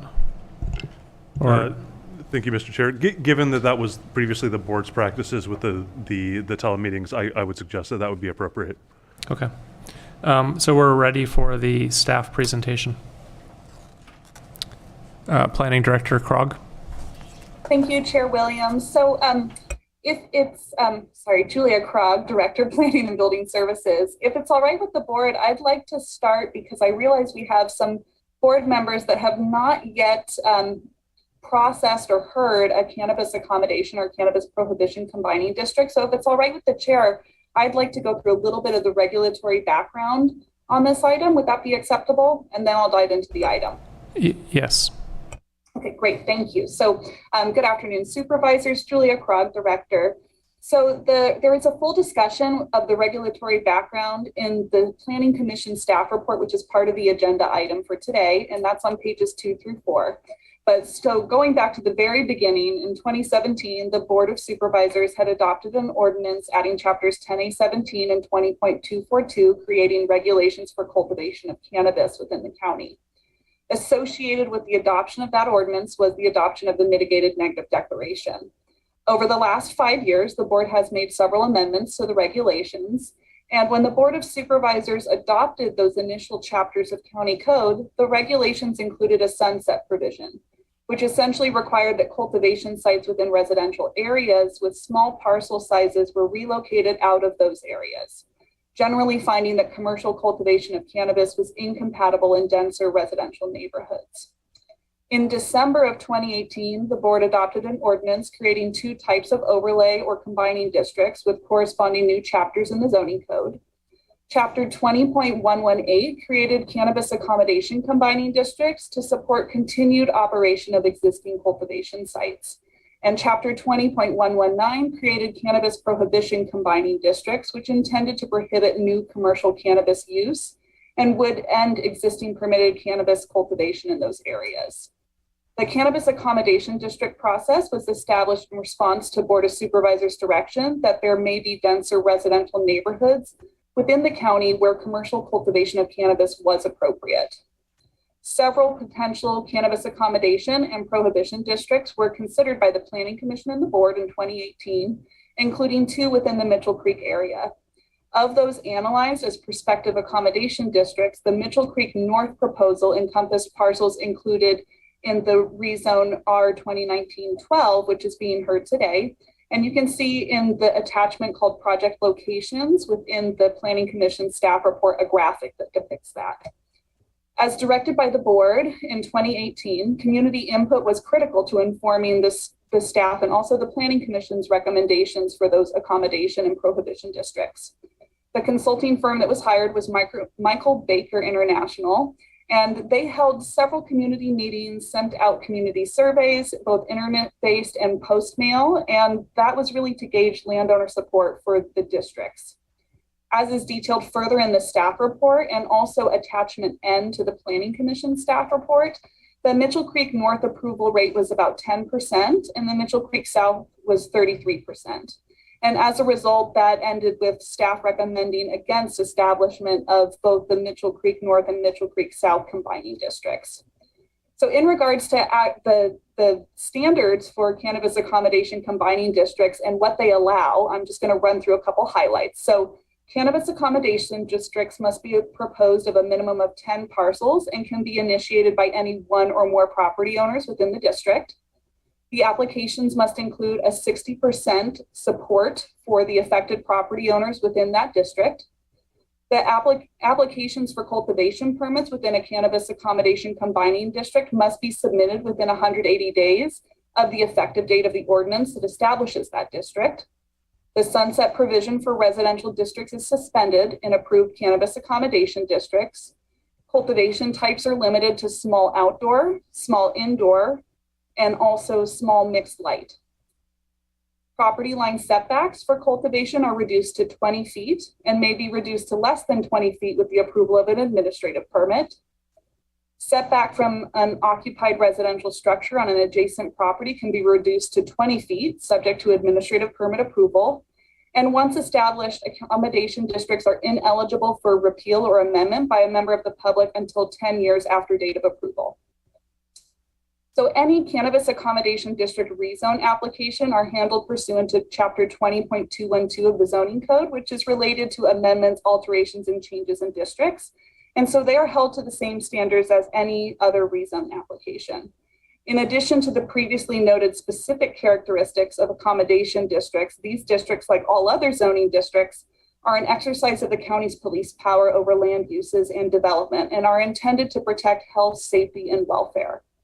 The rezoning of property is a legislative act, and zoning regulations and decisions must bear a substantial relationship to public health, safety, morals, or general welfare, and not be arbitrary or irrational. So now to discuss the item before you today. Rezone 2019-12 is a rezone request to create a cannabis accommodation combining district over 16 parcels. This would facilitate greater flexibility in the development standards related to cannabis cultivation for existing commercial cannabis cultivation sites and suspend the sunset provision for residential districts to facilitate continued operation. The proposed district is about 44.29 acres in size. It has 8 parcels that are between 1 and 3 acres in size, representing the majority of parcels in the district. Only 3 parcels are below the required 2-acre minimum for cannabis cultivation eligibility. 4 parcels are greater than 3 acres, including a 10-acre parcel. The site is zoned rural residential, and the properties are developed in compliance with that. There's mainly single-family homes, standard accessory structures like garages, shops, and utility infrastructure. And so the entirety of the area that is proposed to be part of this cannabis accommodation combining district is zoned rural residential with a 2-acre minimum, or an 80,000 square foot minimum parcel size. Staff finds that the proposed accommodation district aligns with the intent of the rural residential zoning designation and land use classification, as the parcels are developed with residential uses and the accessory development, and there is an allowance in the rural residential zoning district for limited commercial activities. Those are called cottage industries, and I will note that only cottage industries limited are permitted in the rural residential 2-acre minimum zoning district, such as the parcels under this rezone request. Cottage industries limited are subject to stricter standards than the cottage industries general due to the zoning districts they're allowed within and the average parcel sizes in each of those districts. So beyond land use, zoning and land use compatibility, staff also reviewed the project for consistency with general plan policies and has identified a couple policies and principles for the consideration of the board for this application. So the general plan does promote employment opportunities within proximity to residential communities, but only when those employment opportunities are consistent with local community needs and environmental constraints. 2 specific policies were analyzed by staff within the staff report to the Planning Commission and also within the board memo, and those include policies DE 49 and DE 51. Staff has concerns regarding the rezone's consistency with these policies. With regards to DE 49, staff is concerned that the economic opportunity afforded by the accommodation district may be contrary to the character of the community area and may create a conflict among land uses if it were to be allowed. With regards to DE 51, the location of the proposed accommodation district is at the terminus of what is considered the Mitchell Creek area. This would require that traffic associated with any commercial cannabis activities within the proposed district would traverse through the entire residential neighborhood before reaching the destination. Employees and/or the owners of sites within the district go through approximately 2 miles of roads in order to reach the area. Staff finds that the allowance of continued commercial cannabis activities within the proposed district has the potential to disrupt the residential character of the neighborhood. So next, with regards to compliance with the standards for establishing a cannabis accommodation district, staff has identified a couple areas of concern. So I do want to note that the district meets the base requirement of being proposed with a minimum of 10 parcels, and at the time of filing had 75% landowner support. However, as of June 2021, the landowner support within the district has dropped to 50%. Given the wording of the section of the code regarding the landowner support, this does not disqualify the application. I want to make sure that's clear. A requirement of a cannabis accommodation district is to be proposed at a neighborhood or community scale, and staff has concerns that the proposed district meets neither of these. Based on the definitions that staff included within the Planning Commission staff report and the consideration of the area surrounding the proposed district, the district leaves out areas that would reasonably need to be included to encompass a coherent community or neighborhood.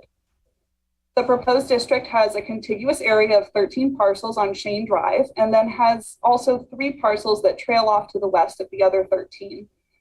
There are 7 parcels located along Shane Drive that were not included in the proposed CA district, and the other 3 parcels have no direct connection or relationship with the Shane Drive parcels. They take access from completely different streets, and in order to walk the proposed district, one must physically leave the district in order to access other areas of it. The shape of the proposed district cannot be said to include all relevant properties that would reasonably be community or neighborhood in shape. A community in this instance, staff feels, would be a minimum including all parcels with frontage along Turner Road, Shane Drive, Emerald Drive, and Amethyst Drive. This is supported by the fact that these areas would take access through portions of the proposed CA district, particularly sites on Emerald Drive and Amethyst. These both Emerald and Amethyst have a single access point, which would be through the proposed CA district. In staff's opinion, this area comprises a small subset of what is generally referred to as the Mitchell Creek area, and all access from the proposed CA district and main county roads and state highways will travel through the remainder of the Mitchell Creek area. In addition, staff has concerns that this application appears to have been gerrymandered in order to select properties to obtain the required 60% landowner support. While gerrymandering is most commonly used to refer to the drawing of electoral districts for political gain, the proposed district appears to have been drawn in such a manner to exclude certain properties so that the district could meet the base requirement for support of the establishment of the CA district. By not including the parcels that would reasonably be part of the community or neighborhood, the boundaries of the district appear less rational and appear to be arbitrarily set to meet the county code's support requirement. Approving a district with an arbitrary or irrational shape introduces a concern that the county is using its zoning power in a way that does not bear a substantial relationship to public health, safety, morals, or general welfare. County staff had presented the project and the associated addendum to the previously adopted mitigated negative declaration on February 3rd to the County Planning Commission. And the Planning Commission adopted a resolution, which is included as attachment B to the packet, and recommended denial of the project to the Board of Supervisors. That concludes my presentation, and I'm happy to answer any questions. Questions for staff? Supervisor Haschek. Thank you. So with the comment about gerrymandering, is there any rule in the ordinance about gerrymandering or what a configuration would have to look like? Thank you for that question. So there isn't any discussion of specifically the phrasing gerrymandering, but there is a section that talks about how the parcels have to be contiguous, and they can only be separated by, and I'm going to just read it here, this is in 20.118020, by public or private roads, rail lines, utility easements, or similar linear public facilities.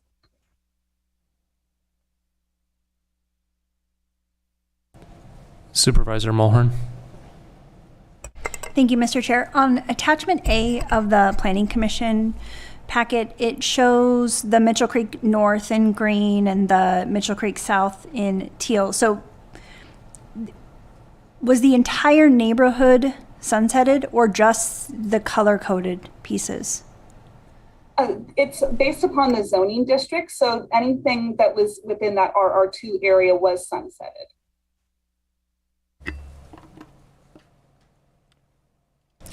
Supervisor Jurdy. Director Krog, maybe you could elaborate a little bit. Initially, it was sunsetted in all the R2 neighborhoods in the county, and then later there was a vote of the board to extend that sunset, but only coastal regions of Mendocino County beyond the sunset for inland Mendocino County. Is that not correct? That is correct. So this area of the coast, the extension done by the board extended for areas within 2 miles of the coastal zone boundary. And that was recognizing that there are more limited opportunities for relocation of those cultivation sites within that coastal zone area. And so areas beyond 2 miles of the coastal zone and that same type of zoning, it would have already sunsetted in the rest of Mendocino County. That's correct, as of June 30th, 2020. Director, who is responsible for drawing the boundaries of this proposed accommodation zone? The applicant. They submitted an application proposing these boundaries. Did the county ever review prior to the survey being conducted? The applicant submitted their landowner support with their application. So the county would not have had the opportunity to review it prior to that. And that's by design of the accommodations zones ordinance? That's correct. And do you think these boundaries represent good land use principles, planning principles? As I said during my presentation, I have concerns about their meeting of the requirements of the ordinance in terms of the community and neighborhood scale. And that really is because there seems to be other areas that would reasonably be part of that neighborhood or community. So as I said, you don't a sound planning principle is you don't want to approve rezoning of multiple parcels that don't have a rational sort of basis for doing so. And staff is having trouble making that finding that this is a rational basis in doing so. How much larger, in order to follow sound principles, how much larger would the zone need to be? Would it need to extend all the way out to Highway 1? I don't know if it'd need to extend all the way out to Highway 1. We're talking about definitions that can also be somewhat subjective to whoever is reviewing it. But as I said during my presentation, I think at minimum, in staff's opinion, it would encompass the parcels that are, between the district area on Shane Drive and Turner Road, areas along Amethyst and Emerald as well, at minimum, and possibly larger than that. But I can't say for certain exactly how large an appropriate district would be. Supervisor Mulhern. Thank you. Was the applicant asked to redraw the map when they submitted their application? No, they were not. And do they have any opportunity moving forward to take the suggestion of the planning department and repoll the neighborhood with the streets that you suggested? If the board were to, certainly the board could direct that occur. The application period has closed for any new cannabis accommodation applications. It closed in November of 2019. So it would really only be possible underneath this current application. And that would likely require additional fees, a whole revised application, obtaining additional landowner support as well, and then heading back through the process. I think the concern with this application is currently the sunset in this area is June 30th of 2022, which is only just a couple months from now.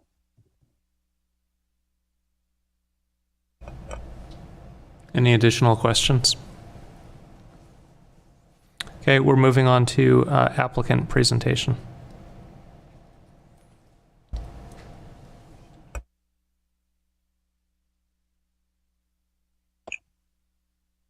Mute. This is Gina Austin, and I think I'm unmuted. Can the board hear me? Yes, we can. Perfect. And I am here with the applicant, Brandy Moulton. And Brandy is going to start this presentation. But before we get started, I would like to make reference to the letter submitted by our office on April 13th, 2022, regarding the request for recusal by Supervisor Jarity. As detailed in my letter, the applicant filed a prior lawsuit against Mr. Jarity for silencing Ms. Moulton on a political public forum. As such, an unacceptable probability of actual bias exists. This unacceptable probability of actual bias is all that is required to be shown as held by the court in Petrovich Development v. City of Sacramento. For this reason, we renew our request that Supervisor Jarity recuse himself from both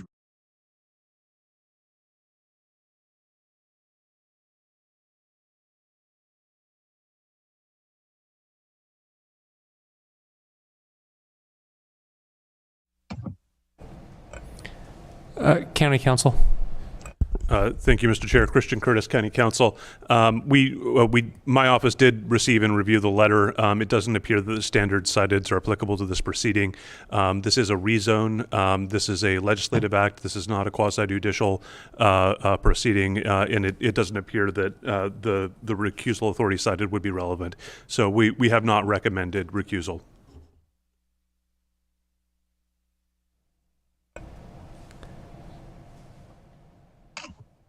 Would you like me to continue then? I would like for you to continue. Okay, perfect. So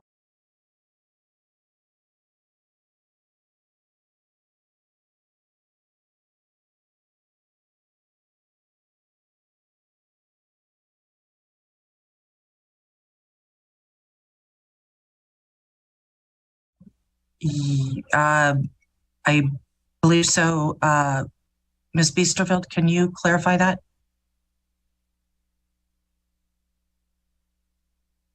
I don't know if she can speak. I'm here. We sent it to the BOS, the general email. And if I may, this is Julia Krog, Director. The item is attached to the hearing packet for today. Thank you, Julia. All right. With that, Ms. Moulton, if you would like to begin, and just let me know when you would like to turn to the next slide. Hi, can you all hear me? Yes. Great. My name is Brandy Moulton. I am the applicant here.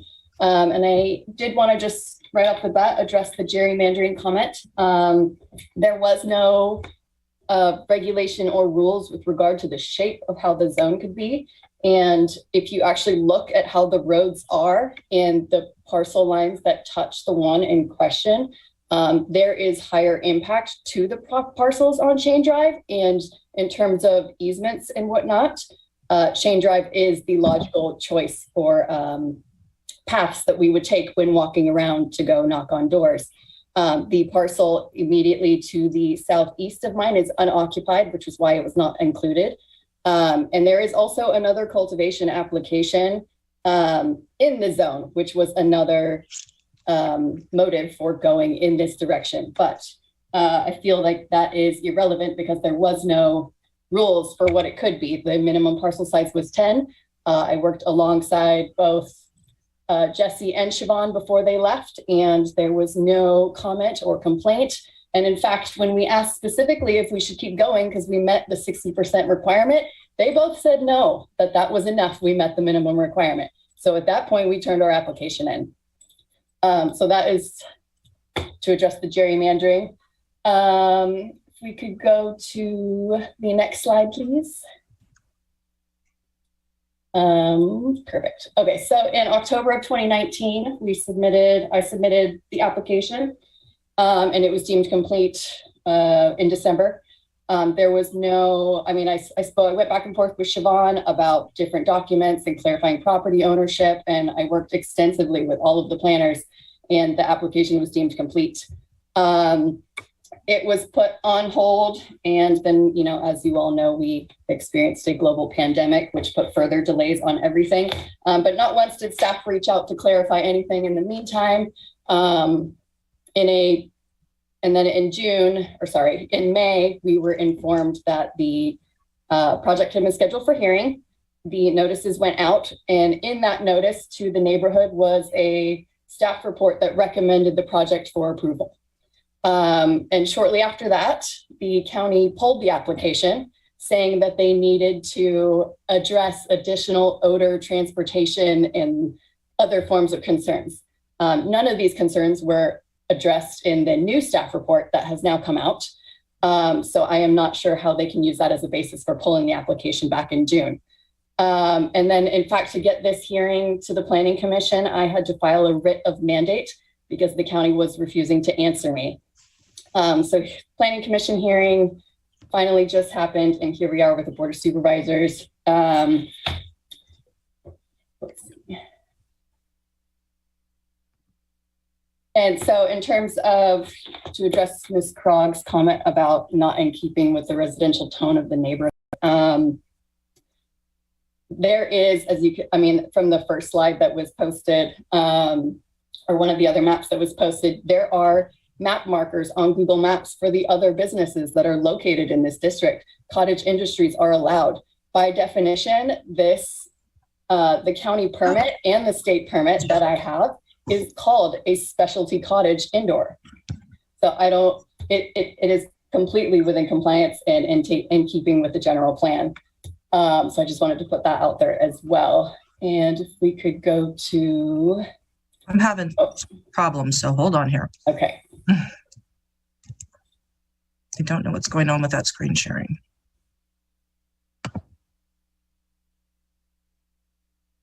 Oh, is that the clerk of the board going through the plan? It kind of looks like it. Clerk of the board has no control over your screen share. That's not my screen share. I am not sharing at this point. It's your screen. There we go. Okay. We'll go back to the screen share.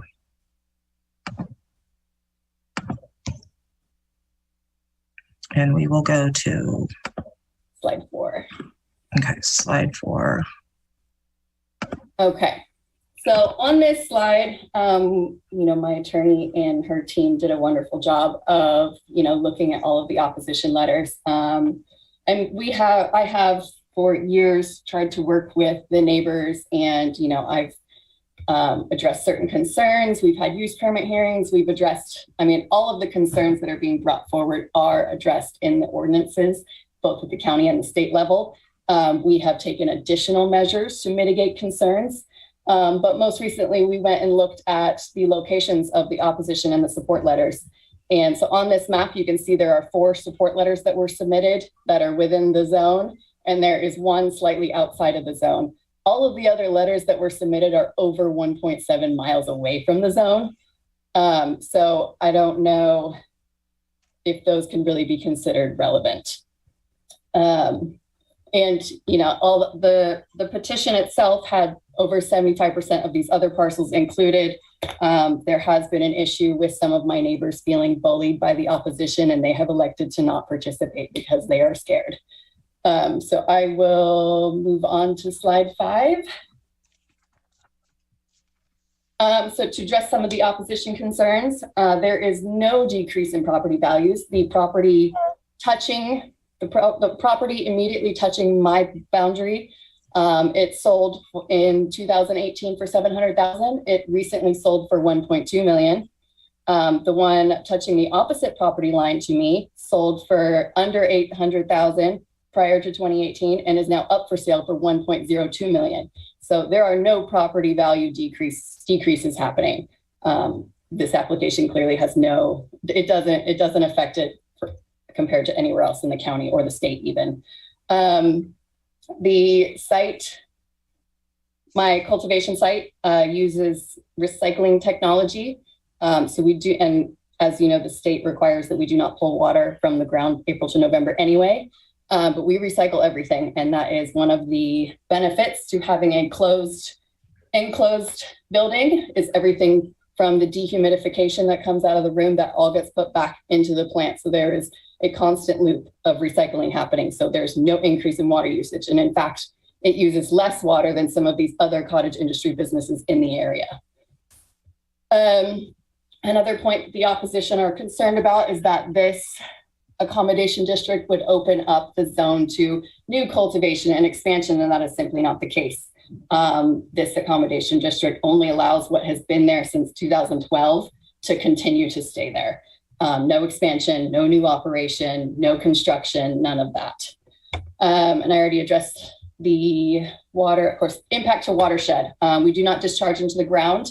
Everything is recycled, and we have an RO filtration system to ensure that we can continue to do that. So we are not discharging, we are not contributing to any of the water pollutants nearby or anywhere else. No increase of fire risk. We have fire hydrants installed for the fire department. We have smoke, we have all of the fire mitigation requirements. It is a planning and building compliant building. It's all permitted, so there's essentially no higher risk than any other industry. And with that, I will turn it back over to Gina. Thank you. I'd like to start with a brief discussion of the inadequacy of the Planning Commission determination and hearing. First, the staff report inaccurately reflects the Planning Commission discussion and reasoning, or actually lack thereof. The Planning Commission did not discuss or make findings. I was at the hearing and I went back and I re-listened to it just to make sure. The Planning Commission discussion focused only on the comments from the opposition and didn't bother to discuss or even attempt to identify where the opposition was coming from or analyze the veracity of the claims, nor did it attempt to determine which findings, if any, could be made or not made. When specific findings are required, opposition to a project is an insufficient justification of denial of a project. In Ms. Krog's words, it would be bad planning. On February 3rd, the Planning Commission hearing, there was zero discussion by the Planning Commission as to the rationale listed on attachment B, page 59 of the staff report, which is pasted here on this slide. Contrary to what is written in the resolution, there was in fact no discussion of traffic, no discussion of a requirement to be of a different scale, and no discussion of the boundaries. That was staff's report, and Planning Commission simply did not ever address any of these issues. Given that the Planning Commission's failure to analyze the CADC for the relevant findings, zero weight should be given to the Planning Commission's recommendation during this board's review. The county's regulations, codes, and ordinances and general plan provide only 3 findings that need to be made, which were detailed by Ms. Krog. There is no requirement, but the board could have created one, that residents in or even outside of the CADC approve the project, or that everyone in the CADC approve.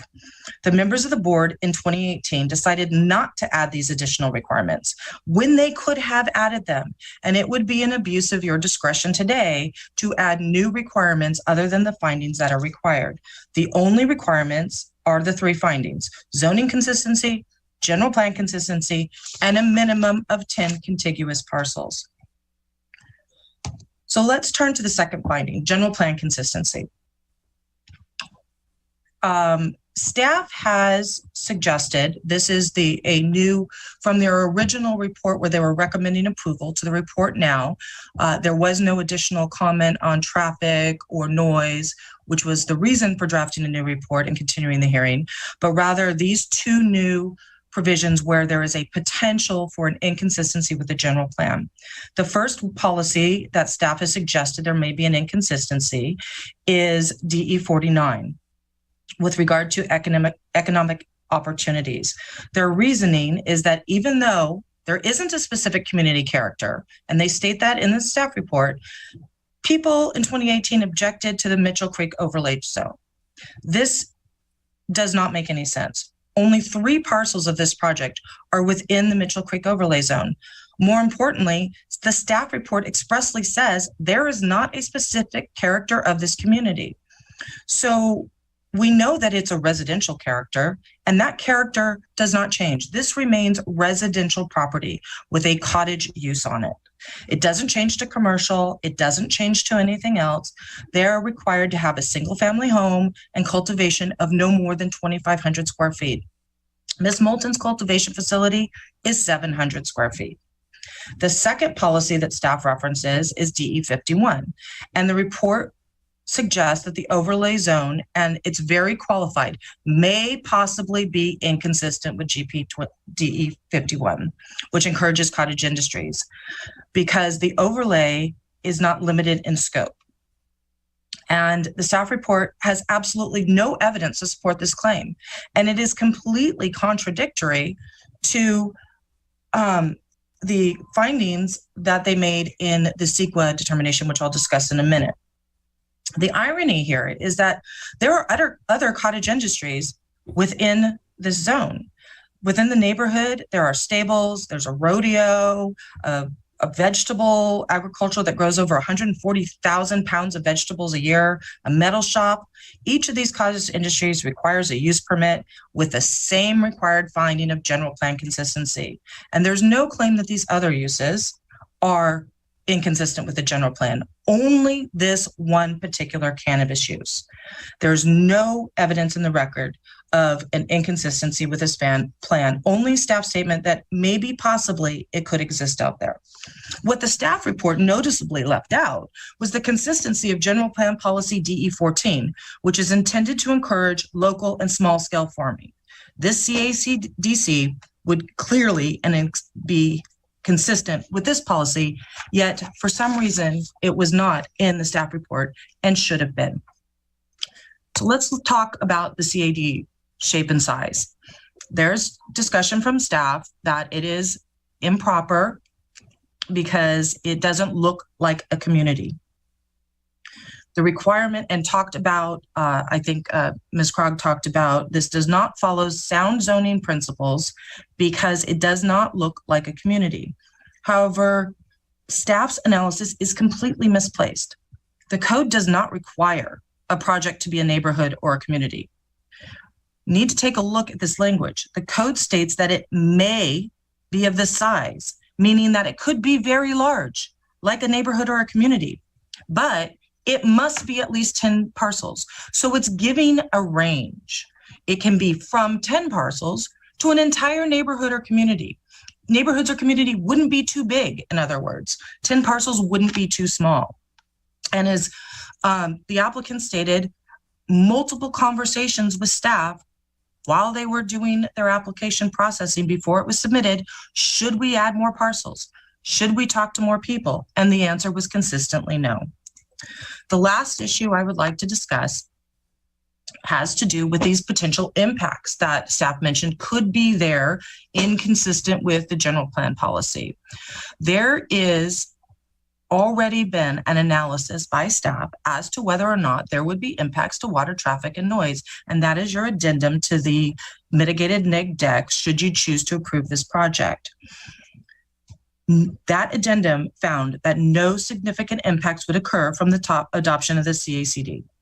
Therefore, the adoption, which is the only action that is before you today, does not create impacts to water, traffic, or noise. Neither does the adoption of the overlay zone change the zoning of any property to commercial or otherwise. The initial study has the added benefit, I've already mentioned that, of there's no inconsistency with policy 51. It's incongruous for staff to state on the one hand that there may be traffic impacts, which would be inconsistent with policy 51, while simultaneously providing an addendum to the M&D stating that there are no traffic, noise, or other impacts. We understand a community's opposition to large swaths of densely populated residential properties becoming huge cultivation properties and changing the character of the neighborhood. That is not what is being proposed here. The only thing that happens from adoption of this overlay zone before you today is that anyone on the parcels that are in the zone who previously cultivated may submit an application for, I think it's a very short period of time, it might be 180 days, might be shorter, to allow them to keep cultivating on a parcel with a cultivation amount of less than 2,500 square feet. Because of this, the findings can clearly be made. There's only the general plan consistency, which it is. The only evidence in this report, in the staff report and in the record, is it is consistent with the general plan. Staff and the applicant agree it's consistent with the zoning district. And the CACD requirements are only that there's an application, there's at least 60% property owner support when they apply, and that there's over 10 legal parcels. There is no requirement in here that it be of a neighborhood or community scale. And with that, we respectfully request that the board ignore the Planning Commission recommendation and grant approval for this cannabis accommodation combining district.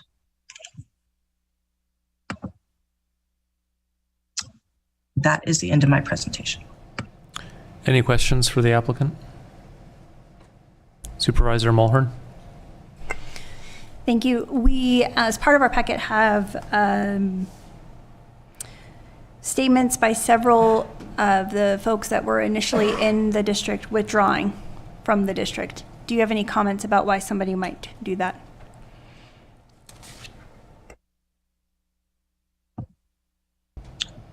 Was that staff or the applicant? The applicant. Brandy? Yes. So In the last few years, there has been some properties that have sold. There have been properties they have been, I don't want to throw anybody under the bus here, but there have been a couple that have been bullied into retracting their support. But the property ownership has changed a lot. A lot of the properties to the west of me are now supportive, and I didn't even think to go that direction. Some of them wrote support letters in today. And if it were the prerogative of staff to have a different shape of zone, I would have been more than happy to accommodate that request, but it wasn't ever made. And property ownership, it's been 3 years. It happens a lot, especially during the pandemic. Lots of people from the Bay Area purchased properties up here. And so this is the result of delaying an application for 3 years.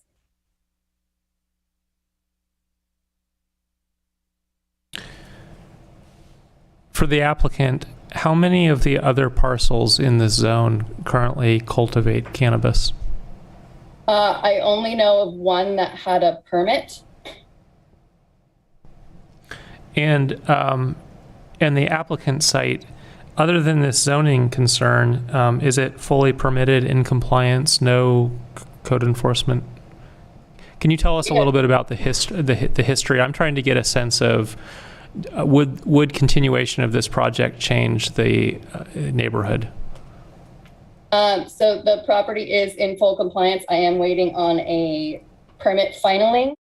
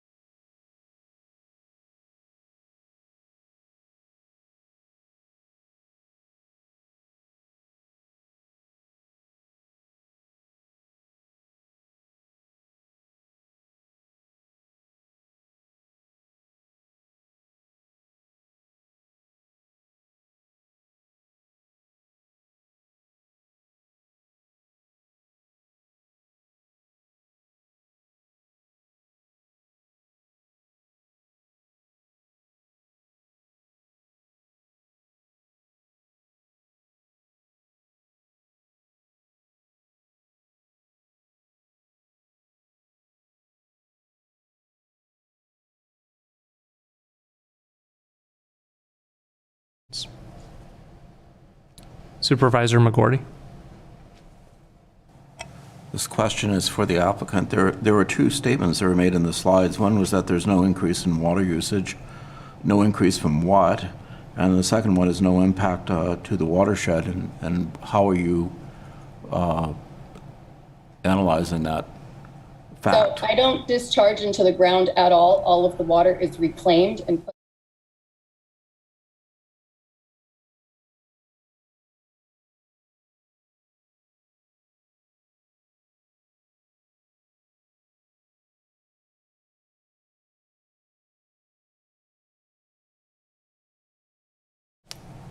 Public comment? Do we have anyone in the room wishing to comment? No. Okay, we're going to go to online comments, and if you'd like to make a comment, use the raise hand button or press *9 on your phone. Michael Katz. Good afternoon, board. This is Michael Katz, Executive Director of the Mendocino Cannabis Alliance. Thank you for the opportunity to speak today.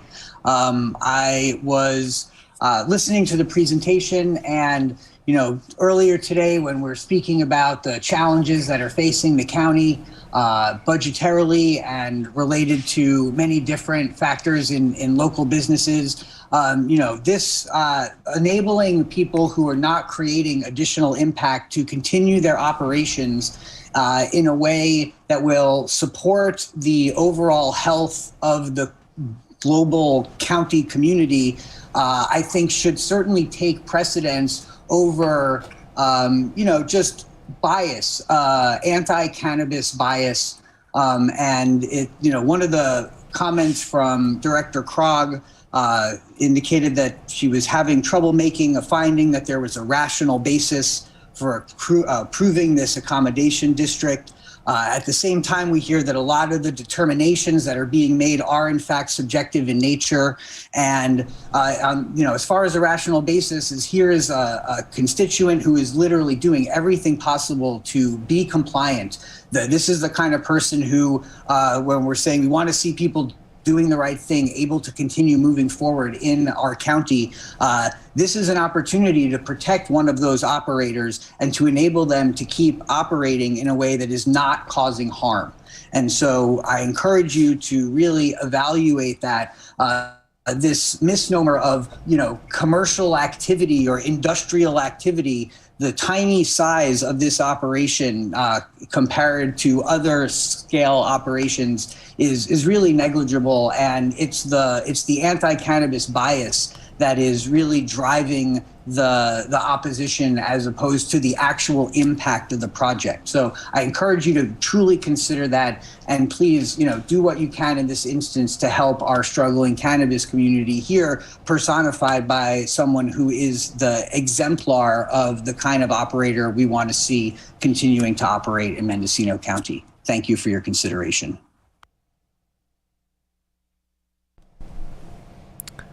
A number ending in 9246. Please state your name for the record.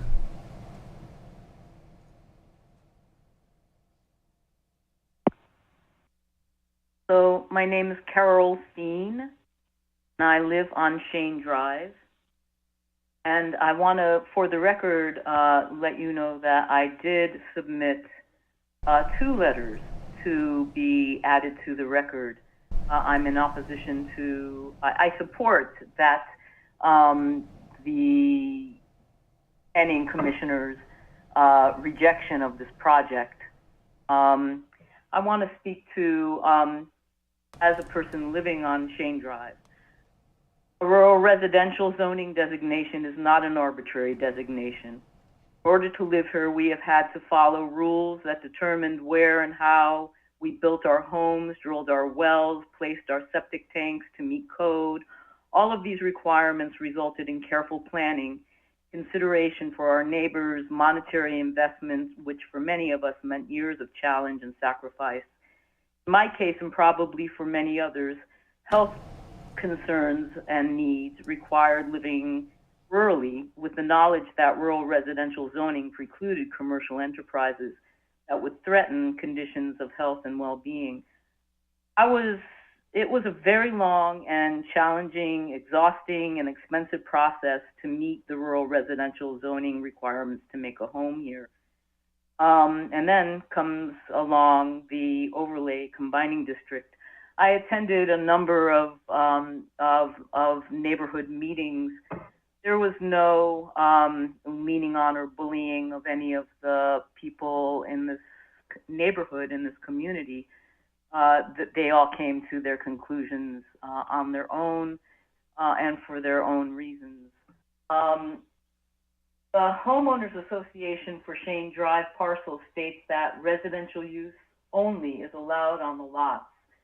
Anything commercial is in violation of the covenant they signed and agreed to when they purchased land and housing in this subdivision. There's so much to be said about changing the zoning and land use policy in this neighborhood, in this community, that would very profoundly change our reasons and our lifestyle here. Just to name one, changing of setbacks, that's huge. All of that area it seems supported that there's one applicant who designates their business needs, but includes all of such a large part of Shane to actually be changed Number ending in 0946. Please state your name for the record.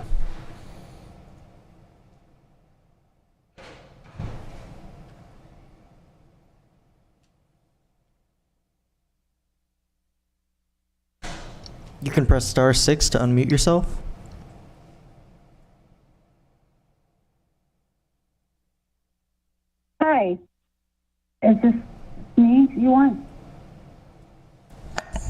Yes.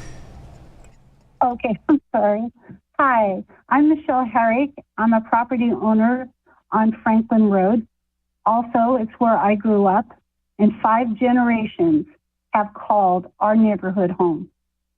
My husband, Merle, and I, along with many other property owners, have stated for years now that we do not want a commercial cannabis grow in our residential neighborhood, and we are very much opposed to a cannabis accommodation combining district. I can see at least 8 neighborhood family homes from my looking out from my house. And of course, the never-ending bright light that comes through the kitchen window from the commercial security lights at night from the grow here on Franklin. These family properties that I was talking about are like from 1/3 acre to 2 acres. This is our community. This is our neighborhood. It's a neighborhood.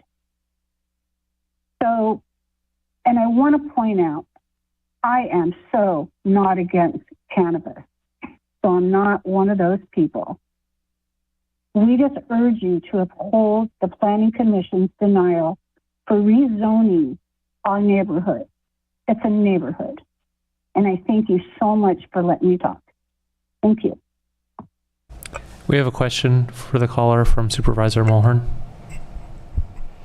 Good afternoon. Are you still there?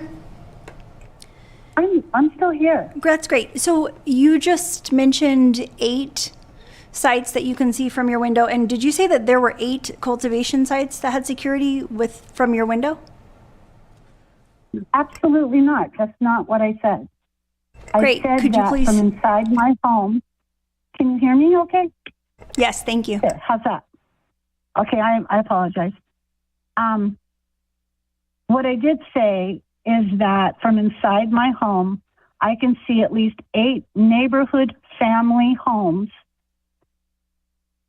around me. And of course, the never-ending bright light that comes through my kitchen window from Brandy Mullins commercial security lights.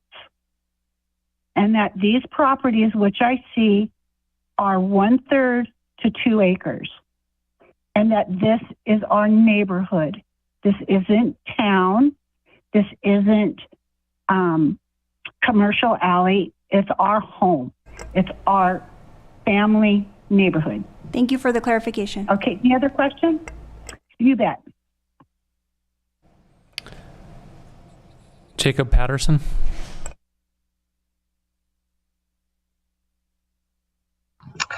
Hi, this is Jacob Patterson. I should disclose I do not live in this neighborhood. I live in town in the city of Fort Bragg.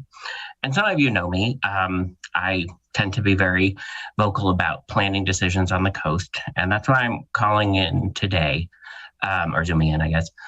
And I think a lot of the discussion, including the points raised in the applicant's presentation, are frankly irrelevant, in my opinion. This is, as County Counsel Curtis said, this is a policy decision, which means there's not, we're not dealing with applicants' rights that they have some right to this overlay zone. Even if we could make all of the findings, there's no requirement to make them or to approve it. And the neighborhood in general we determined that this is not the place to keep these things long-term. And we created a sunset provision and even extended it as a county to allow time for the businesses in this area to locate to more appropriate locations. This is an applicant who chose not to do that. That was their choice. And they had every opportunity to relocate to another thing. But that's not even what's before us today. What's before us today is, do we want to put this overlay zone over this particular strangely shaped district? And I would say the answer to that, and the answer the Planning Commission had after reviewing whether they explicitly referenced it or not, all the very thorough staff work. So that's the other thing I wanted to say. This is one of the most well-written and backed up planning staff reports I've ever seen. And I am a frequent critic of even nitpicky things. And I can't find any reason to disagree with the staff recommendations or the unanimous Planning Commission recommendation. One of the points that was raised by one of the planning commissioners who had personal knowledge of being at the site in the past, that there is a history of apparently code enforcement activity and issues with neighborhood compatibility from some of these sites. And like cannabis grow locations have extra security that other types of cottage industries don't. Some of them have guard dogs that cause conflicts with people's livestock and pets. And it's just not the place where we've decided we wanted to keep these. And we, as a community, decided that they should ultimately be located elsewhere where their intensity and their potential incompatibility with the neighborhood character of a rural residential neighborhood wouldn't be at play. So I encourage you to follow the staff recommendation that's well reasoned and the Planning Commission unanimous recommendation. Thank you.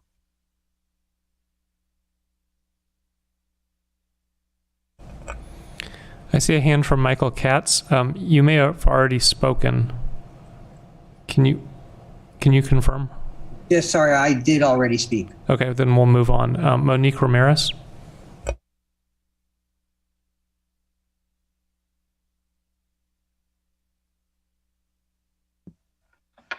Good afternoon, Monique Ramirez, District 3.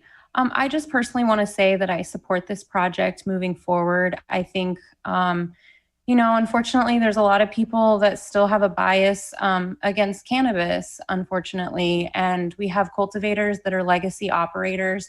This kind of operation is clearly not going to expand. They're going to stay within the footprint. They're doing the smallest size that is allowed by the state.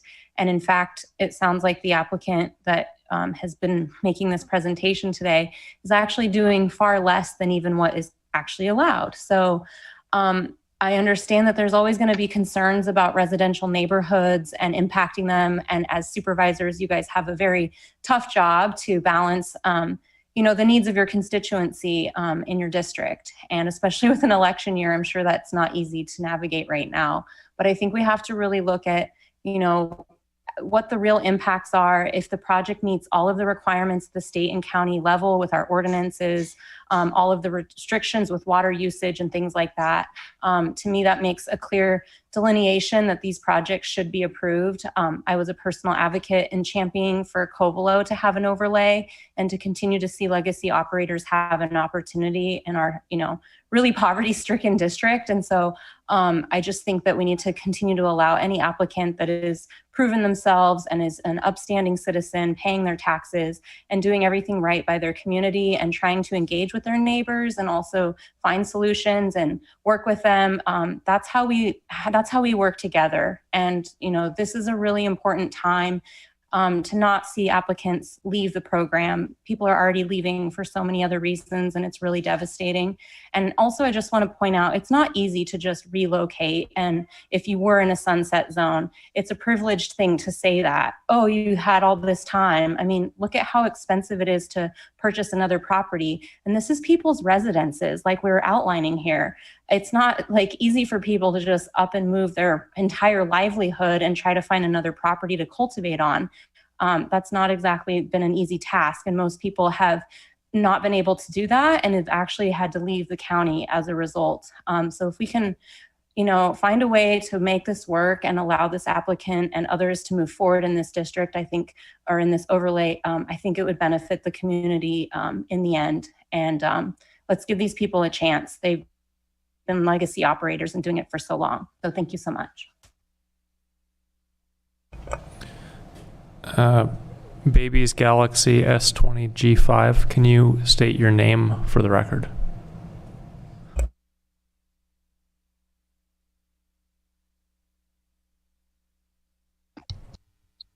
Hello, can you hear me?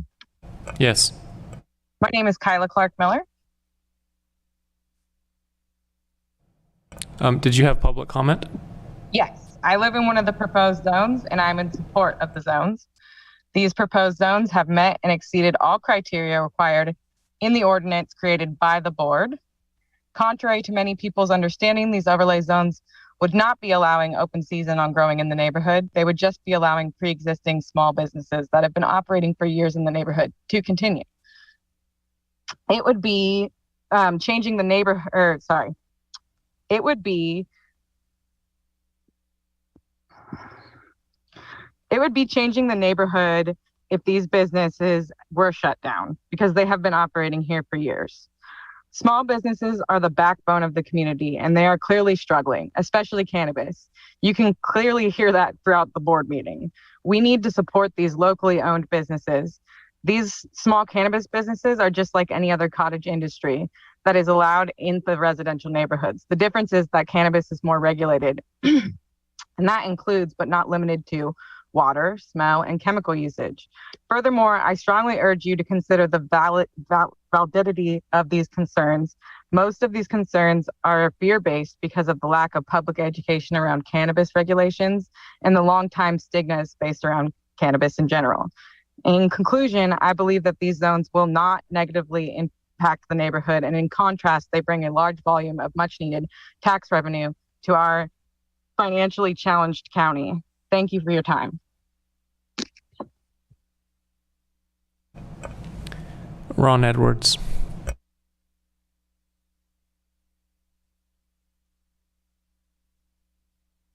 Good afternoon, board.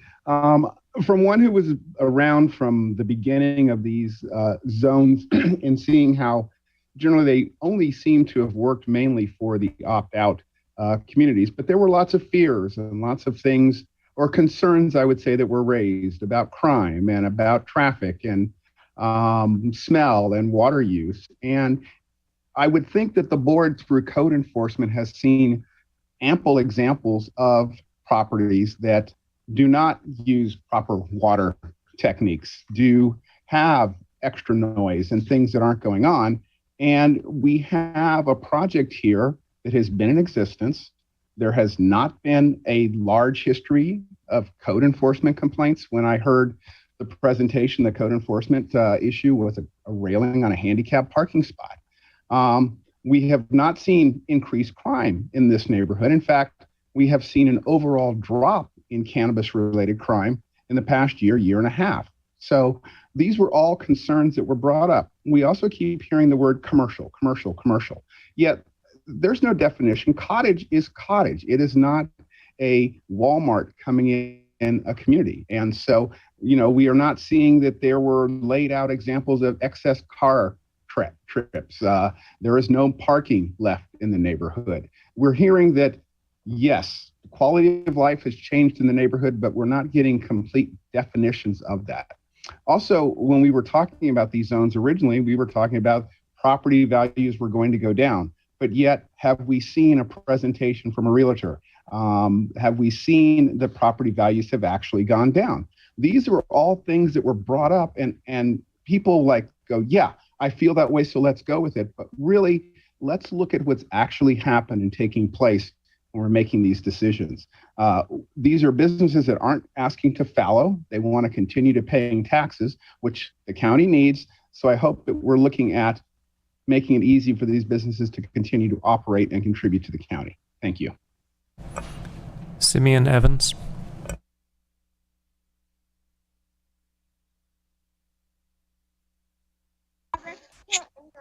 Hello, can you hear me? Yes. Hi. Okay, so thank you for taking the call. I appreciate the opportunity to speak here. My name is Simeon Evans. I have an interest in one of the properties inside the Jade Court zone. I think that this has been a very long and arduous process, and I would like to remind the board that the overlay zone was created for a reason. It was created so that because they saw the value in some of these small operators, and they saw the tax revenue, the fairness to them being able to continue to operate. They saw the jobs that they're being created. There's many reasons why these projects were encouraged.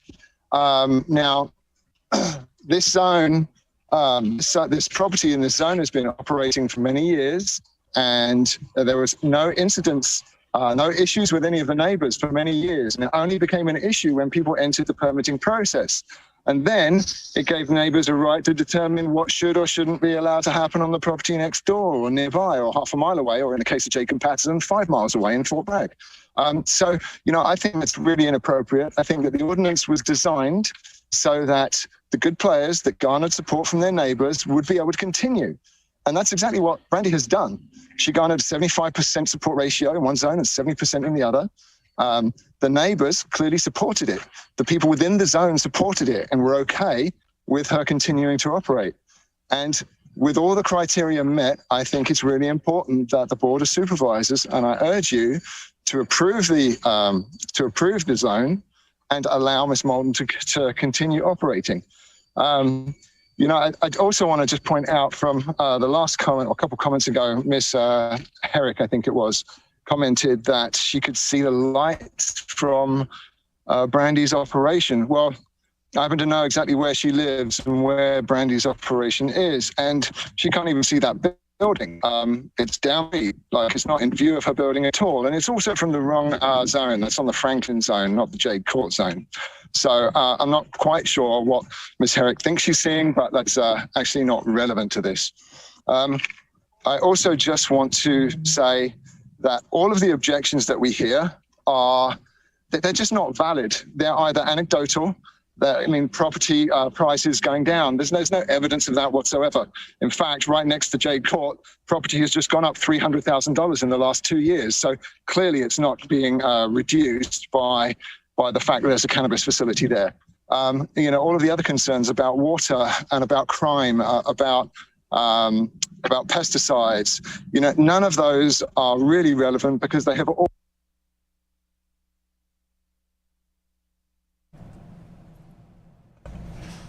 That was the last online public comment. Is there any further public comment in person? Supervisor McCowan, please state your name for the record. Former Supervisor McCowan. Good afternoon, Mr. Chair, members of the board, staff. I got in late to the discussion. I was at home, clicked on, here's public comment. So I apologize if some of what I say is repetitive of what is in the record or you've heard from the public. But I think it's important to review the history of how the accommodation zones came about.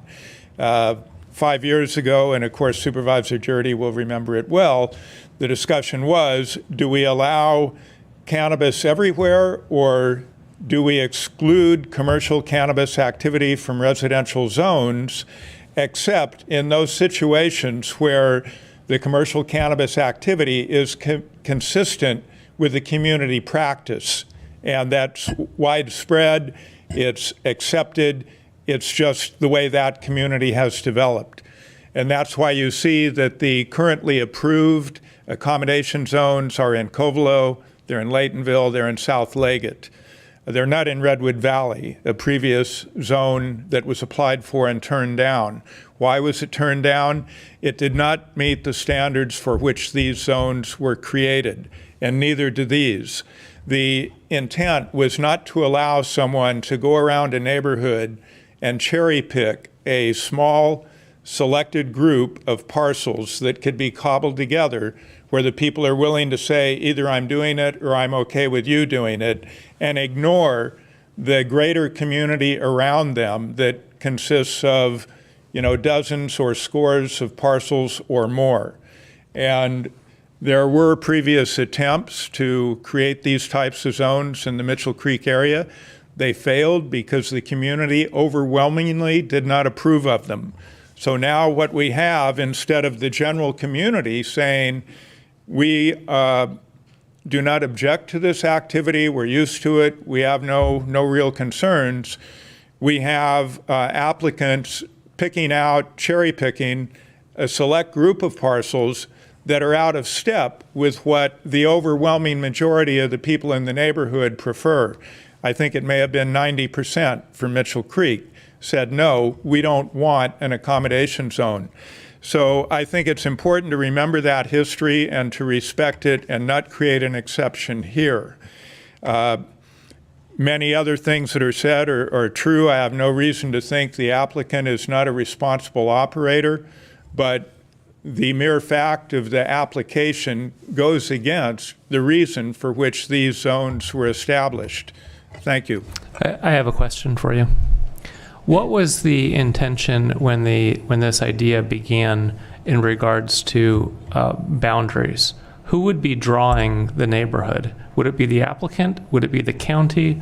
What was considered a fair process? Well, the initial ones were created through the consultant process. The county engaged a consultant as part of his responsibilities, their responsibilities. They were to bring forward neighborhoods that would qualify for accommodation zones, and also one or two that would qualify for a prohibition zone. So it was through that process, and I think it was discussion among the neighbors who favored either an accommodation or a prohibition. What are the logical boundaries? And so naturally, you wanted properties that were for an accommodation that were engaged in the activity or had absolutely no objection to it being in a contiguous area, but also not having the surrounding neighborhood opposed to it.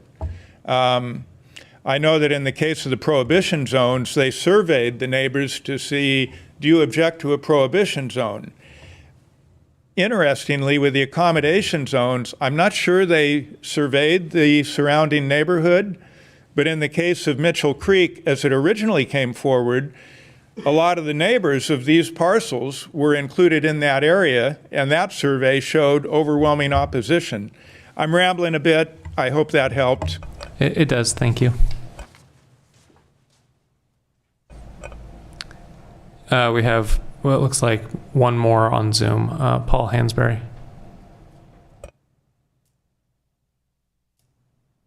Yes, Paul Hansberry. I'm in District 3. The code, I think that everything that the applicant has put together complies with the ordinance, with the size, with the shape, and with the response. I mean, she's done everything right. The people that were put together to generate these accommodation zones cast a very broad net and didn't really consider specifics. So if she checks all the boxes, I don't understand how it could be denied. Please consider that she is a good operator, has been there for a long time. The lights that to my understanding, the lights that are being shown are from miles away. They're not from her operation. I really would encourage you to look at all the boxes that were checked accurately, and that she is within her rights to apply for this. She's been misled, I suppose, or it seems to be misled now based on everything that she was told when she filed her application. I think that in the interest of fairness, you should approve this accommodation zone. Thank you very much. Final remarks by staff? We do have that voicemail as well. Oh, that's right. Let's go ahead and play I'm sorry, Julia. Let's go ahead and play the voicemail.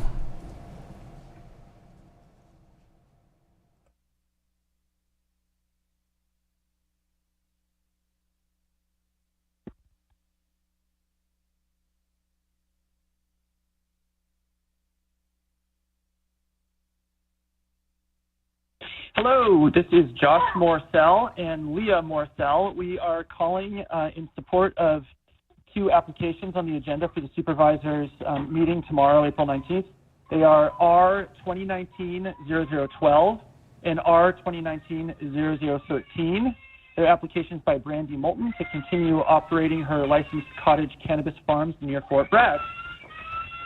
So this is Leah Morcell. So we would like to seek in support of Brandy's application because in our experience, she has been a conscientious and minimally impactful neighbor, and especially for water use, which is our main concern. So because of the regulations, they are minimally water impactful, and they're really careful with their environmental impact. And we're concerned that a new neighbor won't be as regulated, and so they won't be as careful, and they'll probably use more water. And because we have a very, very low flow well, we're actually really worried that if we lost Brandy, that could end up endangering the habitability and the value of our property. So the stakes are pretty high for us. So, please help us keep our neighborhood exactly the way that it is, because we like it and we bought it last year. So thank you very much and have a great day. Final remarks by staff. Director Krog. Thank you, Chair Williams. Julia Krog, Director. So I just want to note a couple items. So one is in regards to the timing of the application. I do want to note that the applicant had the application on hold from December 13th of 2019 to January 20th of 2021. So I think that's important to note that the 3-year delay that was mentioned was 1 whole year of that being from the applicant. Additionally, I think it's important to note that the map that was shared during the applicant's presentation only showed comments received as part of the board proceedings and not proceedings from the Planning Commission hearing as well. Additionally, I think I want to make it clear that the Planning Commission's finding for recommending denial of the application to the Board of Supervisors was specific to the neighborhood and community shape issue and not related to general plan concerns. And finally, I think it's important to remind the board that 10 parcels is the minimum. And it's important to remember that just because you meet those base standards doesn't mean that this is an automatic approval. This is really the exercise, and it's a policy decision by the board on whether or not this is an appropriate accommodation district for this area. And finally, there's been quite a few comments made about the code enforcement related matters. So I do want to note that Code Enforcement Manager John Burks is available on the line if the board wishes to hear from him. Thank you. Mr. Chair, I have a question. Supervisor Mulhern. Thank you. Just a point of clarification, Director. If the accommodation zone for our 2019-12 is approved, would only the sites on Jade and Shane Drive be allowed to cultivate, or would additional applicants within that zone be able to apply for a cannabis permit? The accommodation district opens an application period for 180 days after it is approved. And I believe that those applicants would need to demonstrate proof of prior cultivation. Thank you. Final remarks by applicant.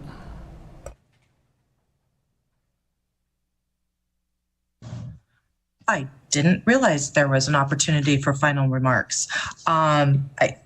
This is Gina Austin, and I just wanted to just reiterate to the board that when we look at these findings, and I agree, you don't have to find anything, right? The board is not required to approve anything, but it is an abuse of discretion for the board to deny a project without being able to say why they cannot make the findings.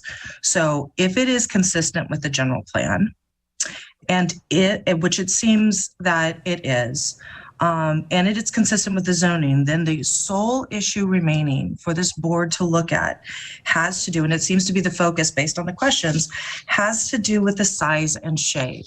And I want to, and I don't think it was very clear earlier, and neither was Ms. Moulton, that Ms. Moulton was told by prior staff repeatedly that this was an acceptable size and shape. This was the intent. This is what would be submitted. There was no need to put additional properties. And with regard to the prior supervisor who just spoke, former Supervisor McCowan, only 3 of the parcels that are in this proposed district were in what was reviewed with a 90% rejection of the Mitchell Creek area. And all 3 of those parcels are in support. So we really, looking at all the totality of the circumstances, feel that this is an appropriate location, and we encourage the board to approve the accommodation district. Final board questions for staff or applicant.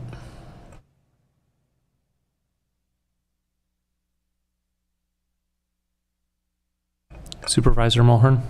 Thank you, Mr. Chair. I don't have any final questions. After reviewing the site, all of the documents, and listening to the Planning Commission meeting, I disagree with the Planning Commission's findings and would vote to approve this accommodation district. We should probably close the public hearing first. Are there any questions? Supervisor Haschak. Yeah, just one question for the applicant is, we've heard about the accommodating districts in Covelo, in Laytonville, in South Leggett. Do you see any difference between this application and those? Those applications were prepared by Michael Baker. And in terms of differences, I would say that that was very disorganized and unfair. In fact, I think the constituents of those areas actually did most of the work for him. So I can't accurately say some specific differences. I'd have to do some more research on that. But I can say that, I personally did the legwork for mine, so I am confident in its ability to thrive where it's at. Okay, thank you. Supervisor Jurdy, is that a question? Question for staff, code enforcement. Are the cultivation sites of the applicant within the boundaries currently compliant, or are there any outstanding code issues?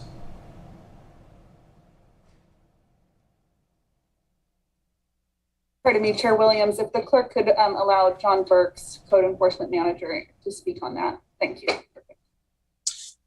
Yes, hi, Board Chair, CEO, and Community. This is John Burks, your Code Enforcement Manager. Along with me is Brian Webb, the Supervising Code Enforcement Officer assigned to Cannabis. And I would like to clarify the statement regarding site compliance. We are aware of 5 violations at this time based on a March 10th, 2022 inspection of that site. I will provide any further details that you request, but the statement that it is in compliance is technically inaccurate at this time. Yeah, I would like clarification. If we're talking, missing paint on a handicap parking space, that's different in my mind than water, electrical, so forth. Sure. I'd be happy to answer that. So there's a metal building primarily responsible for the actual cultivation, which is not in compliance. There are 3 metal shipping containers, which I do believe are being used presently as processing structures that are not permitted. And that there's also a meter panel, an electrical meter panel, that is not compliant at this time. By not compliant, that means not finalized. Those were the only issues, and we do have requests out to have those finalized. The storage containers were being used for residential storage and are not part of the cannabis facility at all.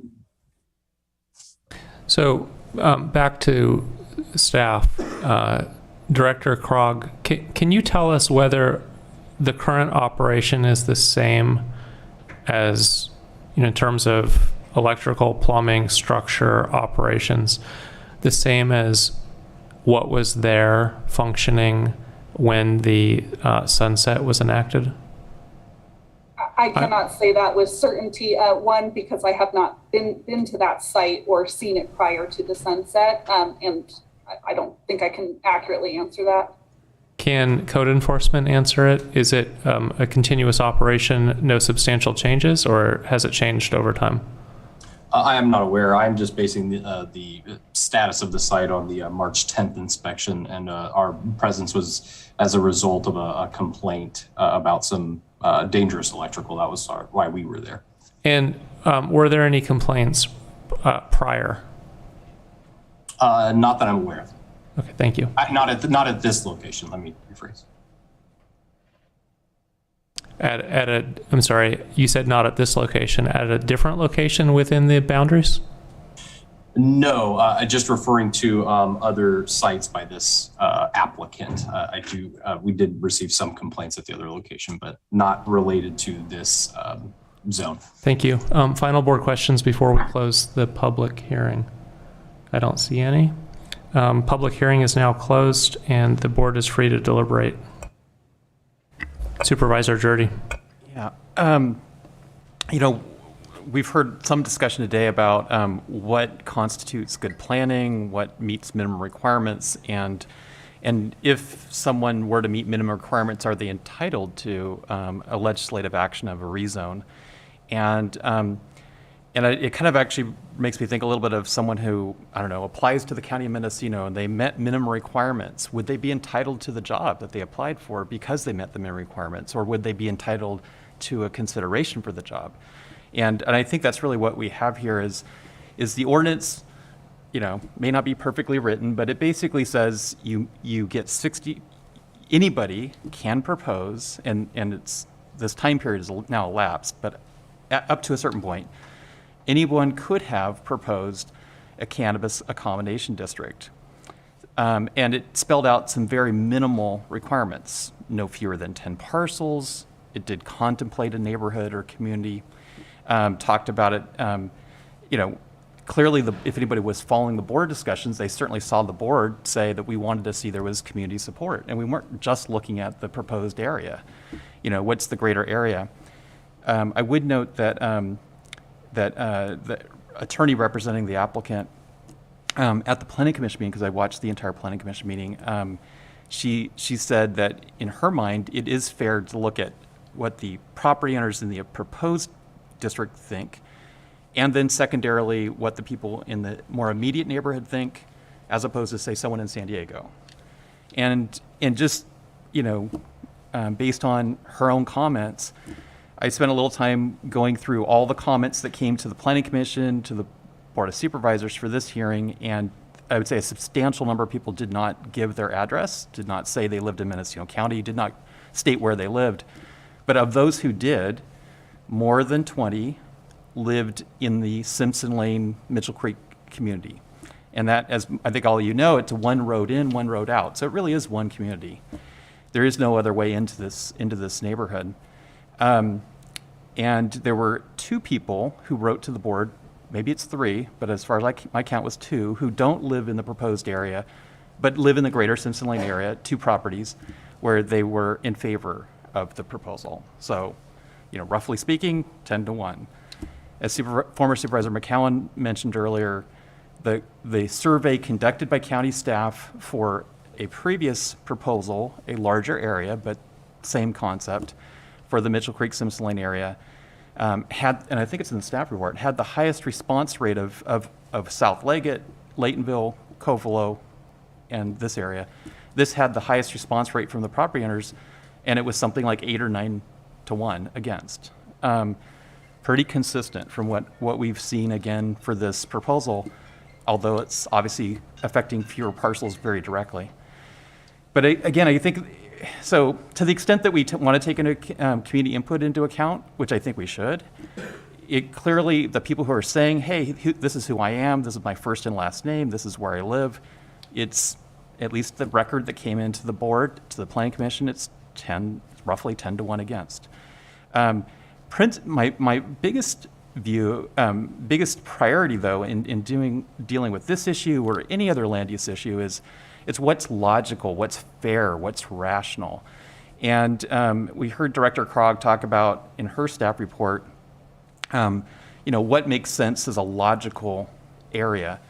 And, you know, I think we could all probably in this room imagine if you were to drive down a state highway and you're in a general neighborhood with larger parcels where cannabis was allowed, but there, for whatever reason, due to history, there was this one little cul-de-sac of at least 10 houses on it, on smaller parcels. And the greater neighborhood was growing cannabis as they were allowed. And this proposal came in for that one little cul-de-sac that was surrounded by the cultivation area. We might say, yeah, that proposal kind of makes sense, assuming it had support. We also might say the same thing if there was a cul-de-sac of a neighborhood that was surrounded by commercially zoned properties where cultivation was, or cannabis operations were allowed. That maybe that one residential neighborhood surrounded by that other use made sense. Again, in the context of the Simpson Lane Mitchell Creek neighborhood, it's one road in, one road out. It's one neighborhood. It's the second largest neighborhood by my understanding in Mendocino County. I would say Brook Trails is the single biggest. Simpson Lane Mitchell Creek is the second biggest. And given the fact that it's one neighborhood, it's just sort of counterintuitive that someone would say it's logical to drive into this single neighborhood and then find a few parcels. I mean, we're talking about, 3%, 5% of all the parcels in that neighborhood. They themselves, in the middle of the neighborhood, should have this rezone, this other commercial activity that's not allowed and not wanted by the greater neighborhood. So for all those reasons, I think it's just not logical, and it's just not appropriate to approve this request. The intent of giving a sunset out into the future, and again, the intent of the majority of the board to extend that sunset even further for this area, 2 miles within the coast, was to give time for these businesses to relocate. Some of them have.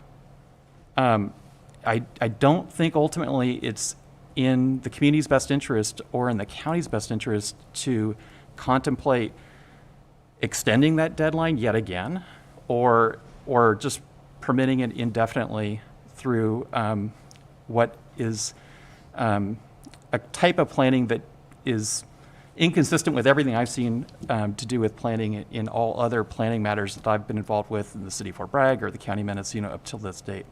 So for all those reasons, when we get to a motion, I would move to uphold the Planning Commission and the staff recommendation and to deny the request. Supervisor Haschek. Thank you, Chair.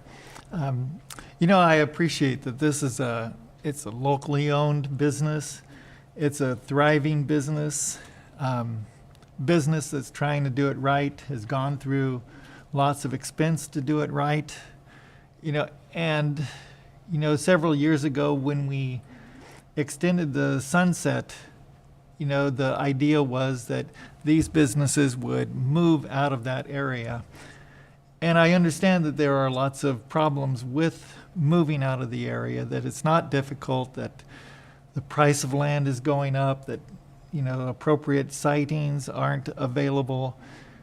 But at the same time, we need to look at the community. And I think what Supervisor Jurdy said is the community is not just the 10 or 16 sites. It's really that whole neighborhood. And that's how I look at my neighborhood. And I think every one of us who lives in a neighborhood wouldn't define it as specifically as drawn by this combining district map. When you look at the Covelo or the Laytonville or South Leggett combining districts, that those are real communities, and the community attitude is in favor of cannabis production, cultivation. And when former Supervisor McCowan and I went over to Mitchell Creek, we met with those people. We met with the cultivators, we met with other people who were opposed to it. The general sentiment was, not to allow, or not that they didn't want this going on in their neighborhood. And I'm still hearing that from all the public comment, that they don't want it overall in that neighborhood. So with that consideration, I'm going to vote to uphold the Planning Commission and the staff's recommendation. Supervisor McGordy. So when I ran for office, I think the most passionate group of people I met were those that wanted to have cannabis moved out of residential areas where it wasn't the dominant lifestyle. And I really appreciate former Supervisor McCowan's recollections, along with Supervisors Jurdy and Haschek, who have experienced this and remember what went on.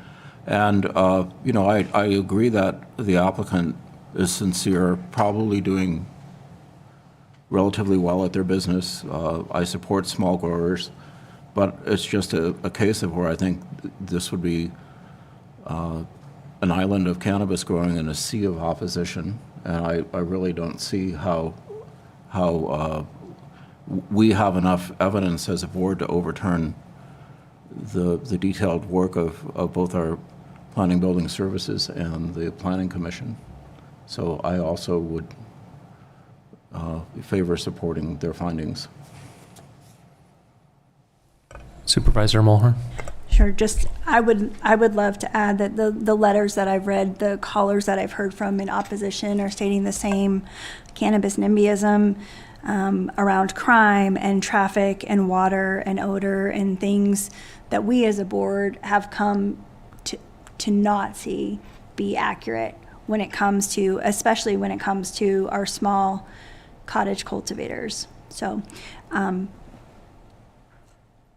again, I appreciate all of the sentiment, and I live on a cul-de-sac. If me and my neighbors got together and the people over my back fence decided that we wanted to have some type of cottage commercial activity, I would expect that the policymakers would support that in difference to people that live several streets away or even over a mile away.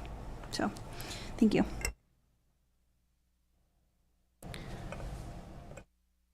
Supervisor Jurdy. Well, if it's time for a motion, I would move to uphold the Planning Commission recommendation and staff recommendation and to deny the request. I'll second.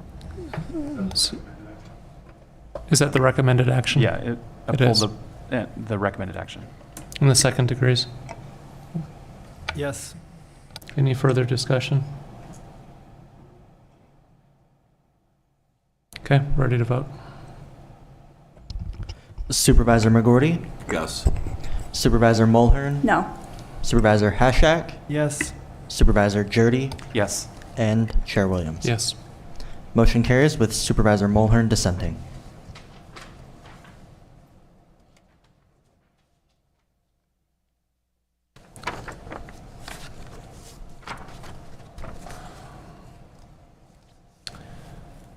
Does staff need a break before we go on to another hearing?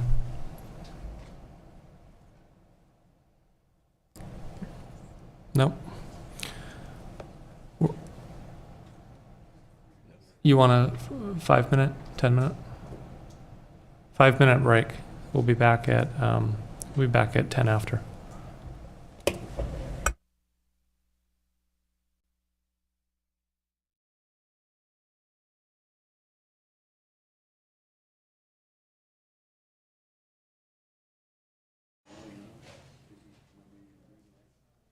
Atlas. So we have the electronic board. Why are we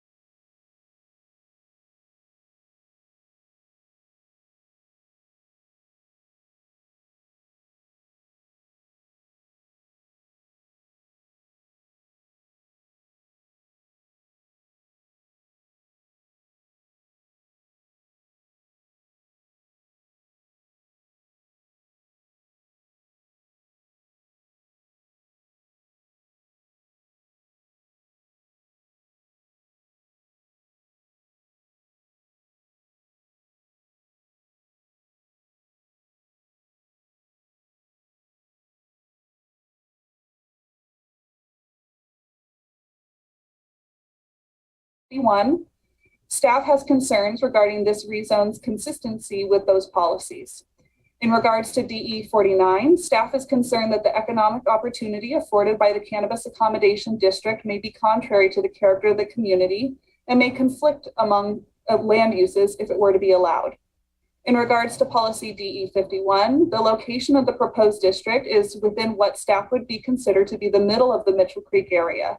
It does require that traffic associated with any cannabis cultivation activities within the proposed district would traverse through approximately half of the residential neighborhood before reaching the destination. Employees or owners of the sites within the proposed district would go through approximately 1 mile of roads, Simpson Lane and Franklin Road, through residential areas before reaching the subject site. Staff has concerns that allowance for continued commercial cannabis activities within the proposed district has the potential to disrupt the residential character of the neighborhood. In regards to compliance of the proposed accommodation district with the requirements to establish such a district, staff has identified several areas of concern. I do want to note that the district meets the base requirement of being proposed with a minimum of 10 parcels and has 70% landowner support and maintains that 70% landowner support today. A requirement of a cannabis accommodation district is to be proposed at a neighborhood or community scale, and staff does not believe that the proposed district meets either of these. Based on the definitions that staff included within the staff report and consideration of the area surrounding the proposed CA district, the proposed district leaves out areas that would most reasonably need to be included to encompass a coherent community or neighborhood. The proposed district has a contiguous area of 7 parcels east of Franklin Road, and then the 3 additional parcels to the west of Franklin Road. And the 3 parcels to the west are kitty corner to the other 7. However, several parcels located primarily west of Franklin Road were not included in the proposed CA district. It is unclear to staff what distinguishing characteristics the 10 selected parcels for the proposed CA district share that separates them from being reasonably considered to be part of a larger community or neighborhood. In the opinion of staff, the shape of the proposed CA district cannot be said to include all relevant properties that would reasonably be community or neighborhood in shape. A community in this instance, in the opinion of staff, would reasonably include additional parcels within the Mitchell Creek area beyond what is proposed within the current application. A community could potentially include all parcels with frontage along Franklin Road, particularly the lots directly adjacent on either side of the 3 parcels west of Franklin Road. This area comprises a small subset of what is generally referred to as the Mitchell Creek area, and all access from the proposed accommodation district and main county roads and state highways have to travel through the larger portion of Mitchell Creek area.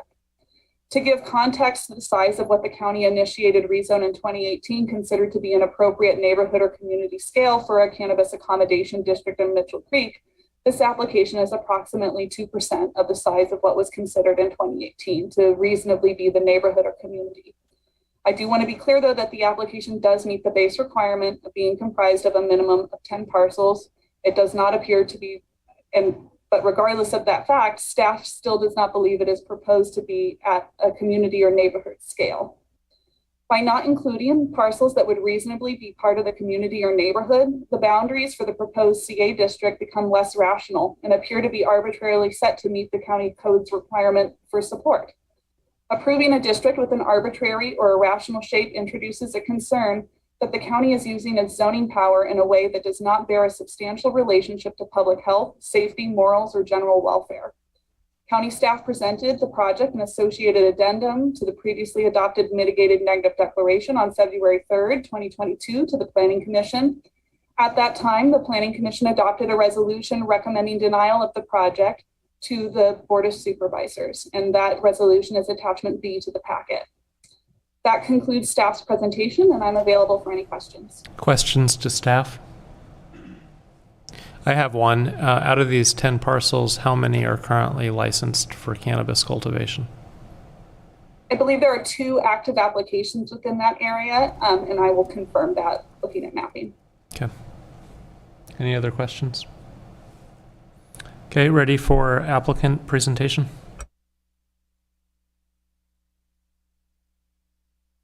I am working on that. Sure I have the right. Again, my name is Gina Austin, and I'm here with Brandy Moulton to speak to the Franklin Cannabis Accommodation District. For the purposes of the record, I am once again making the request for the recusal of Supervisor Jardy for the same reasons based in the prior presentation. I am assuming that we will be told to continue. If that is not the case, please let me know. I am also, for the purposes of the record, reiterating via however you want to do it, all of the comments that we made with regard to the Jade Court application. Those are all 100% relevant to this application and should be incorporated by reference. With that, unless there's any comments, I am going to let Ms. Moulton start, and then I will have a few comments afterwards. Okay, thanks, Gina. So the same comments from the Jade Court apply here. I'll run through them really quick. With respect to gerrymandering, while you guys upheld that in the last application, this one has very clear straight line borders. So, and again, they're both fronting the same road. There is 2 potential applicants here, although I was only really aware of one current. Anyway, so these accommodation districts, the way this was done, this is what I was told to do. All these definitions about neighborhood and community were not included in the ordinance and were certainly not mentioned by staff. And while I can certainly appreciate that, if we're going to be changing the ordinances and changing the requirements, like I really should be given the chance to redraw the map so that they do comply with what is now newly being required. And I think that that is actually something that should go back to reconsideration for the previous and this application, as I'm sure the arguments are going to be the same. Of those last speakers, I know how many letters we gathered in support. So the 10-to-1 argument the Supervisor Jardy quoted, I feel is wildly inaccurate, because I also got the opposition letters. So I hope that the accuracies of this report are true and not fabricated. But this is, again, supportive of why we asked him to recuse. Same thing, this parcel, we went around to the neighbors that were home at the time. When we got 10, we stopped. Of those that are supportive, they all were not super, there we go, thank you. So the 2 with the stars have the existing or known prior cultivation. And with reference to code enforcement's comment about an application of mine that had code enforcement action, I believe he is talking about one that I was a compliance representative on. It was not my permit. My permit does not have any code enforcement action. It was just inspected and there is no cultivation currently happening. So the inspection took all of 5 minutes. There is a building permit that needs to be finalized, just like the other one, but there is no cultivation occurring in this premise. So it was not documented, I suppose, I don't know what the word is. There was also no notice of violation issued for previous violations that they mentioned on the last hearing. So I was surprised to hear that. So I will follow up with them after. Same thing with property values. They haven't decreased at all. In fact, it is the opposite. They have increased. There is no water usage currently happening for cannabis cultivation right now. And the timeline is the same for this one as there is with Jade Court. October of 2019, it was submitted. It was deemed complete. It was on hold for 3 years. And for clarification purposes, 1 year was at the request of myself, 2 years for the county, whether that was pandemic related or not. So the 4 green dots on this map you see in front of you are support that wrote letters. 3 are not in support, and everybody else is over a mile away and as far as 3 miles away. This road comes directly off of Simpson Lane. So the argument to having multiple roads being traveled is not quite relevant here. But as you can see, these 2 further red dots, they are multiple parcels away and just hardly even close to the zone. And with that, I will turn it over to Gina. Thank you. going to start, rather than repeat everything, as I said, I've incorporated that by reference. But what I'd like to start with is the discussion about community. There has, in the prior hearing, and I suspect we're going to hear the same thing in this hearing, is there is a discussion about the fact that this doesn't represent a community, and there was an intent of the ordinance to create a community. If that was the intent, then that should have been put into the ordinance, but it was not. And if it was not put into the ordinance by mistake, or if it wasn't put in intentionally, I don't know the answer to that. But we know that that's not in the ordinance. What is in the ordinance is that it can be up to community and scale. And so there was a question about, well, how were the prior 3 accommodation districts that have been approved, how were those done? Those were done, one, by the county. So the county hired a consultant. The consultant created, as I understand it, a rough outline of what could be done and what could be a community, and then initiated public comment and outreach to determine whether that was appropriate. And one area didn't go, and 3 of the areas did go. There might have been more than one that didn't go. The point is that if the idea was to be a community and have it initiated by the county as what the county determined was the community, then that's how the ordinance should have been drafted. It should have said only the county can initiate a cannabis accommodation district, but that's not what the ordinance says. The ordinance was created to allow any person to create and apply for one. So the first problem with saying that this is not an appropriate neighborhood or not an appropriate community is that the ordinance doesn't require it to be the community. And to add that additional requirement is an abuse of discretion by this body. But let's go a little bit further than that. What I'd like to say is that if that is going to be the new interpretation, while the applicant does not agree with that interpretation, the applicant is willing to say, thank you very much, Board of Supervisors. Please tell me what you would consider a community and give us the opportunity to go back out and draw those lines and poll those people. Because to change the rules after it is no longer after the applicant 2 years later, 3 years later now, I guess I can't even remember, does not have an opportunity to go back out and amend or adjust because the rules have been changed is I'm going to think of a good word for that and come back to that, because it's not fair games. It's gamesmanship on behalf of the county, and it's not fair to the applicants. Can't set out a set of rules and say, these are the rules that you have to play by. Say, now your time's up. Everybody can finish playing the game, but now we're changing the rules and you have to finish playing the game by the way you started. That is not an appropriate way to govern land use. The next thing I would like to discuss is, if you look at this area here, that is the combining district that's outlined in red, there's no reason that the applicant, because they were told not to, they would go up to Simpson Lane. But if the board wants us to go up to Simpson Lane and wants to give us the opportunity to go back, they would be happy to go up to Simpson Lane, pull over to one side or the other. It wouldn't make a lot of sense to pull easterly, but if that's the direction that they want us to pull, because they want to include us all from Franklin Road to the east, we're happy to go out there and make those adjustments. If the rules are going to change, give us an opportunity to play by those rules. The next issue I would like to address is with regard to support and opposition. I am not sure, and the record does not reflect, this massive amount of opposition to the proposed project.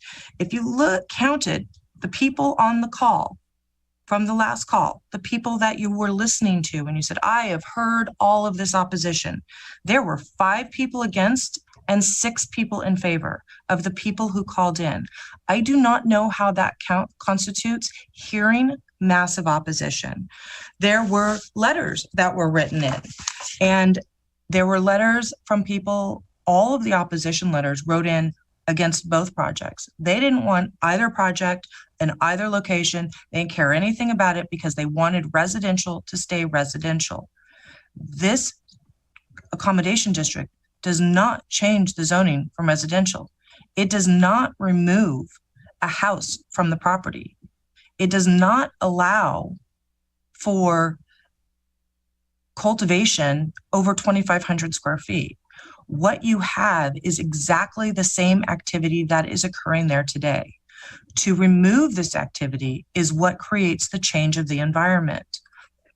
In the last application, the neighbor next door, the direct neighbor, was the phone call that was on recording. And that was the person who said, I want this to stay.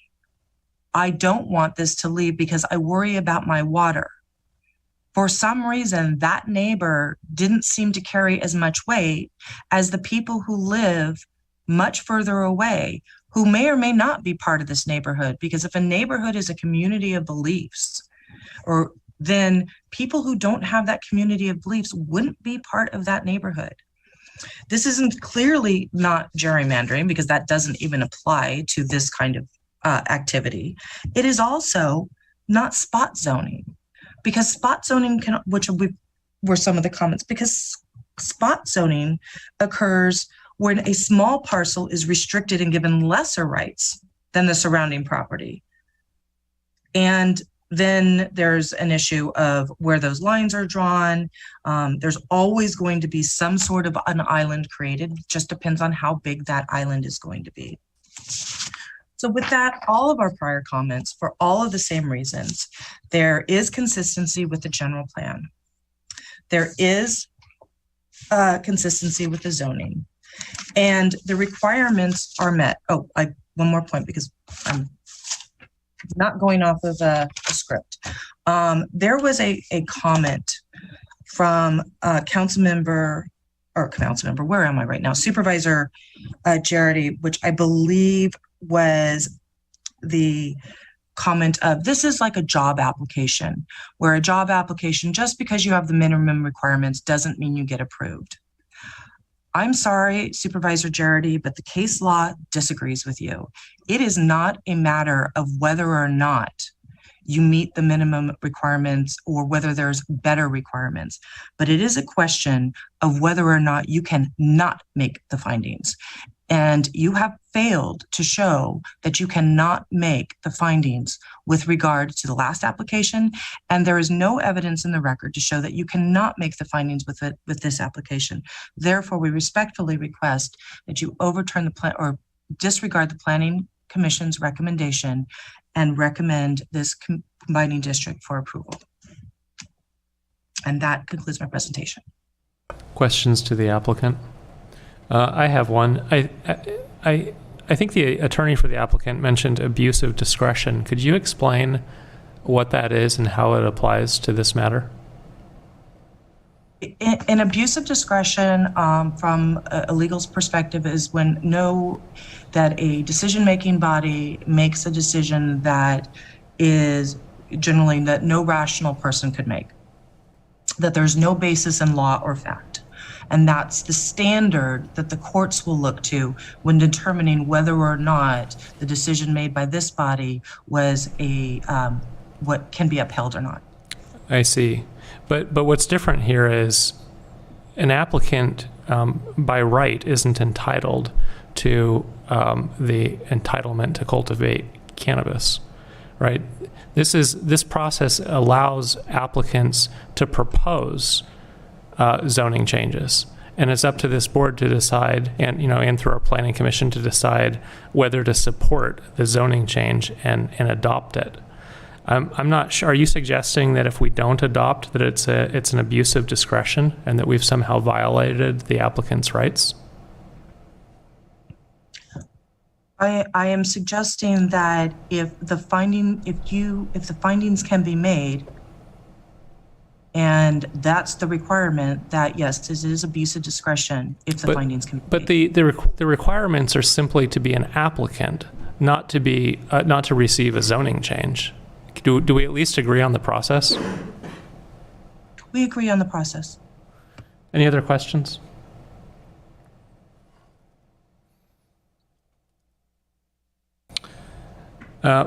Public comment. Do we have any public comment in person? No. Public comment online, starting with Michael Katz.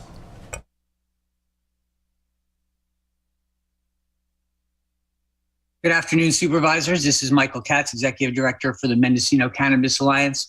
I refer to my comments made earlier. They still stand. But I also wanted to add that, it occurs to me that one of the primary reasons that this conversation is being had is, related to the fact that at this time in our history, we are still at the very beginning of the end of cannabis prohibition, a prohibition that was created based on misinformation, racism, corporate interest, and has been perpetuated for decades through the failed war on drugs. And it occurs to me that, one day as we move forward, cannabis will become regulated as a regular crop, as any other vegetable or hemp is regulated. And when we finally find our way out of prohibition, the kind of conversations that are being had today around this tiny little cottage operation will no longer be acceptable, because the laws will have caught up to the reality that cannabis is a crop and it should be provided right to farm in the same way other crops are. And so ultimately, the decisions being made today, to deny these accommodations, are really long-term on the wrong side of history, because in the future, as progress happens, these biased limits to cannabis cultivation and cottage industry will be eradicated by progress and better laws. And so I encourage you to be ahead of the curve in this regard and to set a standard that enables the treatment of this plant as a crop, even as we are in that process of conversation moving towards that. Please take that into consideration when determining this question, and please approve the combining district. Thank you. Supervisor McGordy. I just wanted to make the comment that not all crops are alike in terms of their impact. So in other words, when we look at agricultural enterprises, if someone wanted to start a swine unit in that neighborhood, I think it would be a problem, and that's some of the issues that are associated with odor with cannabis, and that was the biggest complaint that I got from people, again, in residential neighborhoods who are opposed to cannabis growing, is that it physically affects them to the point in some cases they couldn't go outside. So basically I agree with Michael on a lot of points about it. I hope one day it is viewed more as an agricultural crop, but agricultural crops need to be located in the right places, and that's really what a lot of this discussion is about. Ron Edwards. And thank you, Supervisor McGordy. You get exactly on what I'm trying to say here, is that you're saying that, yes, if there was odor complaints, we would have an issue. If there were traffic complaints, we would have an issue, but we are not hearing specific issues. Is there odor here? Why haven't we heard about that? In other words, we keep going back to a perception and not reality. All the cannabis community has gotten is the bait with no switch. I mean, you keep putting these things out there. Yes, do this, comply with the rules, do this, and you'll be okay. And yet there is really no backing from the government saying that, hey, these people are doing what they're doing. There is no odor. There's none of this. There's none of that. So we are going to go ahead and approve it. I mean, Supervisor Mulhern went out, took a look at what was going on. She made a decision based on what she saw on the ground.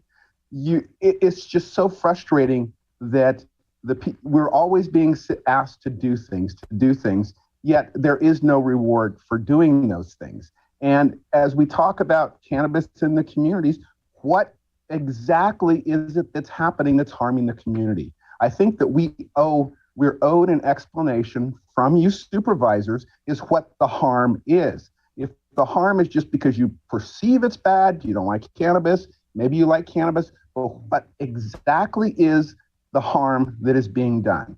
Thank you. Paul Hansberry.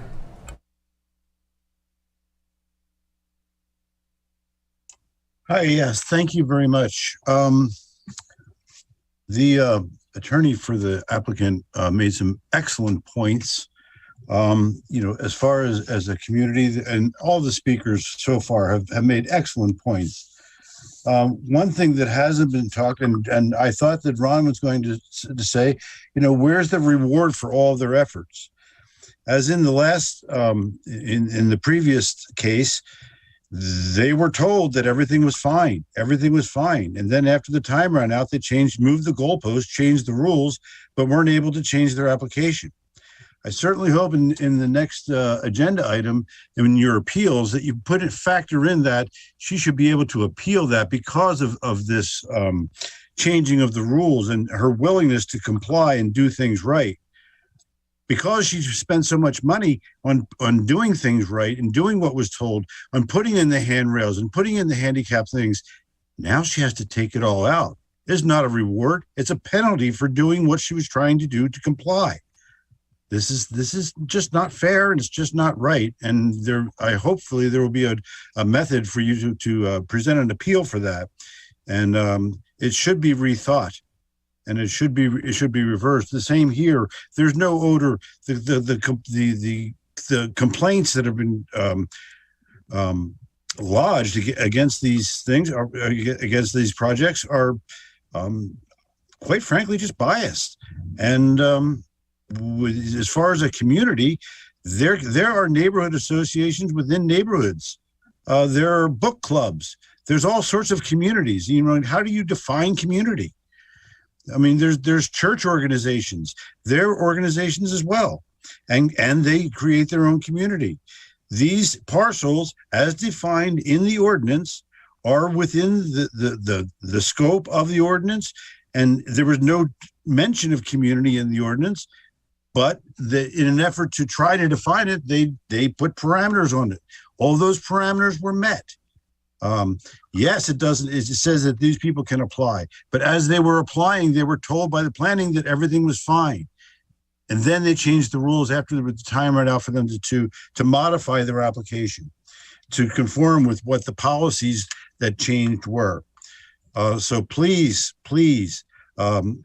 try to put an appeals process together, and please approve this project. I'm in strong support. Thank you. Monique Ramirez.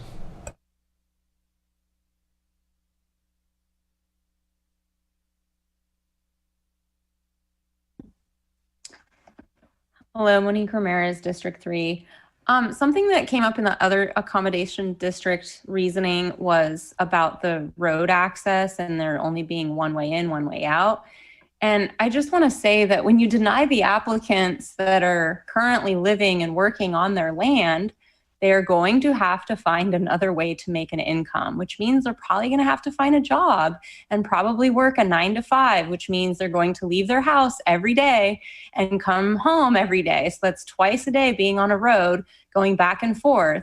I would think for road access, at least for that kind of a complaint, when you're staying at home and you're farming your land, you're with the land and you're there.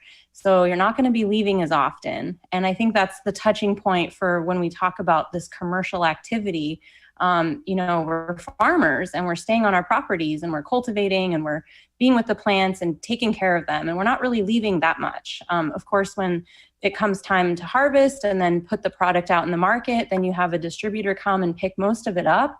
And so you don't have a lot of deliveries going back and forth. That's not what's happening. So I just wanted to make that point. And also just the size of the parcel, has anybody actually walked on a 1 acre piece of land and seen a 2,500 square foot cottage grow? Even for outdoors, it's very small. And what this application is all about is being in an indoor setting. So odor, lighting, all of that kind of stuff is mitigated because it's inside of a building and it probably doesn't have a lot of windows. And I'm sure that these people are complying with the regulations around lighting, just as you would if you were in a mixed light, like they have to have blackout tarps and stuff like that.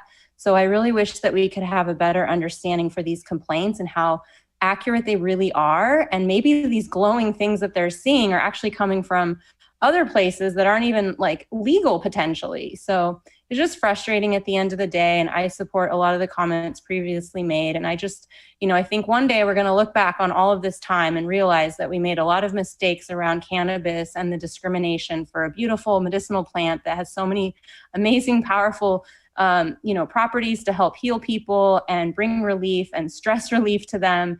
And it's just unfortunate that we're not there yet as a society. And it's unfortunate that this is the way things are going, but I really wish that you guys could look at the deeper picture about all of it and reconsider, at least for this accommodation district. Thank you.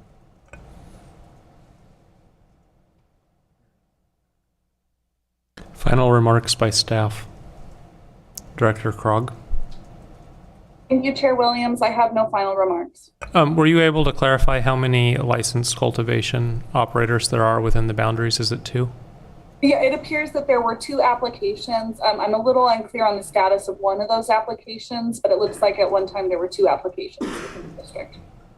And when you say applications, do you mean to the county or state licenses? I only have in front of me for county permits. Thank you. Final remarks by applicant. Did you?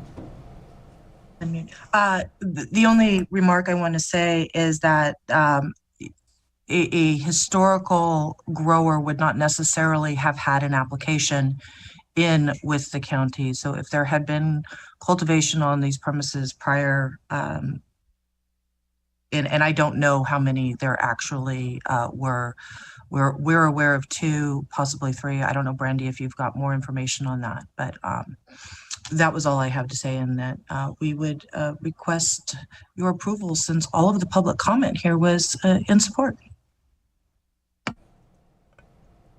Yep, there was 2 that qualified for phase 1. Everybody else, I will let them disclose themselves if the zone is approved.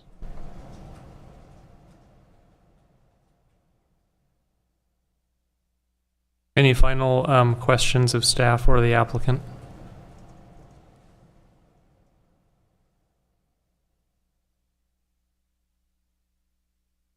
Okay, the public hearing is closed. Board deliberations. If I could, I'd like to reiterate and clarify if it wasn't clear what I said last time, which is if anyone goes to the public record, reads the emails, the comments that were submitted to the Planning Commission on February 3rd for the February 3rd hearing, or for the Board of Supervisors hearing, quite a few, perhaps a majority of the comments did not identify where they lived by street name or street address. Of those who did, I counted over 20 who were opposed, who lived in the Simpson Lane, Mitchell Creek neighborhood. And I counted 2, maybe there are 3, who live in that neighborhood but are not in the proposed district, who were in support again. So basically 10 to 1 against. That's what I said. I wasn't commenting on all the comments that came in, but I made that reference because at the February 3rd Planning Commission meeting, the attorney representing the applicant said that she thought it was legitimate for the Planning Commission or the county to take into account the wishes of the property owners of the affected in the proposed accommodation districts and in the nearby residents, as opposed to someone, I think she specifically said, as opposed to someone who lives in San Diego. And so that's why I was trying to just go through the comments and see who self-identified as a resident of that greater neighborhood. And but for the bigger reasons that I think, just good planning says that you have you led through legislation, you rezone a neighborhood. It needs to be a logical configuration.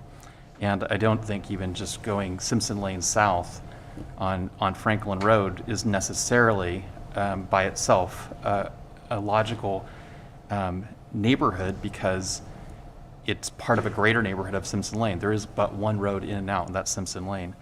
I think you need to look at the context of everybody in Simpson Lane, what makes sense within that context. Again, I think probably all of us in this meeting could probably agree that if you had, again, a small cul-de-sac on a major road and all of the parcels surrounding that cul-de-sac had these same entitlements or similar entitlements, that one cul-de-sac of 10 or 12 parcels, it might well make sense for that to be, if they were in support, to give them this zoning change. But when you basically are looking at a map that's somewhat randomly 10 parcels surrounded by a greater neighborhood, I don't see the landform changing, or like a major river or mountain separating these parcels, these 10 parcels from the other parcels. I don't see any distinguishing characteristics that says this is why these 10 parcels are themselves a unique neighborhood, a unique community, a unique cluster of 10 parcels that are different and apart from all the other parcels that they're adjacent to and in the immediate neighborhood of. So for all those reasons, I would again support the recommendation of the Planning Department and the Planning Commission and move to support the Planning Department's recommended motion. I'll second. Is that the recommended action? Again, yes, the recommended motion, recommended action. Any comments? Supervisor Mulhern? Thank you, Mr. Chair. I'll just make one comment that we are really missing an opportunity to get cultivators into the legal market that have jumped through the hoops that the county and the state have put in front of them. And I appreciate the dialogue and the conversation that we've been able to have on both of these items today. I think it's been respectful and thoughtful. And again, I'm going to vote no. Thank you. So I have a comment. I think I agree with Mo. The issue I don't have a problem with this this operation. I'm fine with them continuing. I don't see the water concern, the discharge, the noise, the traffic, any of that. I don't see that it's any more than any other type of cottage industry. Somebody doing automotive repair would have tow trucks coming and going, right? That would be more of a nuisance than this. Somebody growing vegetables would probably not be recycling the water. So, as I read through the concerns, I think cannabis is legalized in California, and this is really NIMBYism. The issue I have with the proposal is the map. If we take cannabis out of the mix, imagine if we were talking about a swine or a slaughterhouse, and if we were to say we're going to put it in brook trails, and let's take 10 parcels and see what the community thinks. Well, the rest of the community would say, hey, that's not all brook trails, those 10 parcels. What about the rest of us?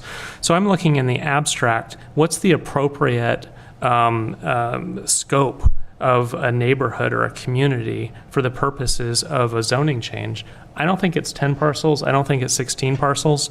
There may be some instances where 10 would make sense. 10, a very small community of 10 parcels surrounded by resource land, yeah, okay, that makes sense. I wouldn't want to prohibit them because they're so small. But that's not what this is. This is like being in Ukiah and deciding 2 city blocks can cultivate, but none of the other blocks. I can't see a logical reason for that. So I don't like that this process is punitive towards the applicant. I don't mind their project. I think it's fine. I wouldn't mind seeing more of it, but I don't think this is a good policy decision.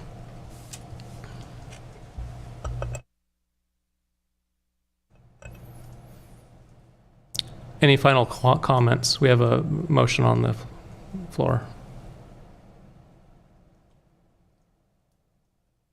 Ready to vote? What's that?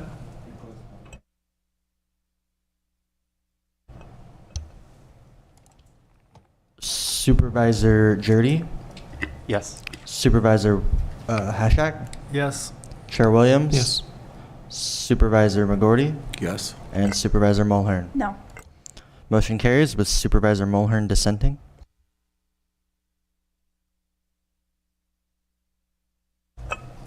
Does staff need a break? No? Okay, we're going to combine 2 items. This will be 5C and 4E because they're closely intertwined, and it's unlikely that we're going to feel satisfied voting on one without considering the matters of the other. So 5C is a discussion and possible action, including approval or direction to staff to return with action to reduce cannabis business tax collection, including the minimum business tax by 50% for 2 years starting in tax year 2022-23, and require tax compliance for cannabis permit renewal. I'm the sponsor.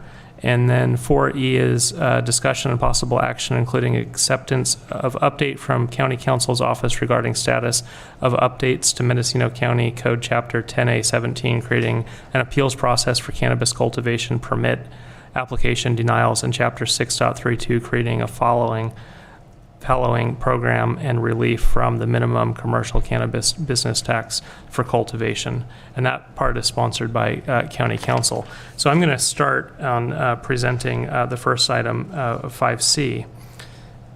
I have two concerns. One is we see neighboring jurisdictions lowering the cannabis cultivation tax. And it appears that ours, like neighboring jurisdictions, was based on the idea that cannabis will be lucrative. It's now legal. It's not nearly as lucrative. It's plummeting, and it likely hasn't reached the bottom yet. I think our tax rate is just simply too high. If we were to contemplate it today and put it before voters, seeing what a small cannabis farm can generate in revenue, I don't think we would find $5,000 a year to be a reasonable tax. It's really out of line with any other form of taxation and similar endeavors. But the second part of it is, I think the tax should actually be collected. And you may remember I provided some charting last year showing that almost half of the tax filings were not received by our county, and a great number showed that taxes were not paid. And so we're continuing to run a department that's doing a lot of work annually on renewals, and we're not collecting the taxes that are due. People of Mendocino County pass this tax. They expect us to do our part in collecting it. One way to collect it is to not renew a permit unless the applicant is compliant with taxation. County Council, do you want to present 4E? Yes, thank you, Mr. Chair, and I appreciate the Chair taking these items together. First of all, just want to be candid with the board. When I initially reserved time for this item on this meeting, I was a little overly optimistic. I thought we might actually have some of the ordinance drafts ready for the board to review at this time. I decided to leave the item on rather than to pull it for two reasons. One is that I know, there's some time sensitivity regarding this, and I figured the board might want an update. So I have Mr. Kudrowski here to be able to speak as to sort of what our timelines can be. But the other one is that with respect to the following item in particular, there's as we discussed the item previously, I think it was pretty clear that the purpose and the intent of following was to be able to get tax relief during the following period. And given that we've got a discussion here about a possible tax reduction, I believe that it's appropriate to consider essentially whether you want those two things to both happen and if you want them to occur simultaneously, right? And how they would interface. So, conceptually, if you have a low enough minimum tax, you may not need a following ordinance because the amount of the minimum might be so low that you don't reasonably think that it's going to create a problem for people who are choosing not to cultivate during that time. And I would say from an administrative standpoint, that would actually be a lot simpler. We wouldn't have to do processing of applications or paperwork to determine who's following and who's not. You could essentially just have a structure where the amount was low enough that there wouldn't be a concern that someone keeping the permit going during that time is sort of being unfairly taxed. That being said, that's really ultimately a policy call. I don't know that I have any recommendation on that, but since we're going down both of these pathways, I wanted to get some direction from the board and to determine, whether you still want us to pursue the following while if a tax reduction is in fact being considered. And I also wanted you to consider the possibility that whatever tax reduction you might set, you might pick a number that would be appropriate to avoid the need for the following if that's the direction you choose to go. And with that, Mr. Chair, I'd ask if Mr. Kudrowski could speak briefly to the timelines. Please. Good afternoon, board. So in terms of timelines, we've been working on both of these simultaneously with other projects. And internally, we were working on a fallowing ordinance that would go into the tax code, similar to with a lot of provisions that were based on those from the minimum tax appeal. We've talked with shared that with the department. We're working on some final proposals to bring to the board. On the appeals item, we've been working with outside counsel on an appeals process. We've sent those initial draft to the department for discussion, and we haven't had time to set a meeting to go through some things and set some additional parameters before finalizing it for the board. We're thinking right now, realistically, the second meeting in May might be the earliest we can bring these forward as opposed to May 3rd.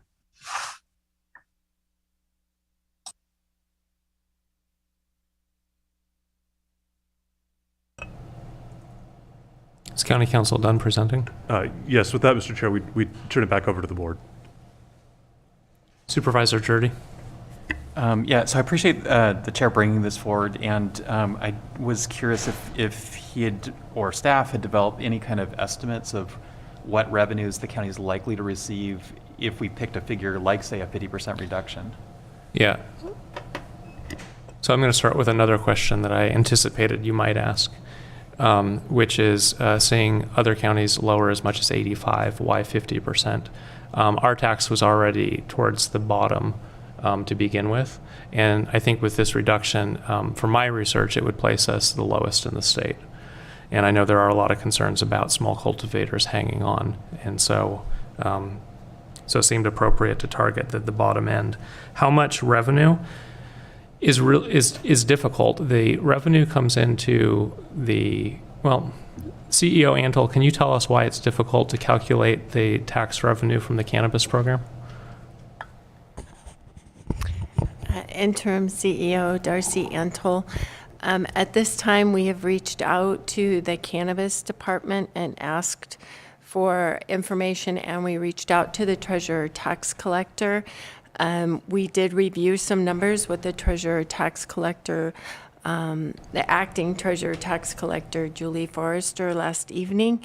You may want to ask her to come in and join the discussion. Can the clerk work on getting Julie Forrester in as we continue discussing?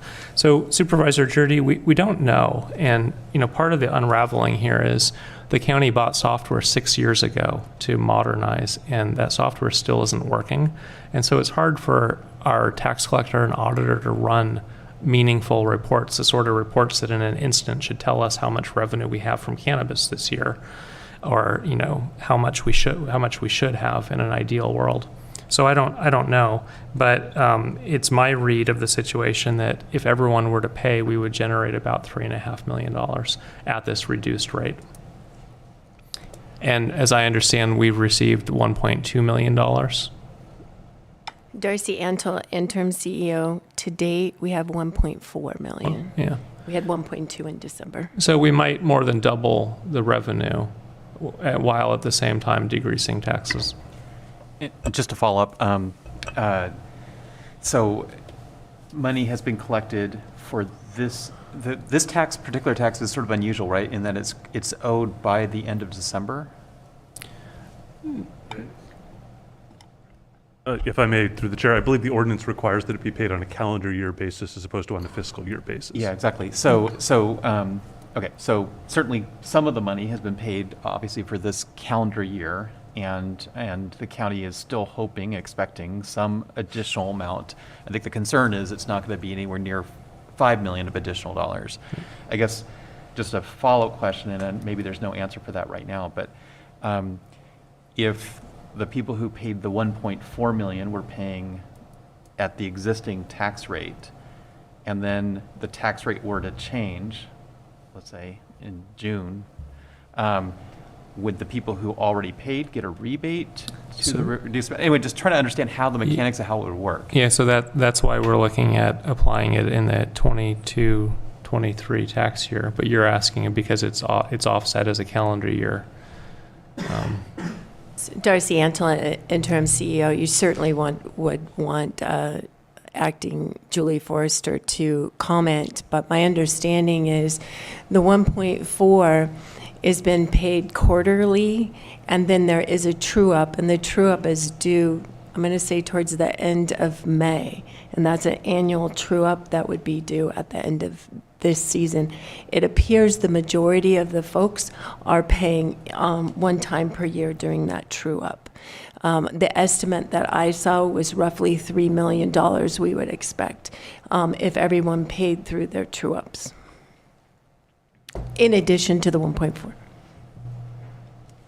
So one last comment, Supervisor Jurdy, what's being asked here is support on the general concept to ask staff to come back with a plan. I think part of that planning may be to look at whether to use the fiscal year, the calendar year, other details, how to make this a simple process, but in effect lower the tax rate and ensure that it's actually collected.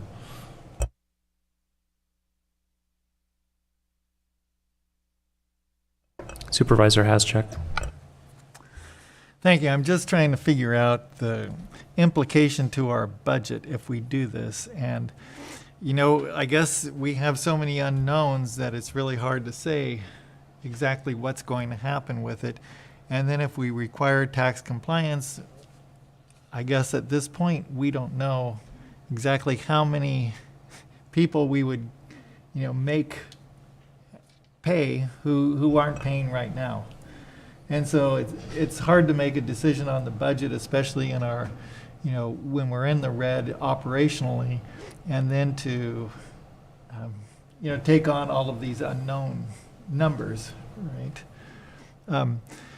And as far as the following, I guess when we're trying to work them together, I'm hearing it's not just the tax burden, though. It's also people deciding because of the drought, because of life conditions, because of these other issues that are happening in their lives that they might decide to sit out, a year or 2 or 5 because of the economic conditions, too, of the cannabis industry and sitting on product, which is a normal economic process. So I don't know how that's going to play into the whole thing, too, but I want us to consider it, right?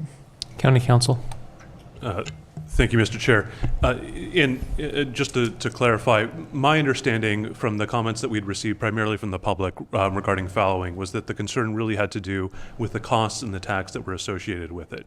And a lot of the comments that we had received indicated that people didn't want to have essentially a revocation of their, it's not that they wanted to be out of the program for a year. It's that they wanted to have the tax relief for the year when they weren't growing. And in particular, they didn't want to be paying the minimum tax because they felt the minimum tax didn't make sense in a year in which they weren't actively cultivating. As I understand it, so people can keep their license right now, or they can keep their application in progress even if they're not actually growing. And one of the things that would do is allow them to continue to work towards obtaining a state license if they don't have one, if they don't have a provisional one, regardless of whether they actually have plants in the ground or not. So if we structure this entirely on the tax side and only look at essentially the tax burden, which again, I think from what I've heard in the comments, it really is the motivating factor here, then we can cut down on the complexity that would go with trying to change the regulatory or permitting scheme and a lot of the details that might require a lot of administrative work on the part of the cannabis department by keeping it a bit simpler. And part of my thought process there is just, they already have more than enough on their plates in terms of processing the applications that they have. And I certainly know that we get a lot of questions regarding specifics of various things in the ordinance. I think trying to set up a new license type or a new permitting type is just going to add to that burden. So, part of the reason I wanted to tie this in here was that if there's a simpler way to do it, I think that's going to be easier. Certainly it'll be easier on my department, and I think it's likely to be easier on the cannabis department as well. Yeah, and I think that we've discussed that with the ad hoc going that route, and I think that would be fine. It's just whether this 50% reduction is sufficient enough. Right? So, John, I also have concern about the budget and our revenue, and concerned about, if we lose revenue from the cannabis program, what does that mean for us balancing the budget? But I'm also hearing from cultivators who say they're making as little as $20,000 a year now projected. I don't feel right about asking for $5,000 on 20,000. And it almost doesn't matter if, theoretically, the arithmetic of however many cultivators we have times about $5,000, what that would generate for us if we put them out of business. And I'm picking up on, they're on the verge already. And, I don't think we would pass this tax today if we were starting from scratch looking at the revenue potential of 10,000 square feet of outdoor cultivation. Well, I agree with what you're saying. I just think that we need to have the numbers and how it would affect things, because that will, that will have an impact. Like you said often, what are we going to cut? I'd like to know that. I would as well. Maybe part of this proposal is for staff to bring back a plan that includes the numbers. Interim CEO Darcy Antle, if I may, through the chair. That's certainly something we could do. We would want to get the raw data from the treasurer tax collector and work with the analyst to run some of those numbers and then confirm that back with the cannabis department. For the board, any thoughts on requiring compliance to continue receiving renewed permits?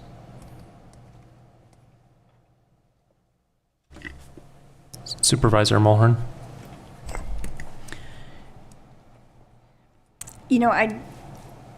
If it's a situation where the cultivator is lacking returning documents or having to update their layout or something like that, I think that there might be a lot of nuances that we really need to think about and consider carefully. Certainly, if it's a lack of response, then absolutely, I understand that we wouldn't want to continue with that. But if it's that the cannabis program is far too busy to process the permits, and that's a different. Sorry, I was asking about the taxes. No, There's I an understand. annual tax that's due. If it's not paid, and then it's not paid the next year, and it's not paid the following year, do we continue subsidizing the permit renewal? No, if the tax is not paid, Yeah. then I We agree that we have- should not. But if there's a reason why their permit is not being renewed that is no fault of their own, then I don't think that that they should be penalized. Supervisor McGordy. Do we know what it costs to actually process a permit and on an annual basis, a continuing permit? We should go to the cannabis program. My understanding is we lose a lot of money on each permit that we renew. We're not getting cost recovery.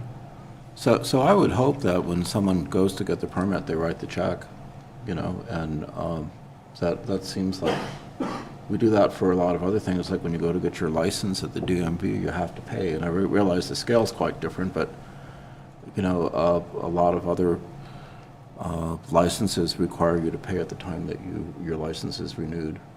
They're also, I support the idea of somebody who wants to sort of rest their license, who basically says, hey, I'm out for now because market conditions aren't good, that they could have a reduced fee that they pay that still keeps them in good standing if they want to start again. Because that's also done with professional licenses where you can rest your license, so to speak, for a much reduced fee. And then when you're ready to start again, you pay up and give notice and you start to use your license again. So I would hope that the same thing could be true of permits for cannabis. If someone is totally out, if on the other hand they're holding on to product that they're still selling from another season, then the minimum tax basis makes sense too. There's the easiest way to do it, as we've discussed. Supervisor Jordy. I support the idea that if someone's in our program, then they should be current with their taxes. So I support that, and do see that Acting Treasurer Julie Forster is in the meeting. Acting Tax Collector, can you give us some insight on how many of our cannabis permittees are actively paying tax, or how many are what portion are compliant today?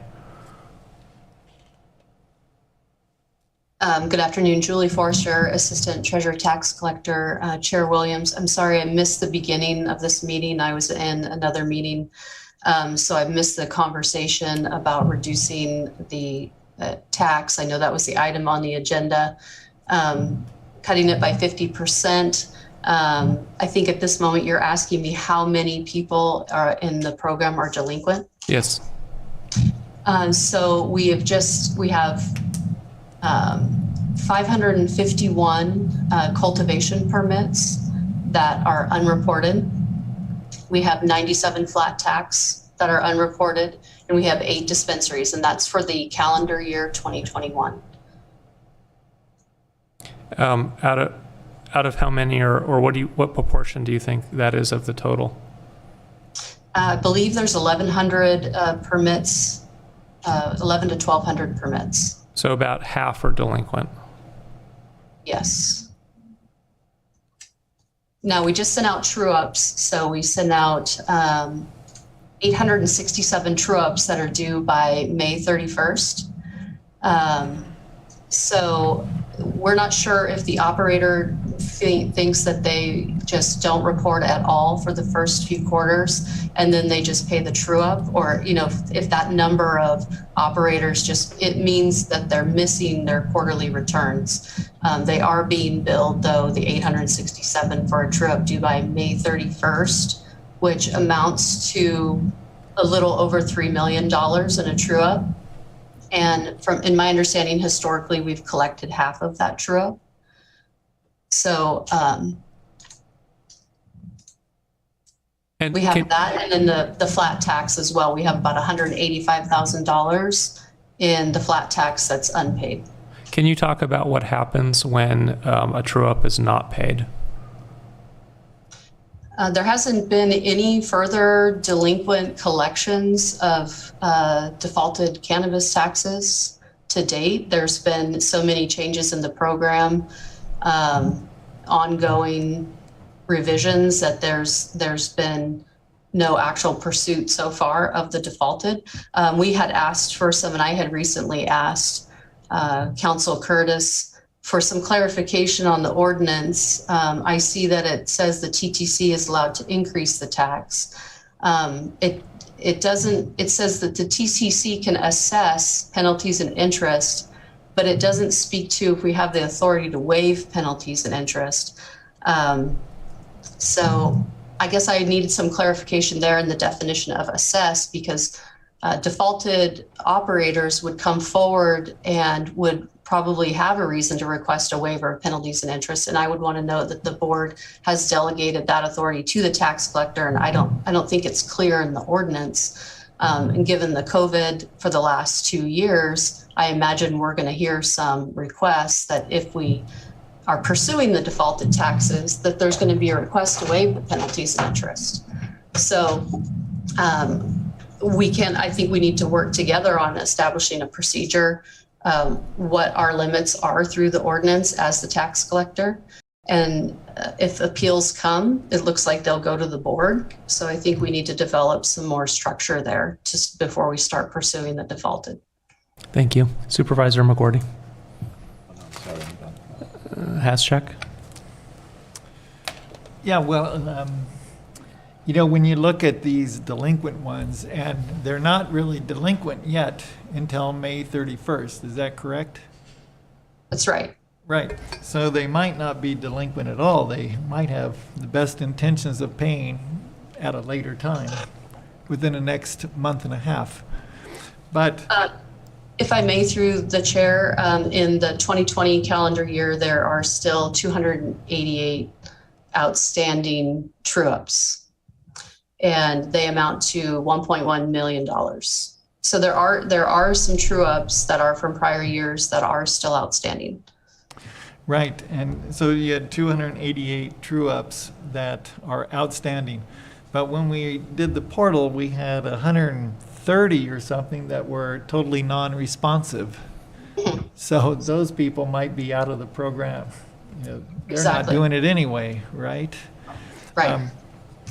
And so I guess the question is, if we were to do this 50% reduction, and we have these people who haven't paid yet, then what do we charge them at the 50% rate, or do we charge them the full that they had owe?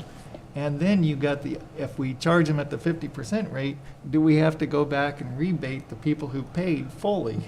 I think it would be problematic if we were to rebate, and the reason this item focused on the year ahead is for that reason, that trying to track people down to give rebates, for a retroactively lower rate doesn't seem realistic for this county. Right, so the idea is that if a person is in arrears, then they would have to pay fully what they owe. Well, my concern is today, imagine I'm a cultivator. I've been in the program for 3 years. I see that I haven't paid any of my taxes, and my permit keeps getting renewed. Am I going to pay it in year 4 or 5? What's the incentive? We've created a dynamic where the tax is almost optional. Is there some sort of penalty eventually for not paying? Tax collector? We could eventually secure a judgment. Some of these would need an audit involved for us to be able to estimate what taxes were due. And then we could record a lien and submit through other collection processes. We just, again, haven't gone that far. I have a question if you would be referring to a 50% reduction of the tax rate, or if you're speaking to a credit against the tax due, because it would make a difference to our software. We'll have to request a change to the Aumentum property tax system, and I would expect that to be quite a complicated program and with a hefty cost and not a quick turnaround. So if this were something that was going to be pursued, it would be more practical to make that change through an adjustment to their amount due, rather than to cutting the tax rate in half. Instead of making it from 2.5 to 1.25, instead it would be a waiver or an amnesty, for lack of a better word, on half of their tax.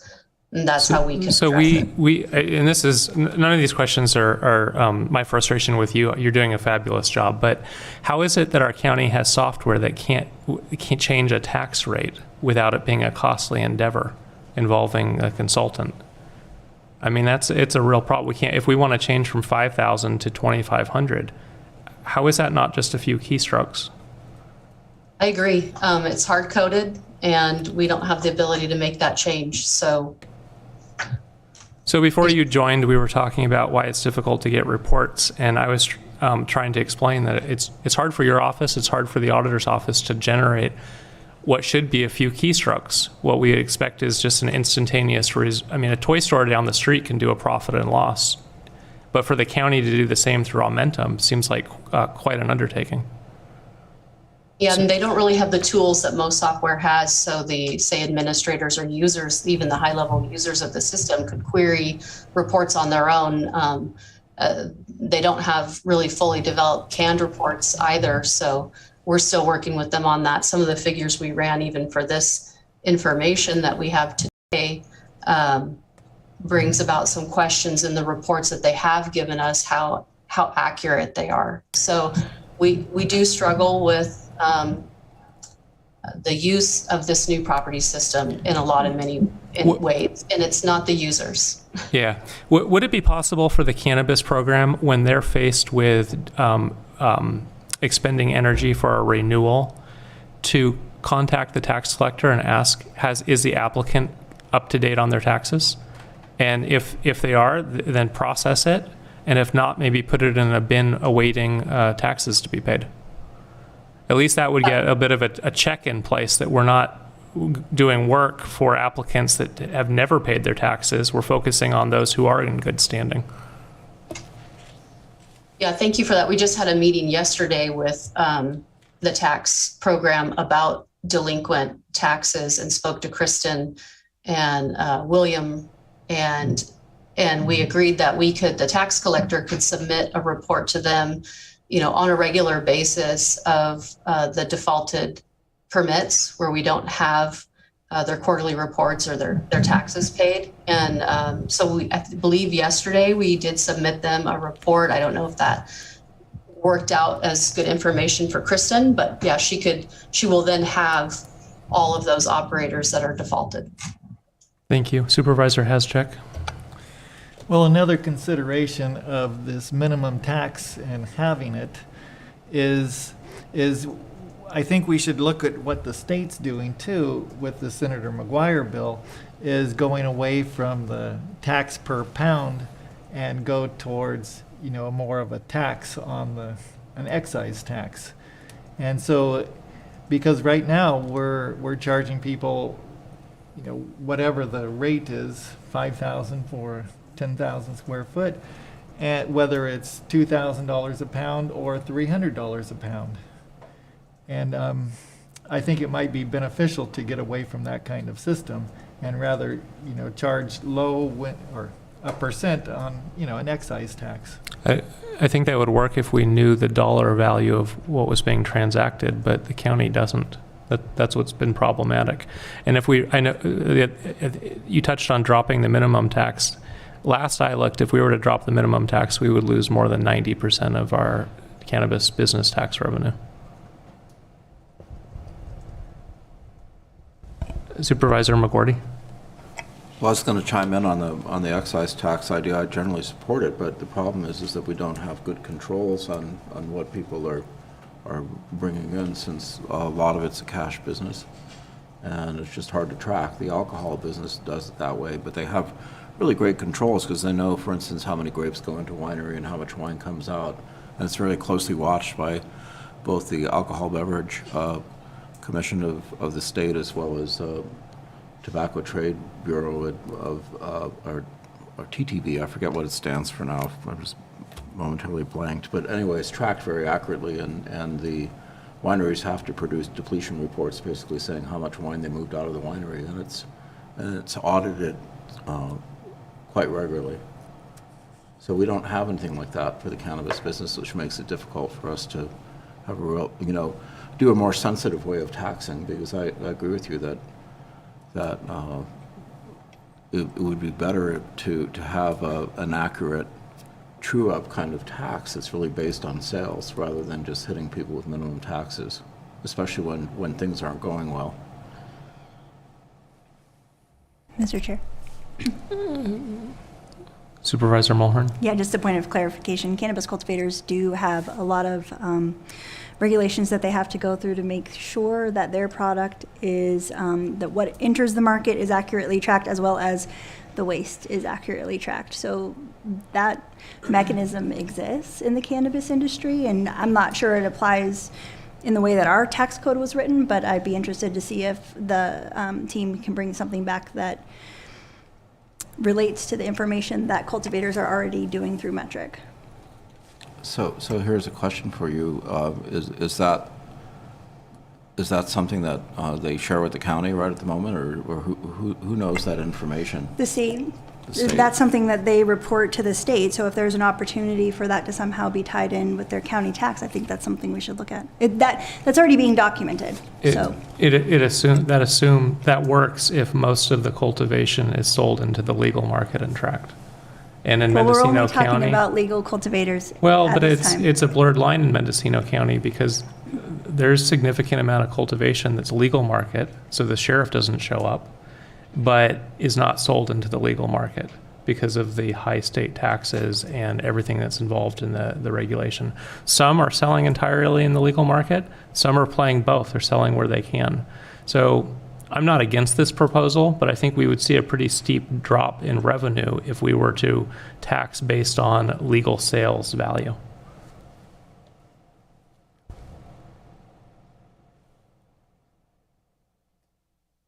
Do we want to go to public comment? Any public comment in person?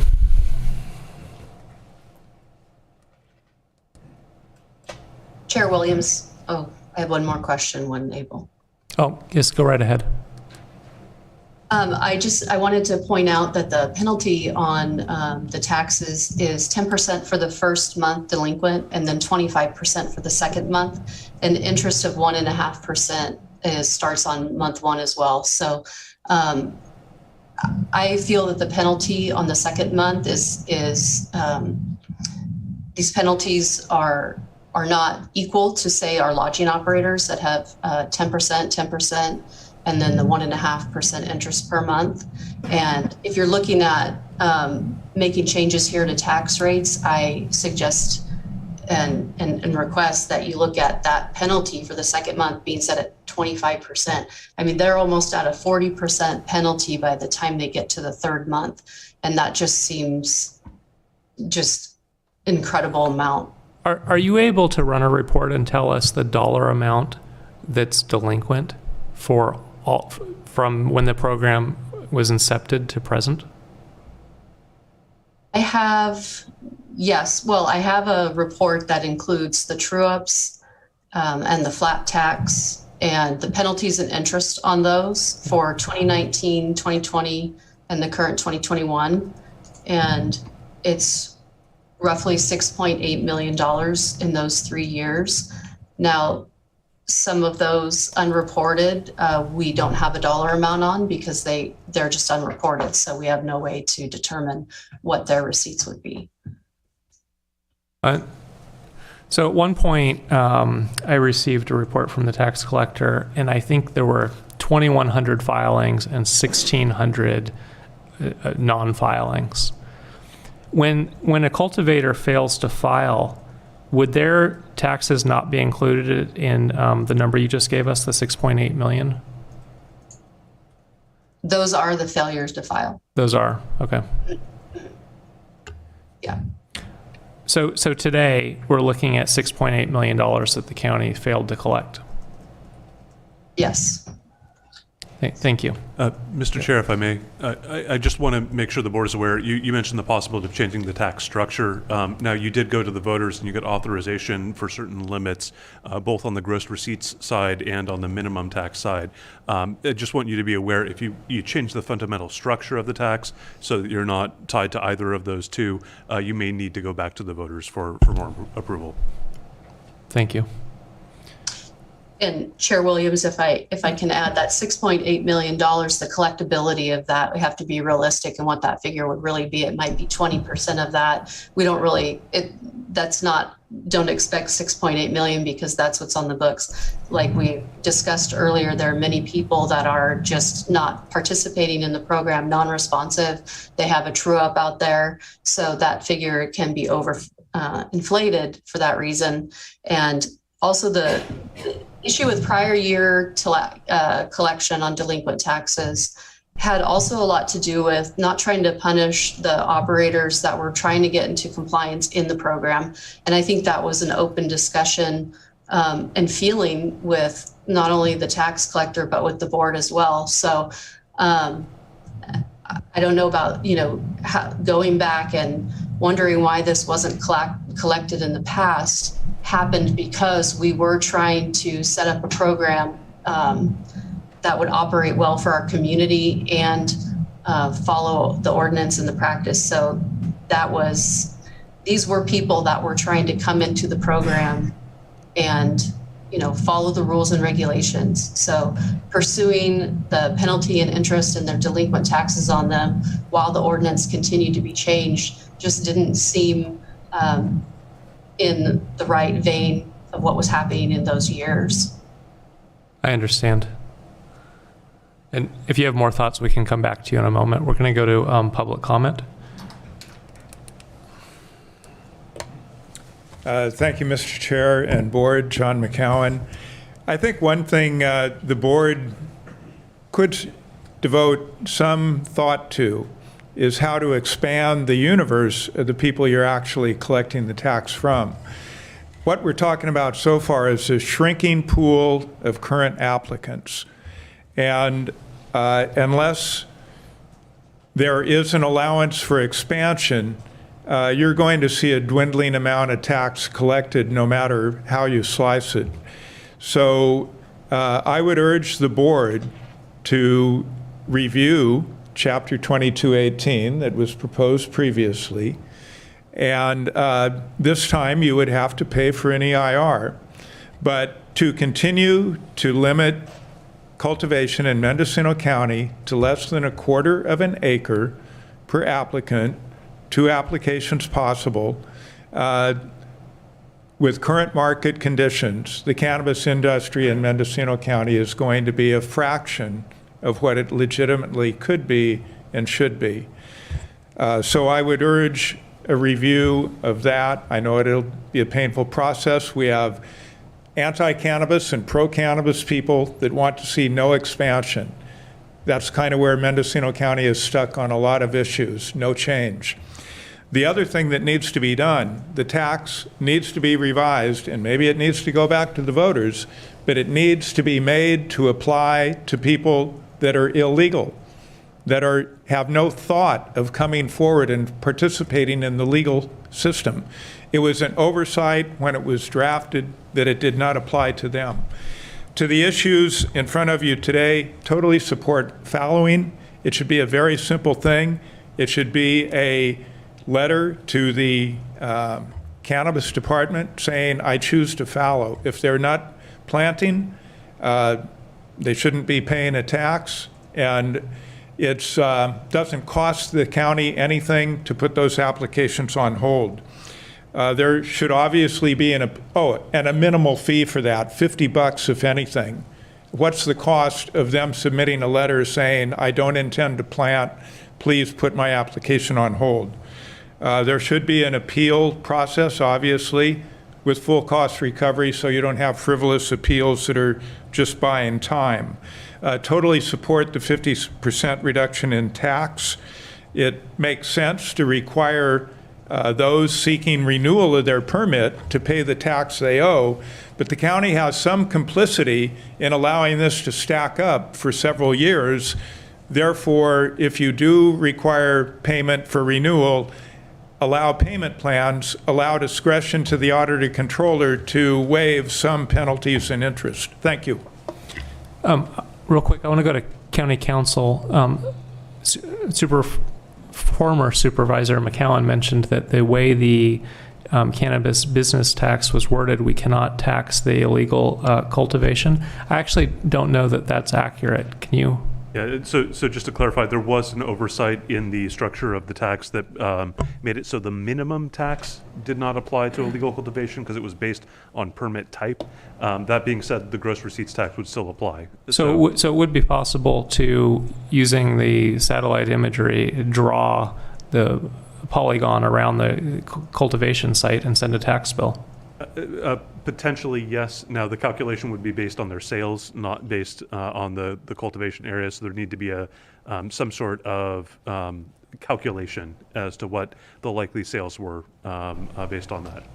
And then there's an appeal and hearing process. Where they could tell us that we calculated it wrong and show us the receipts of what it actually was.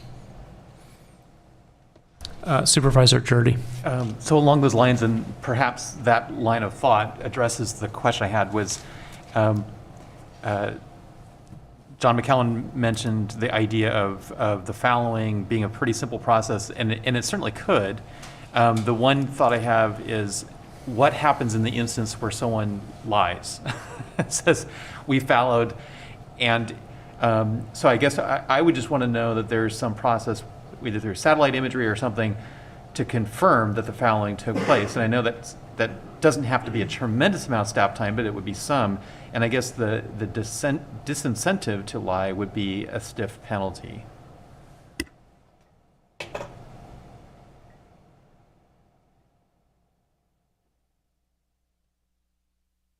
Can we continue public comment?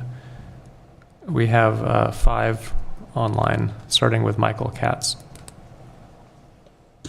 Good afternoon. This is Michael Katz, Executive Director of the Mendocino Cannabis Alliance. As this is a combined item, I sincerely hope to see my time extended to 6 minutes because there's certainly a lot to cover.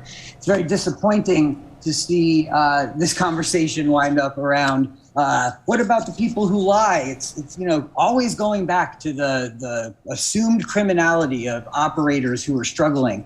And looking at the numbers, it all pretty much makes sense that there have been more and more people driven out of this program by the onerous regulations, by the overtaxation. And so, yeah, the numbers are going down because more and more people are having to vacate.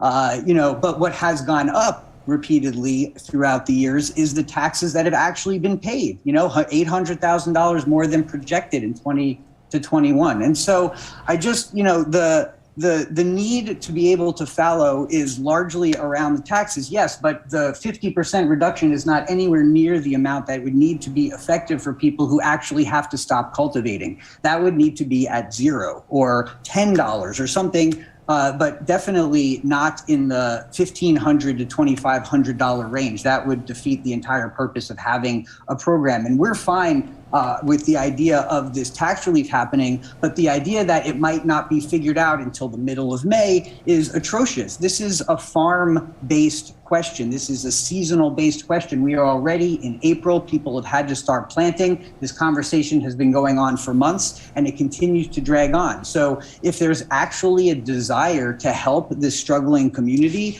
beyond using satellites to try to tax them, what we need to do is take the considerations around the different needs for the cannabis tax, reduce it not just for the years going forward, but the struggle for our community began way into last year. So people are struggling now. The taxes with the changes made to the fee waiver of the equity program, finally a change that benefits everyone, enables speedy payment of quarterly taxes and the true-ups for equity operators. So there's a bunch of funds that are going to be coming in that are coming from the state, but lots of our local operators do not have those kind of funds and they need immediate relief. So we can put these things together, but they are complicated and we need to make sure that we're actually acting in the best interest of our operators. Trying to charge more now, what that will do is drive more people away and reduce the amount of opportunity to generate revenue in the future. This is the community that we have. This is the resource that we have, and this is the resource that we need to protect. Michael, I have a question for you. Does MCA support requiring tax compliance? In other words, in order to get your permit renewed, you have to pay your taxes? I think that MCA would support this reduction in taxes for 2021 through 2023. And with that reduction, I think we would be willing to discuss that. I think that what the treasurer or tax collector said was really important, that when they did not try to charge fees and penalties, it was because they were trying to create a system that actually worked well for our community. And as you continue to hear, that has still not happened. So seeing as we're still in this very challenging time with no solidity for our community, that consideration should still very much be in effect. We should be figuring out how to keep people in this program and not fine them out of it or structurally, policy them out of it or overlay them out of it. Let more people in. Provide more support for those who are trying to do what is right. You all say you want to do that. We have yet to see it. Thank you. Number ending in 5225. Please state your name for the record.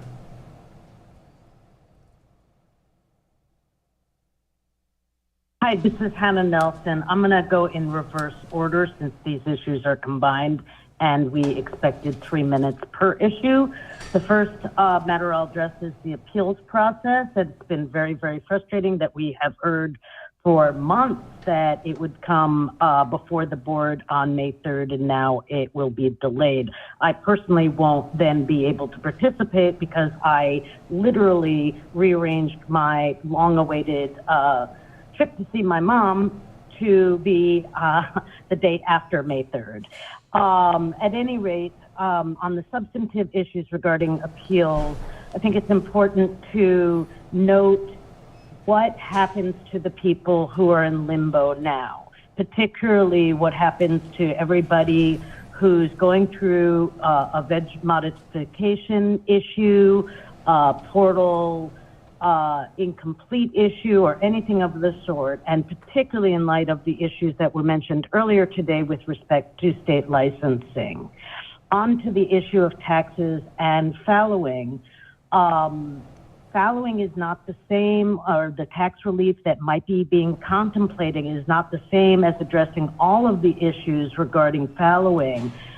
But if you somehow remove the annual renewal fee for those who fallow of their permit and remove any modification fees to their site plans to indicate that they are fallowing, then perhaps a simple tax relief specific to fallowing would work.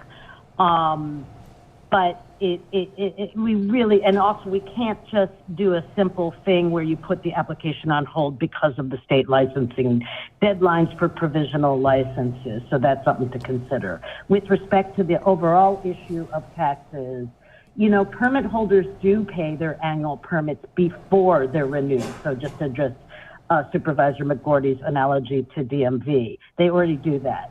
But if you really want to make sure, and this is kind of what Michael was getting at, if you want to make sure that you don't lose people in the long run who can't afford to pay their taxes, but they want to do the right thing, that, because you got to remember, these taxes are not based on gross receipts. They're based, and they don't take into account crop loss.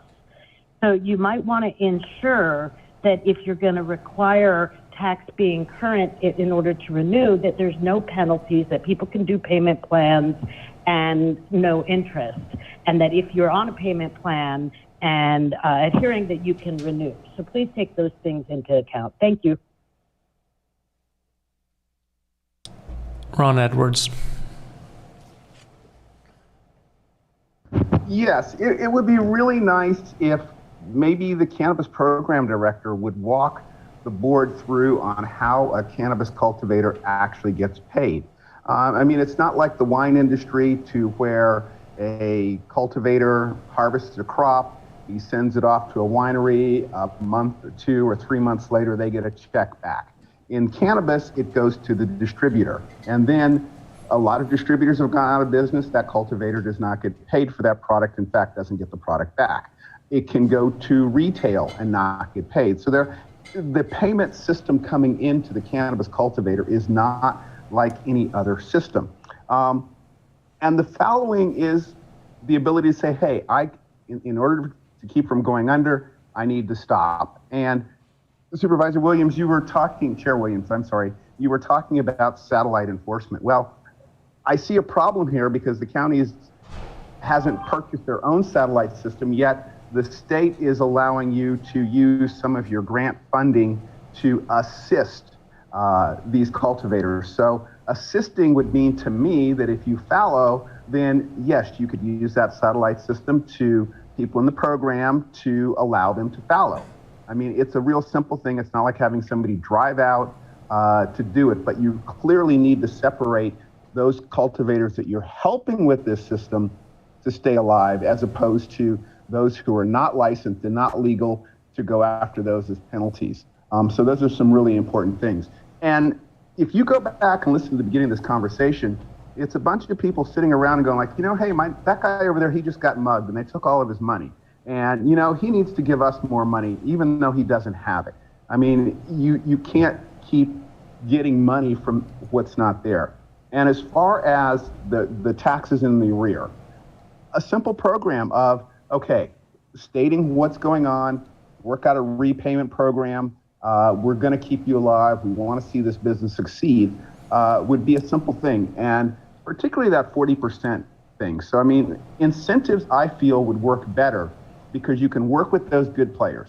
The people who are not legal, you're not going to get it. They're just a certain percentage. But those who want to work with you and are saying, hey, a distributor took all of my money, and maybe provide some documentation or an affidavit to those cases, would be better. But it just shows how complicated the cannabis issue is when you don't understand the industry, when you don't know the flow of money. And so after all of this time, I would hope that some of you know more of it. Maybe this is something that the ad hoc could look into.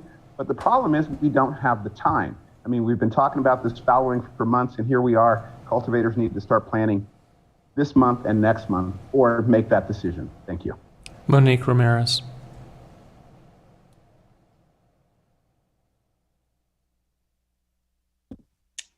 Good evening, Monique Ramirez, District 3. I want to just make a few comments. I think that, yeah, in some ways, people that in the past that may not have paid up their taxes, I could see why that would be a good way to get them to pay at the renewal of their permit. that makes sense to me, but there are a lot of considerations, especially like what Ron just raised for, unfortunate situations where cultivators didn't get paid eventually for their product. How we could not, I just don't want to see people be penalized for product that was never actually sold and put into the marketplace. And that cultivators were doing their best to try to get that product into the retail markets. I think that, the fallowing thing, I think in some ways we need to just realize that if people are going to fallow, they don't have to pay tax. Like, how can we make that be an easy, streamlined process? And maybe you guys can at least vote on that today to get that forward moving. That would be wonderful. And I think that we do need to take this back to the voters of the people of Mendocino County and restructure the way taxes collected. We've been advocating for this since day one, and here we are 5 years later, and look at all the problems that we're still dealing with. And I just think that it makes sense to base it on what you've actually sold, and that's the percentage that you pay. And just to give you a glimpse of what it's like for me as a specialty cottage operator, I have only sold 6 pounds of flower in the market so far for my 2021 harvest. And I am living off my savings, and thank God we, have chickens, and I'm trying to be frugal here and there. But and I don't know what's going to happen. I'm counting on all the equity funding to help get me through. I'm so grateful that I've gotten tax or, fees reduced and not had to pay for my permits and stuff through all of these grant funding, but otherwise I wouldn't be standing here right now. But to pay $1,250 when I've only made a couple thousand so far is just crazy. And also I think when you guys look at the tax structure, these quarterly payments that come in, the reason why a lot of times you don't receive a payment until the very end of the year or when people get their true ups is because of the way the cultivation cycles work. And especially for outdoor, we don't actually get paid in the same year that we grow because we're harvesting in October, and we don't realize that money until the following year, unless you're really lucky and can get it all out the door before December 31st. But that's usually not what happens.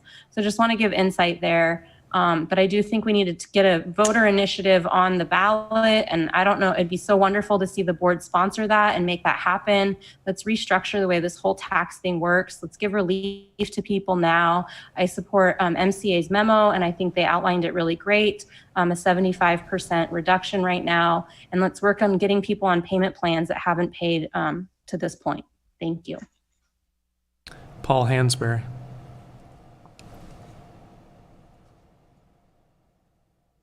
Hi, this is Paul Hansberry, District 3.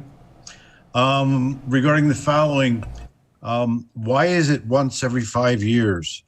If I have to go take care of my mother who's developed dementia, do I have to tell her that she can only be sick for 1 year? I mean, I don't understand why that was there in the first place. It says, now I did have a NAS. I followed 1 year for 2020. Gave the notification. I thought it was a non-op, but it turned out it was an NAS. I didn't know the difference at the time. But I still was responsible for the taxes. But I had to appeal and pay the money for the appeal, the $300 and whatever dollars, and it was granted. But why should I have to appeal for the business cultivation taxes if you already sworn not to cultivate and the county already knows it? You've got a document. I mean, there are penalties for lying, but the presumption of criminality is I'm over it. The following declaration indicates a desire, for whatever reason, not to cultivate. It does not relinquish the authority to cultivate since the application and/or permit is still valid. Therefore, notification of the state is not required. It could, notifying the state that it jeopardizes your annual license and it jeopardizes your future in the legal market. It's much easier to be in the other. It's much harder to be in the tax and regulated market. But the people that want to do the right things are doing it, and they're getting penalized for it. They thought that it would be lucrative. I think Supervisor Chair Williams said that he thought it was going to be far more lucrative. Well, in other counties, it may be. I'm looking at a chart here that shows the annual cultivation licenses for the state.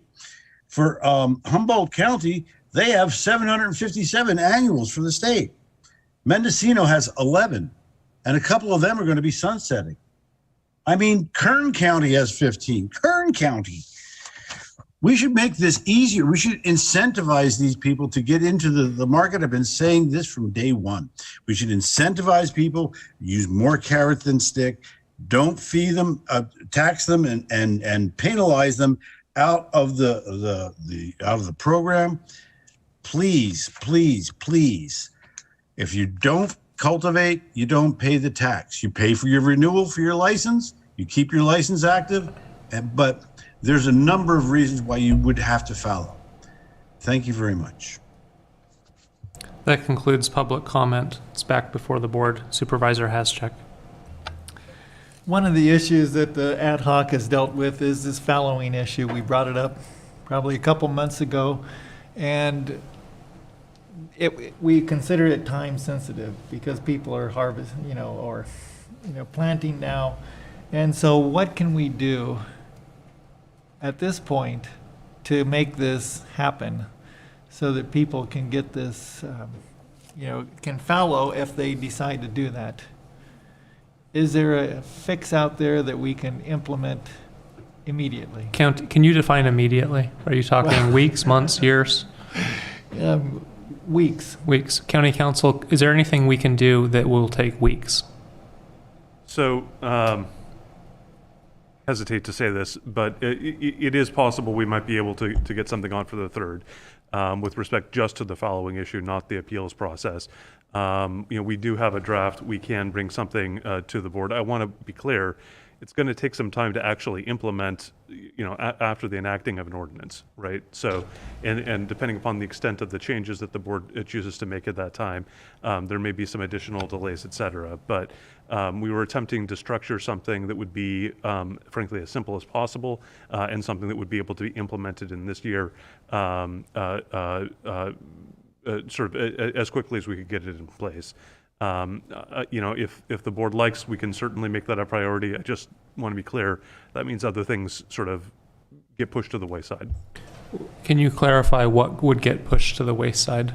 Frankly, I don't know at this moment. I'd have to take stock. Supervisor McGordy.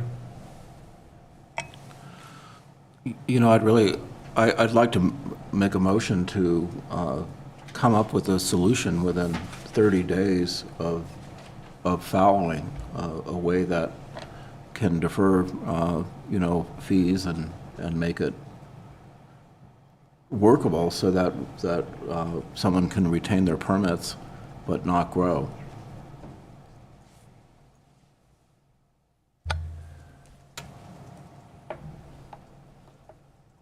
Supervisor Haschek.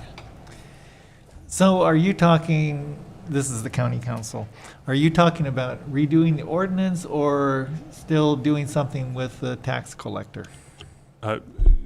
To be clear, any change on the tax side has to be an ordinance. So that is what we have been drafting. That is what we have been working on, is something that would allow essentially a change to the ordinance and to the tax structure so that people who are following and who are declaring that they were following wouldn't be subject to the minimum tax.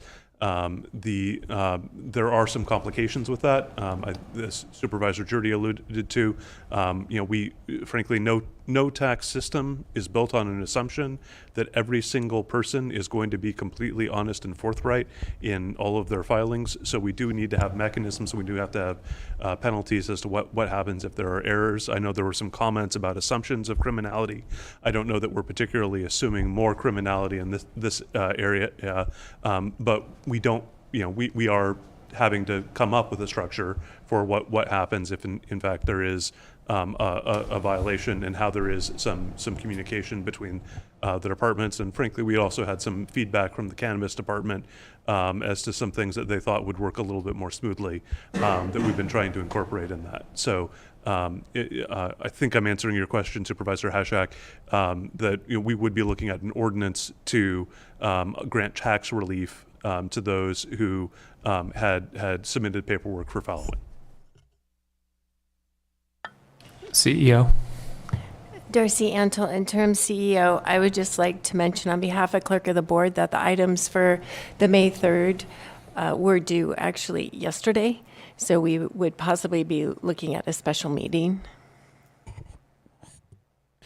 So just for a little bit of history here, the zero-based budgeting came back 2 years, 7 months, and 2 days after it was passed by this board. I would be very surprised if we would have an ordinance passed sooner than the end of July. Thinking about how full the calendars are, 2 readings, you're going to miss the date on May 3rd. I mean, just to set some realistic goals. Maybe August? Does that sound reasonable? Mr. Chair, I do realistically believe we can have a draft to this board by mid-May. Mid-May. Yes. And then that'll be the first reading. Correct. Second reading in June. Yeah. So that's our best case. Supervisor has checked. Does that work for you? Well, if that's the best we can do at this point. Right. Okay. And how does the board feel about requiring taxes be paid?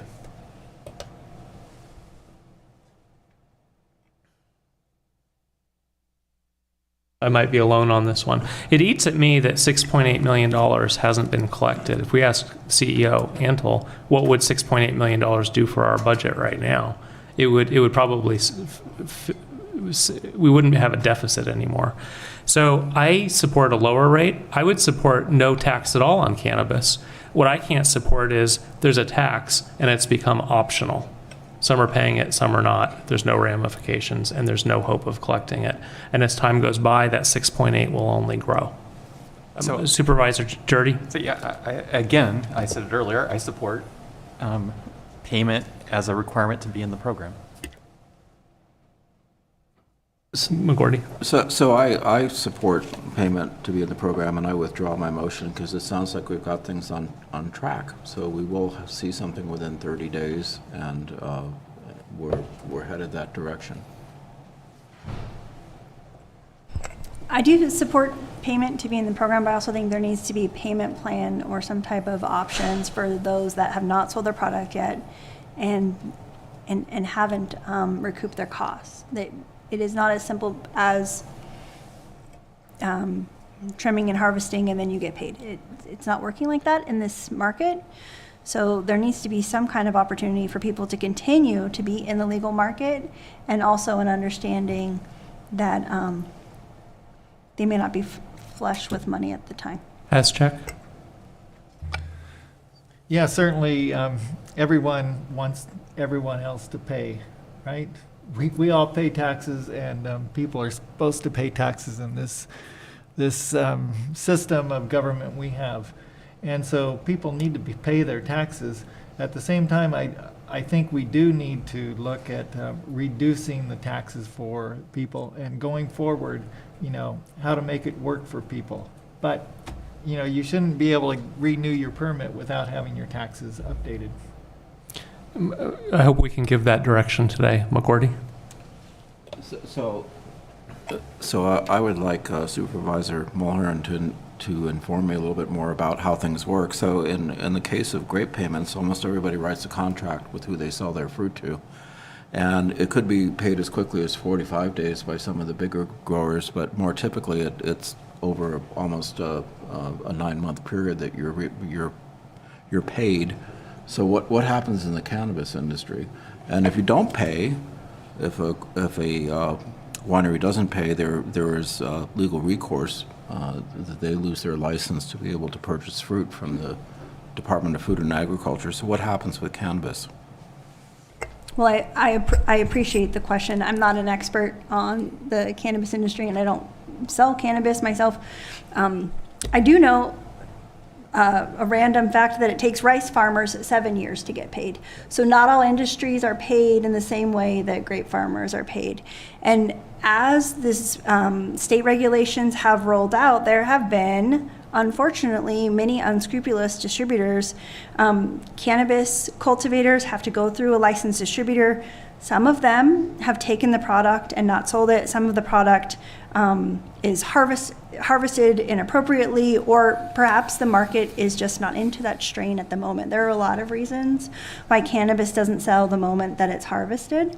So the process just takes longer, and every type of agricultural crop is really, it's paid differently.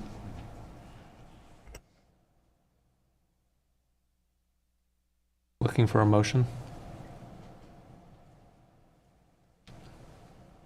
Supervisor McGorty.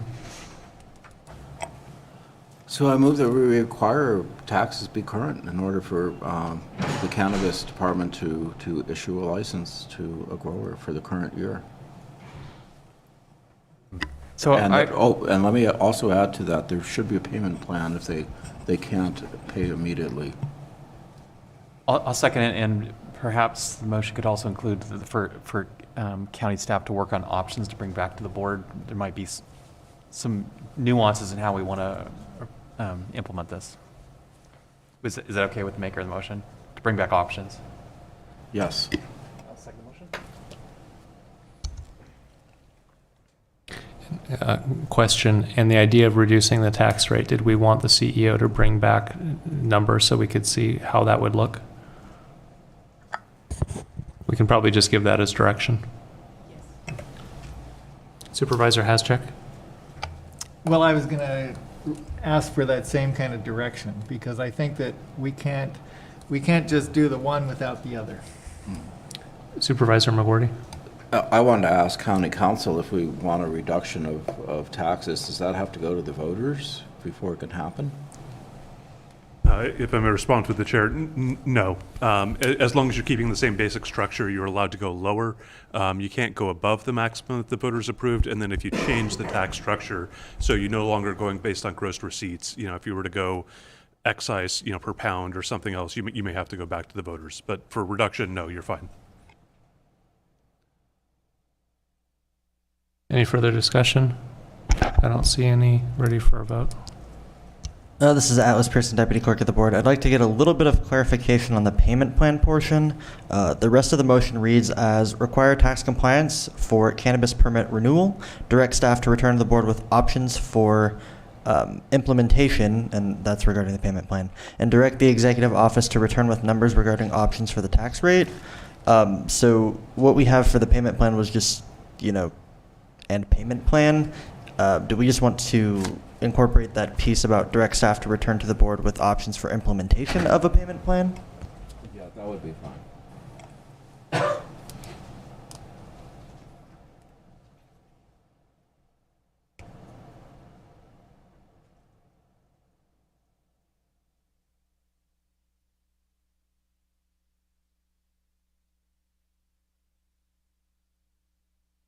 And does the second agree?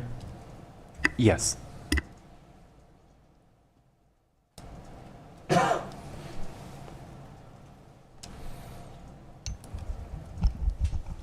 Supervisor Haschak? Yes. Supervisor Mulhern? Yes. Chair Williams? Yes. Supervisor Jurdy? Yes. And Supervisor McGorty? Yes. Motion carries unanimously.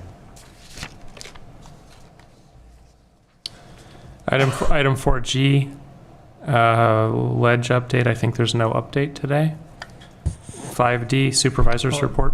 Chair, I have an issue with 4G. If I could bring it up at this point. By all means.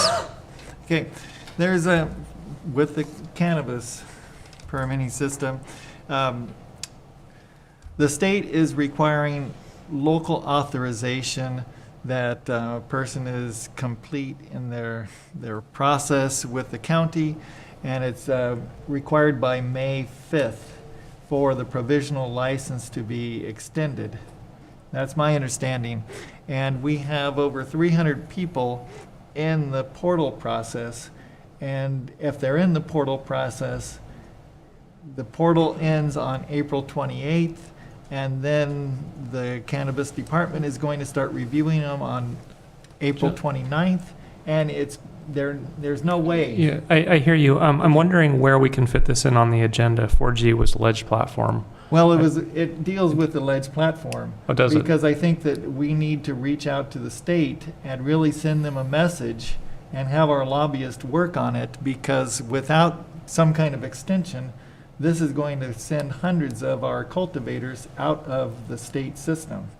And, we've heard from the cannabis department that, well, they're not complete because they're in the portal system. And so we need to find a fix for this quick.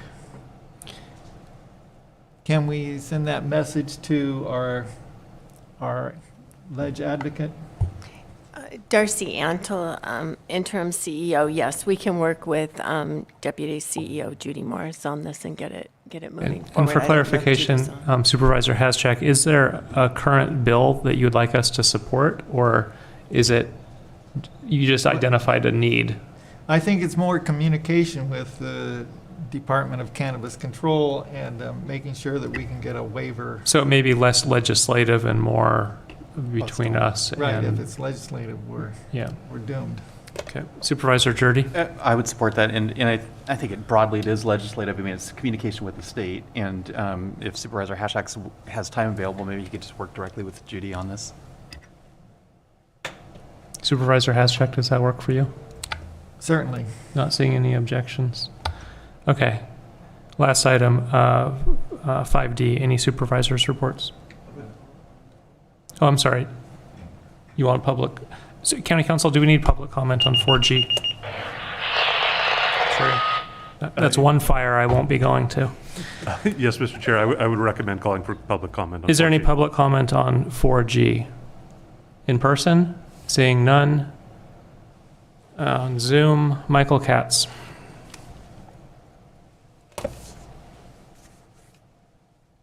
Yes, good afternoon, supervisors. Thanks so much for the opportunity to comment on this item. My name is Michael Katz. I'm the executive director for the Mendocino Cannabis Alliance. This item, the importance of this item cannot be overstated or understated. It is so important.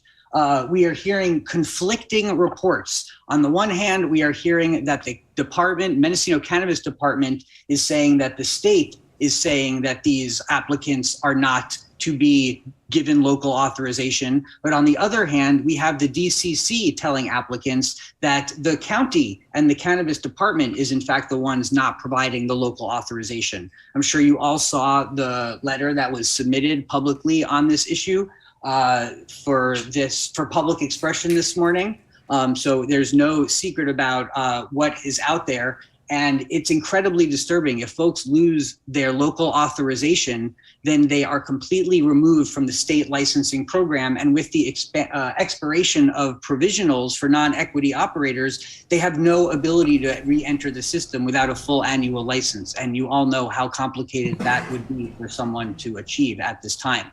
So in summation, there's major confusion because the department is saying again that the state is causing this issue, and the applicants are being told by the state, by the DCC, that this issue is coming from the department. So this further illustrates the need for more direct supervision, and I thank you for investigating this matter thoroughly. In either case, it is not an appropriate action, and these folks should have local authorization while they are working through until their permits are actually denied by the program and after a hearing has been held in order to determine if the intent to deny is actually substantiated.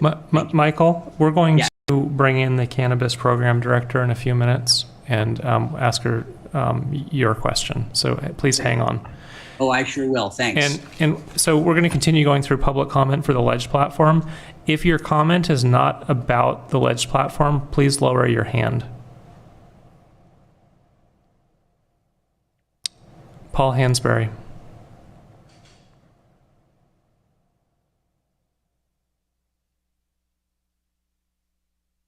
Yes, I just wanted to thank Supervisor Haschak for bringing this to the attention. It almost slipped by. Thank you very much. Ron Edwards.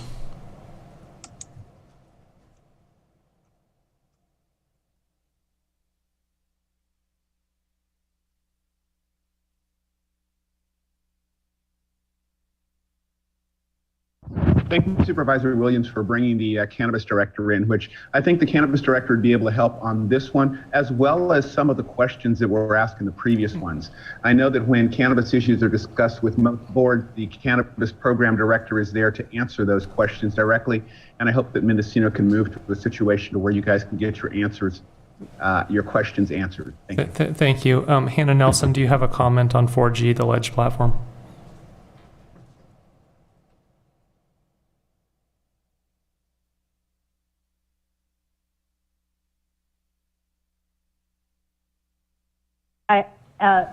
Chair Williams, did you mean with respect to this issue regarding the state? No, this is, you're on public comment for 4G, the legislative platform. Which I thought that this was... No, why don't you hang on? When we go to the next item, put your hand up. I think you're on the wrong item. Okay, thank you. All right, so that's all the public comment we have for Ledge platform. We're going to go back to an item that was accidentally skipped over, 4F, the CEO's report. CEO.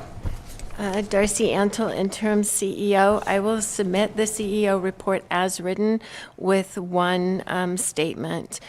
The declarations, the emergency declarations were submitted and approved for several disasters last meeting. And at that time, County Council and I spoke and discussed about removing the 2019 wind event. Typically, these events are renewed as long as the county has open claims for reimbursement. So we will continue to look at that event and remove it in the future. Otherwise, report as written. And under the CEO report, can you bring in the cannabis program director? Certainly, Kristen Nevedal should be on the line. Mr. Chair, while they're bringing her in the meeting, would you mind if I gave my CEO report comments? Well, we're going to have, you might hold off just because of public comment. It's going to get interspersed. Is Kristen here? Yeah, she's here. It'll go quicker this way, Mo. Kristen, did you hear the question from Michael Katz? I believe so, yes, regarding whether or not the county or the department is offering local authorization for folks who are still completing their applications through the portal. Yes. The Department of Cannabis Control has been monitoring the portal situation since August of 2021. We've had several meetings with them between closing the 2021 portal and the corrections portal. They have expressed concern in issuing and renewing provisional licenses with incomplete applications.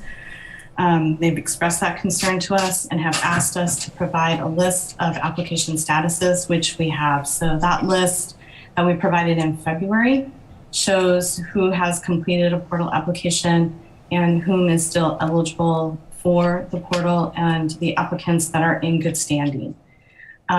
We have not been denying local authorization, but as I mentioned, the state has told us clearly that they are very uncomfortable issuing a new provisional license or renewing a provisional license when applications are incomplete and potentially going to be denied after this corrections portal. It was brought to our attention a couple weeks ago that they've just started saying no to the local authorization based on those applications being incomplete, but we haven't received a response from the state yet regarding what the consequences will be to those applications. So we did specifically reach out and asked how those applications would be processed. Would they be held? Would they be suspended until more information was provided by the county? And we don't know the answer to that at this time. I do also just want to take a moment to encourage folks to please do submit their corrections to the portal. We have 9 days left, and as of yesterday, only 102 of the 319 eligible applications had started corrections. Director, to add clarification, are you exercising any discretion on the local authorization to the state, or are you simply following state protocol? I'm just following state protocol, I think, would be the answer there.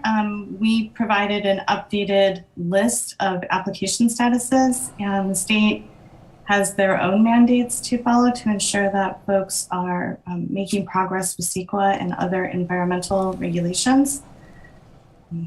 So we didn't ask them to deny local authorization to anyone. We just know that they're incredibly concerned about issuing provisionals when the local authorization may be retracted if applications are not completed.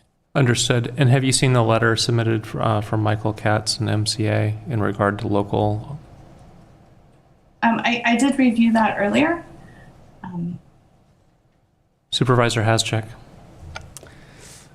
So I guess the question is about these people who are in the portal at this point, and we haven't been able to review them. We won't be reviewing them until after the 28th. And then if they're requesting a letter that for the state wants local authorization, what are they getting? Are they getting anything from the county? I want to be clear that the state is not requesting local authorization. They are using the checklist, it appears, or the master application status list, it appears, that we provided them to make their determination as to whether or not they want to issue or make their determination as to whether or not to issue a new provisional or renew a provisional.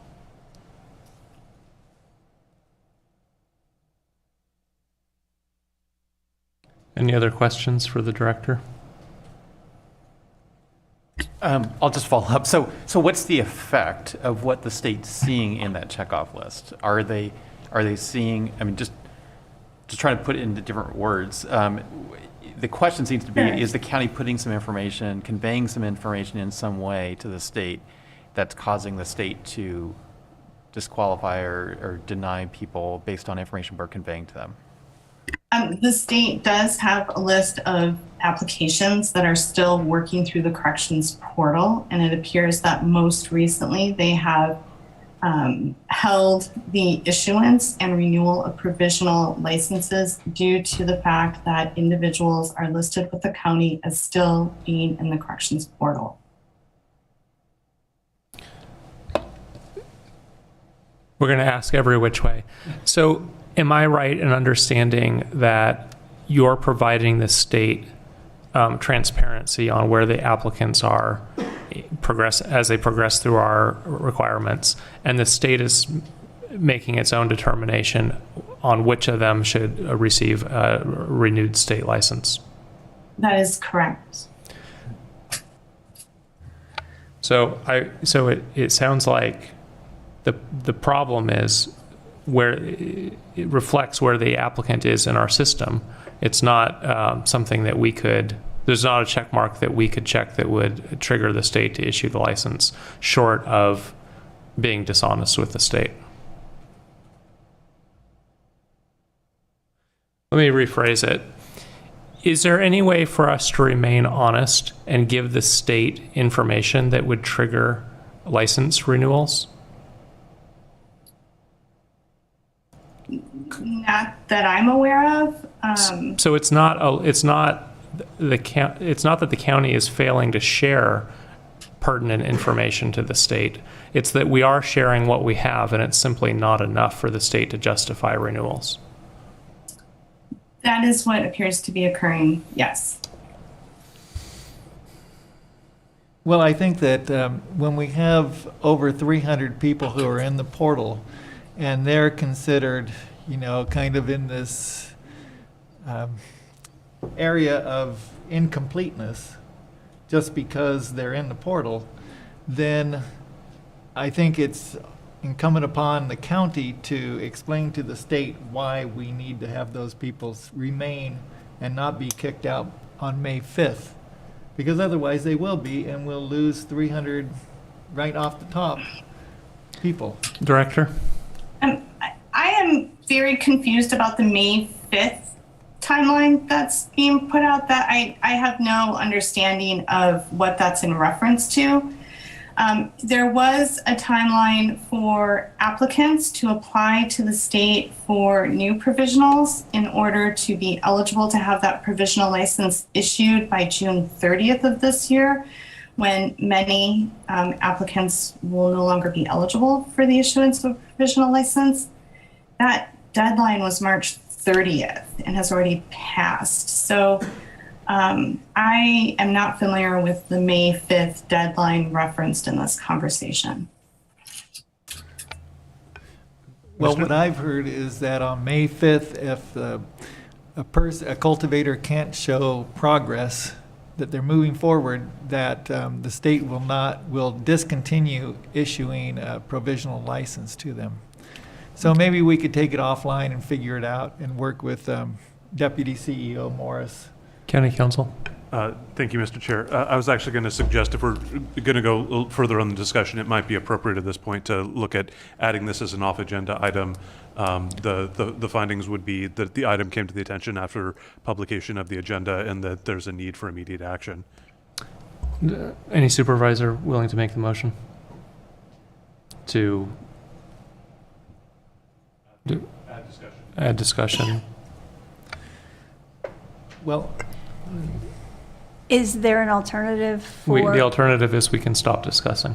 what and have Director Nevedal and perhaps the ad hoc work with Judy or Supervisor Hashak and Judy will be together at the Ledge conference. Maybe they can just have a discussion. I think that the board generally supports getting as many applicants through, but if what we're talking about is some dates that are perhaps mixed up, I don't know that we need to have a further discussion on it. I think that we all support getting as many people through as possible and also being transparent with the state of where people are in the process. And so I don't have any qualms about having Supervisor Hashak and Deputy CEO Morris work on this.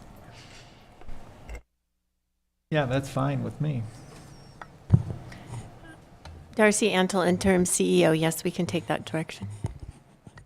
Okay, let's do public comment on the CEO report. Any comment from in the room? No. First on the line is Monique Ramirez.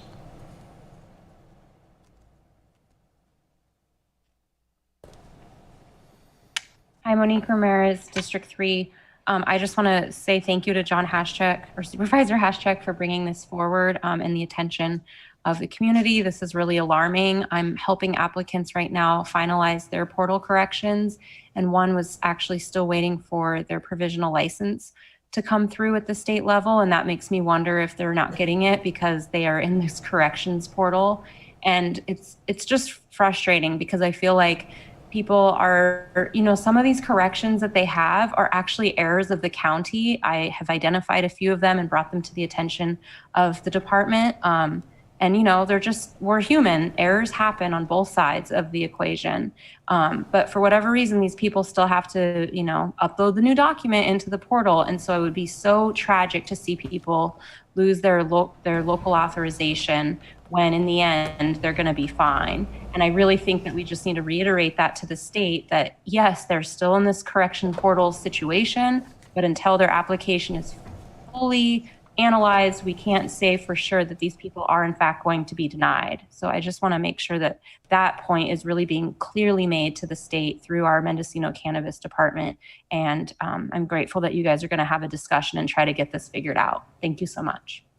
Michael Katz.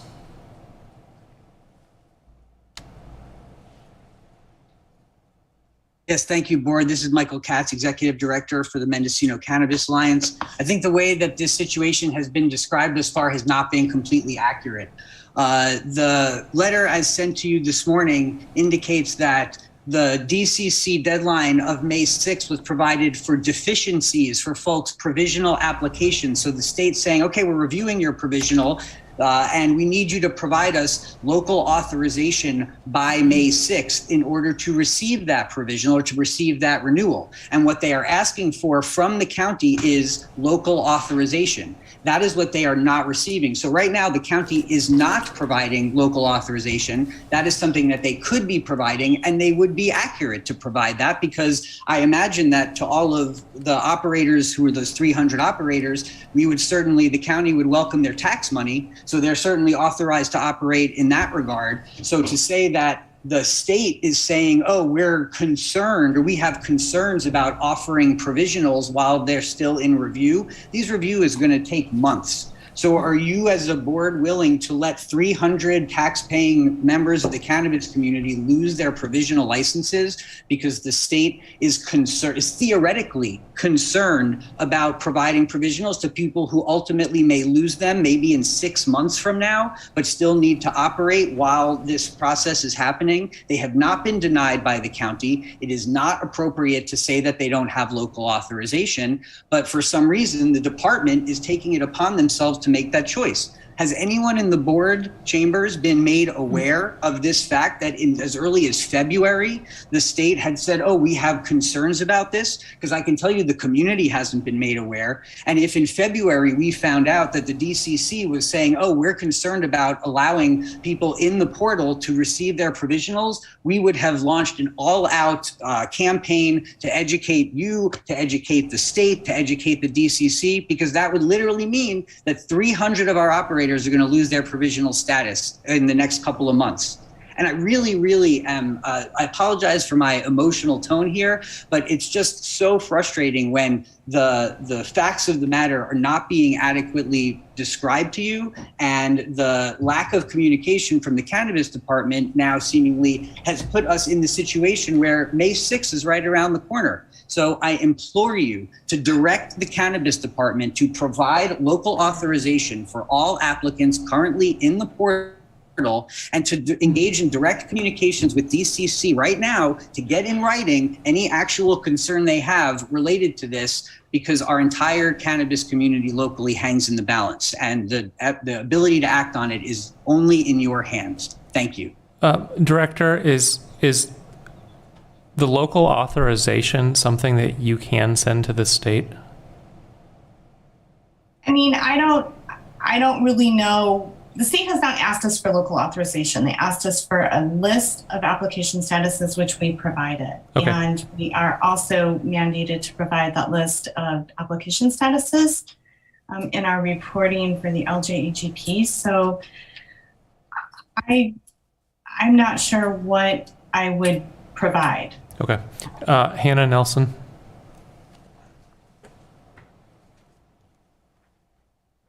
Hello, thank you.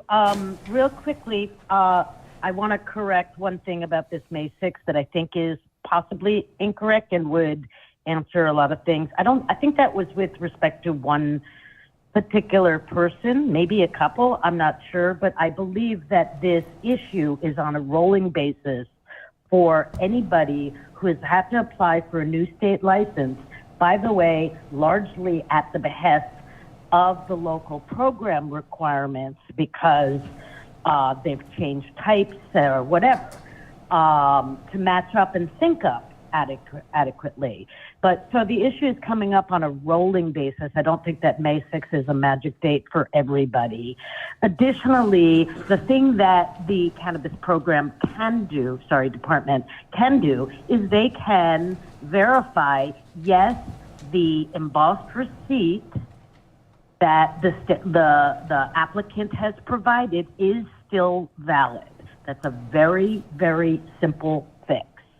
And it's not about being honest or dishonest. It's about the fact that the county came up with other categories than has traditionally been used because the county had changed its processes and started this portal thing and incompletes and whatnot. And that's fine and understandable, but then the effort needs to be taken by the county to actually positively and affirmatively verify that the embossed receipt is in fact still valid until somebody is denied.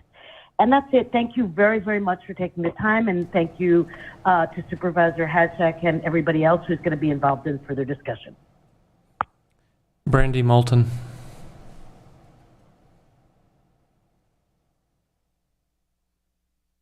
Hi, good evening. My name is Brandon Moulton. I just wanted to point out that the list that the state asks for with application statuses is not a new phenomenon. In a public records request that I pulled, and I see what the state asks for. I'm sorry, Brandy, your audio is cutting in and out. Is this a little better? Yeah. Okay. In a PRA that I pulled for my own license, I can see what the state asks for with the list. And being that everyone in the portal has an application receipt, the last 4 years, there had to have been something that the state was accepting as a status to allow for a provisional to be issued. So maybe we could just look at what the previous cannabis program was submitting, because that was clearly enough for the state. And that's all I have to say. Thank you.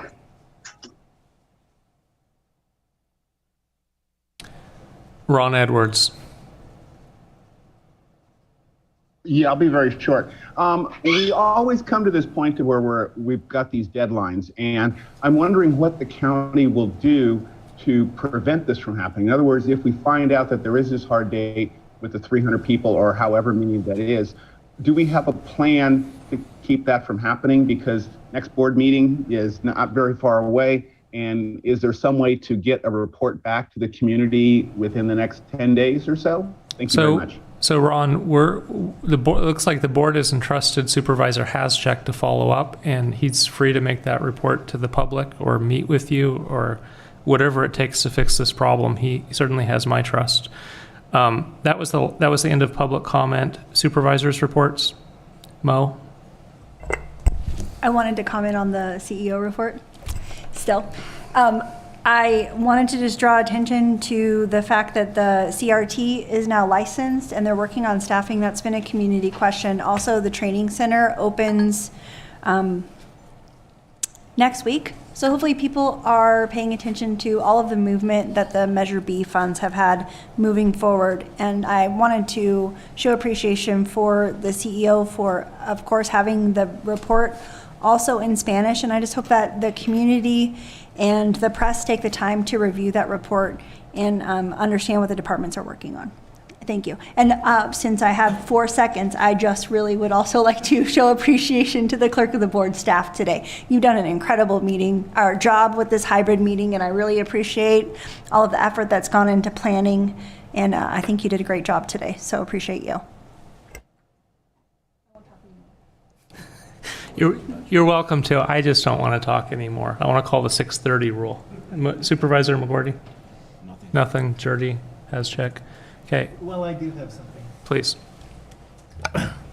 Yeah. I have my supervisor report written and it's submitted. But I also think that in the discussions that Supervisor McGordy and I have had as an ad hoc, I think that the board needs to be really informed, and we've seen it with this issue with the cannabis department right now. We need a report from the cannabis department on the numbers of equity grant checks distributed, the number of applications in the portal, how many have been completed, how many denied, timeline for reviewing all applications and getting them to their annual licenses. I think that we are not getting those kind of reports, and we need the big picture, because like Mr. Edwards said, we're dealing with crisis to crisis, and we need to have that big picture too. So I support you on that. Is this something the cannabis ad hoc could work on? Well, I think it's something the whole board needs to be informed about. I agree, but maybe the cannabis ad hoc could work on the report and present it to us. Well, we would if we could get that information. So I think what Supervisor Hashtag is talking about is just kind of a regular update from the cannabis department about where we stand. So, all of the metrics that show what we're doing. And I think that would be really helpful as well.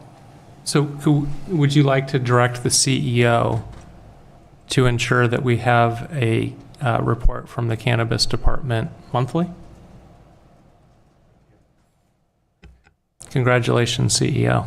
Mr. Chair, Yeah. I would just note that the board structure doesn't, the way the position of the department is structured, the cannabis department head actually reports to the board and does not report to the CEO.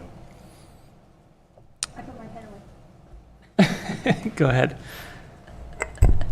At this point, can the board direct the cannabis program department to submit in writing the second meeting of each month, just as we do with our supervisor reports, an update on cannabis program statistics? And I'd be happy to work on some type of table as a first draft for the month of May. That would at least be a starting point, and then we could move on from there. So I want to be careful that we don't have a Brown Act violation with you working on it if the ad hoc is also working with the cannabis program on the same. So I don't care who does it, but we should choose. The ad hoc is great. Ad hoc? Okay, so can we record it as do we have 3 in favor? Can we record it as a directive to the cannabis program manager to provide a monthly report at the second meeting of every month in a format to be decided by the program, the director, and the cannabis ad hoc? I was laughing because everyone raised their hand except for the ad hoc. We still have 3.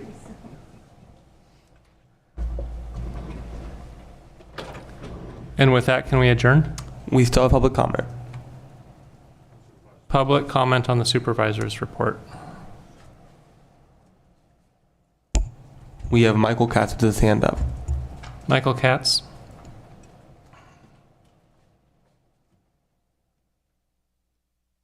Yes, Supervisors, Michael Katz, Executive Director, Mendocino Cannabis Alliance. Thank you so much for adding this item. We sincerely appreciate it and support it. As you may not remember, because it's a little bit late and there's been a lot going on, the cannabis program was providing reports through the CEO report, and then that was actually decoupled several months ago. So, and it was determined at that time, to my memory, that they would come back with monthly reports. And so since that, to my understanding, has not been happening, I'm very grateful that that will be happening. And we look forward to getting information that has not been provided just from simple email requests to the department coming out in those reports. Thank you. And thank you for today.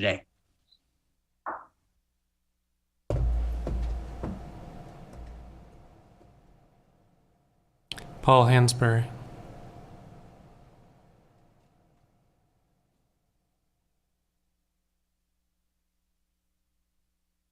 Just wanted to thank you for the hybrid meeting. Great job today. And feel free to adjourn, but I just couldn't let you go without thanking you. Thanks, Paul. I move adjournment, thanking the chair as well for working on the hybrid meeting today. I've left you out of the equation. I apologize for that. I don't see any more hands. The meeting is adjourned.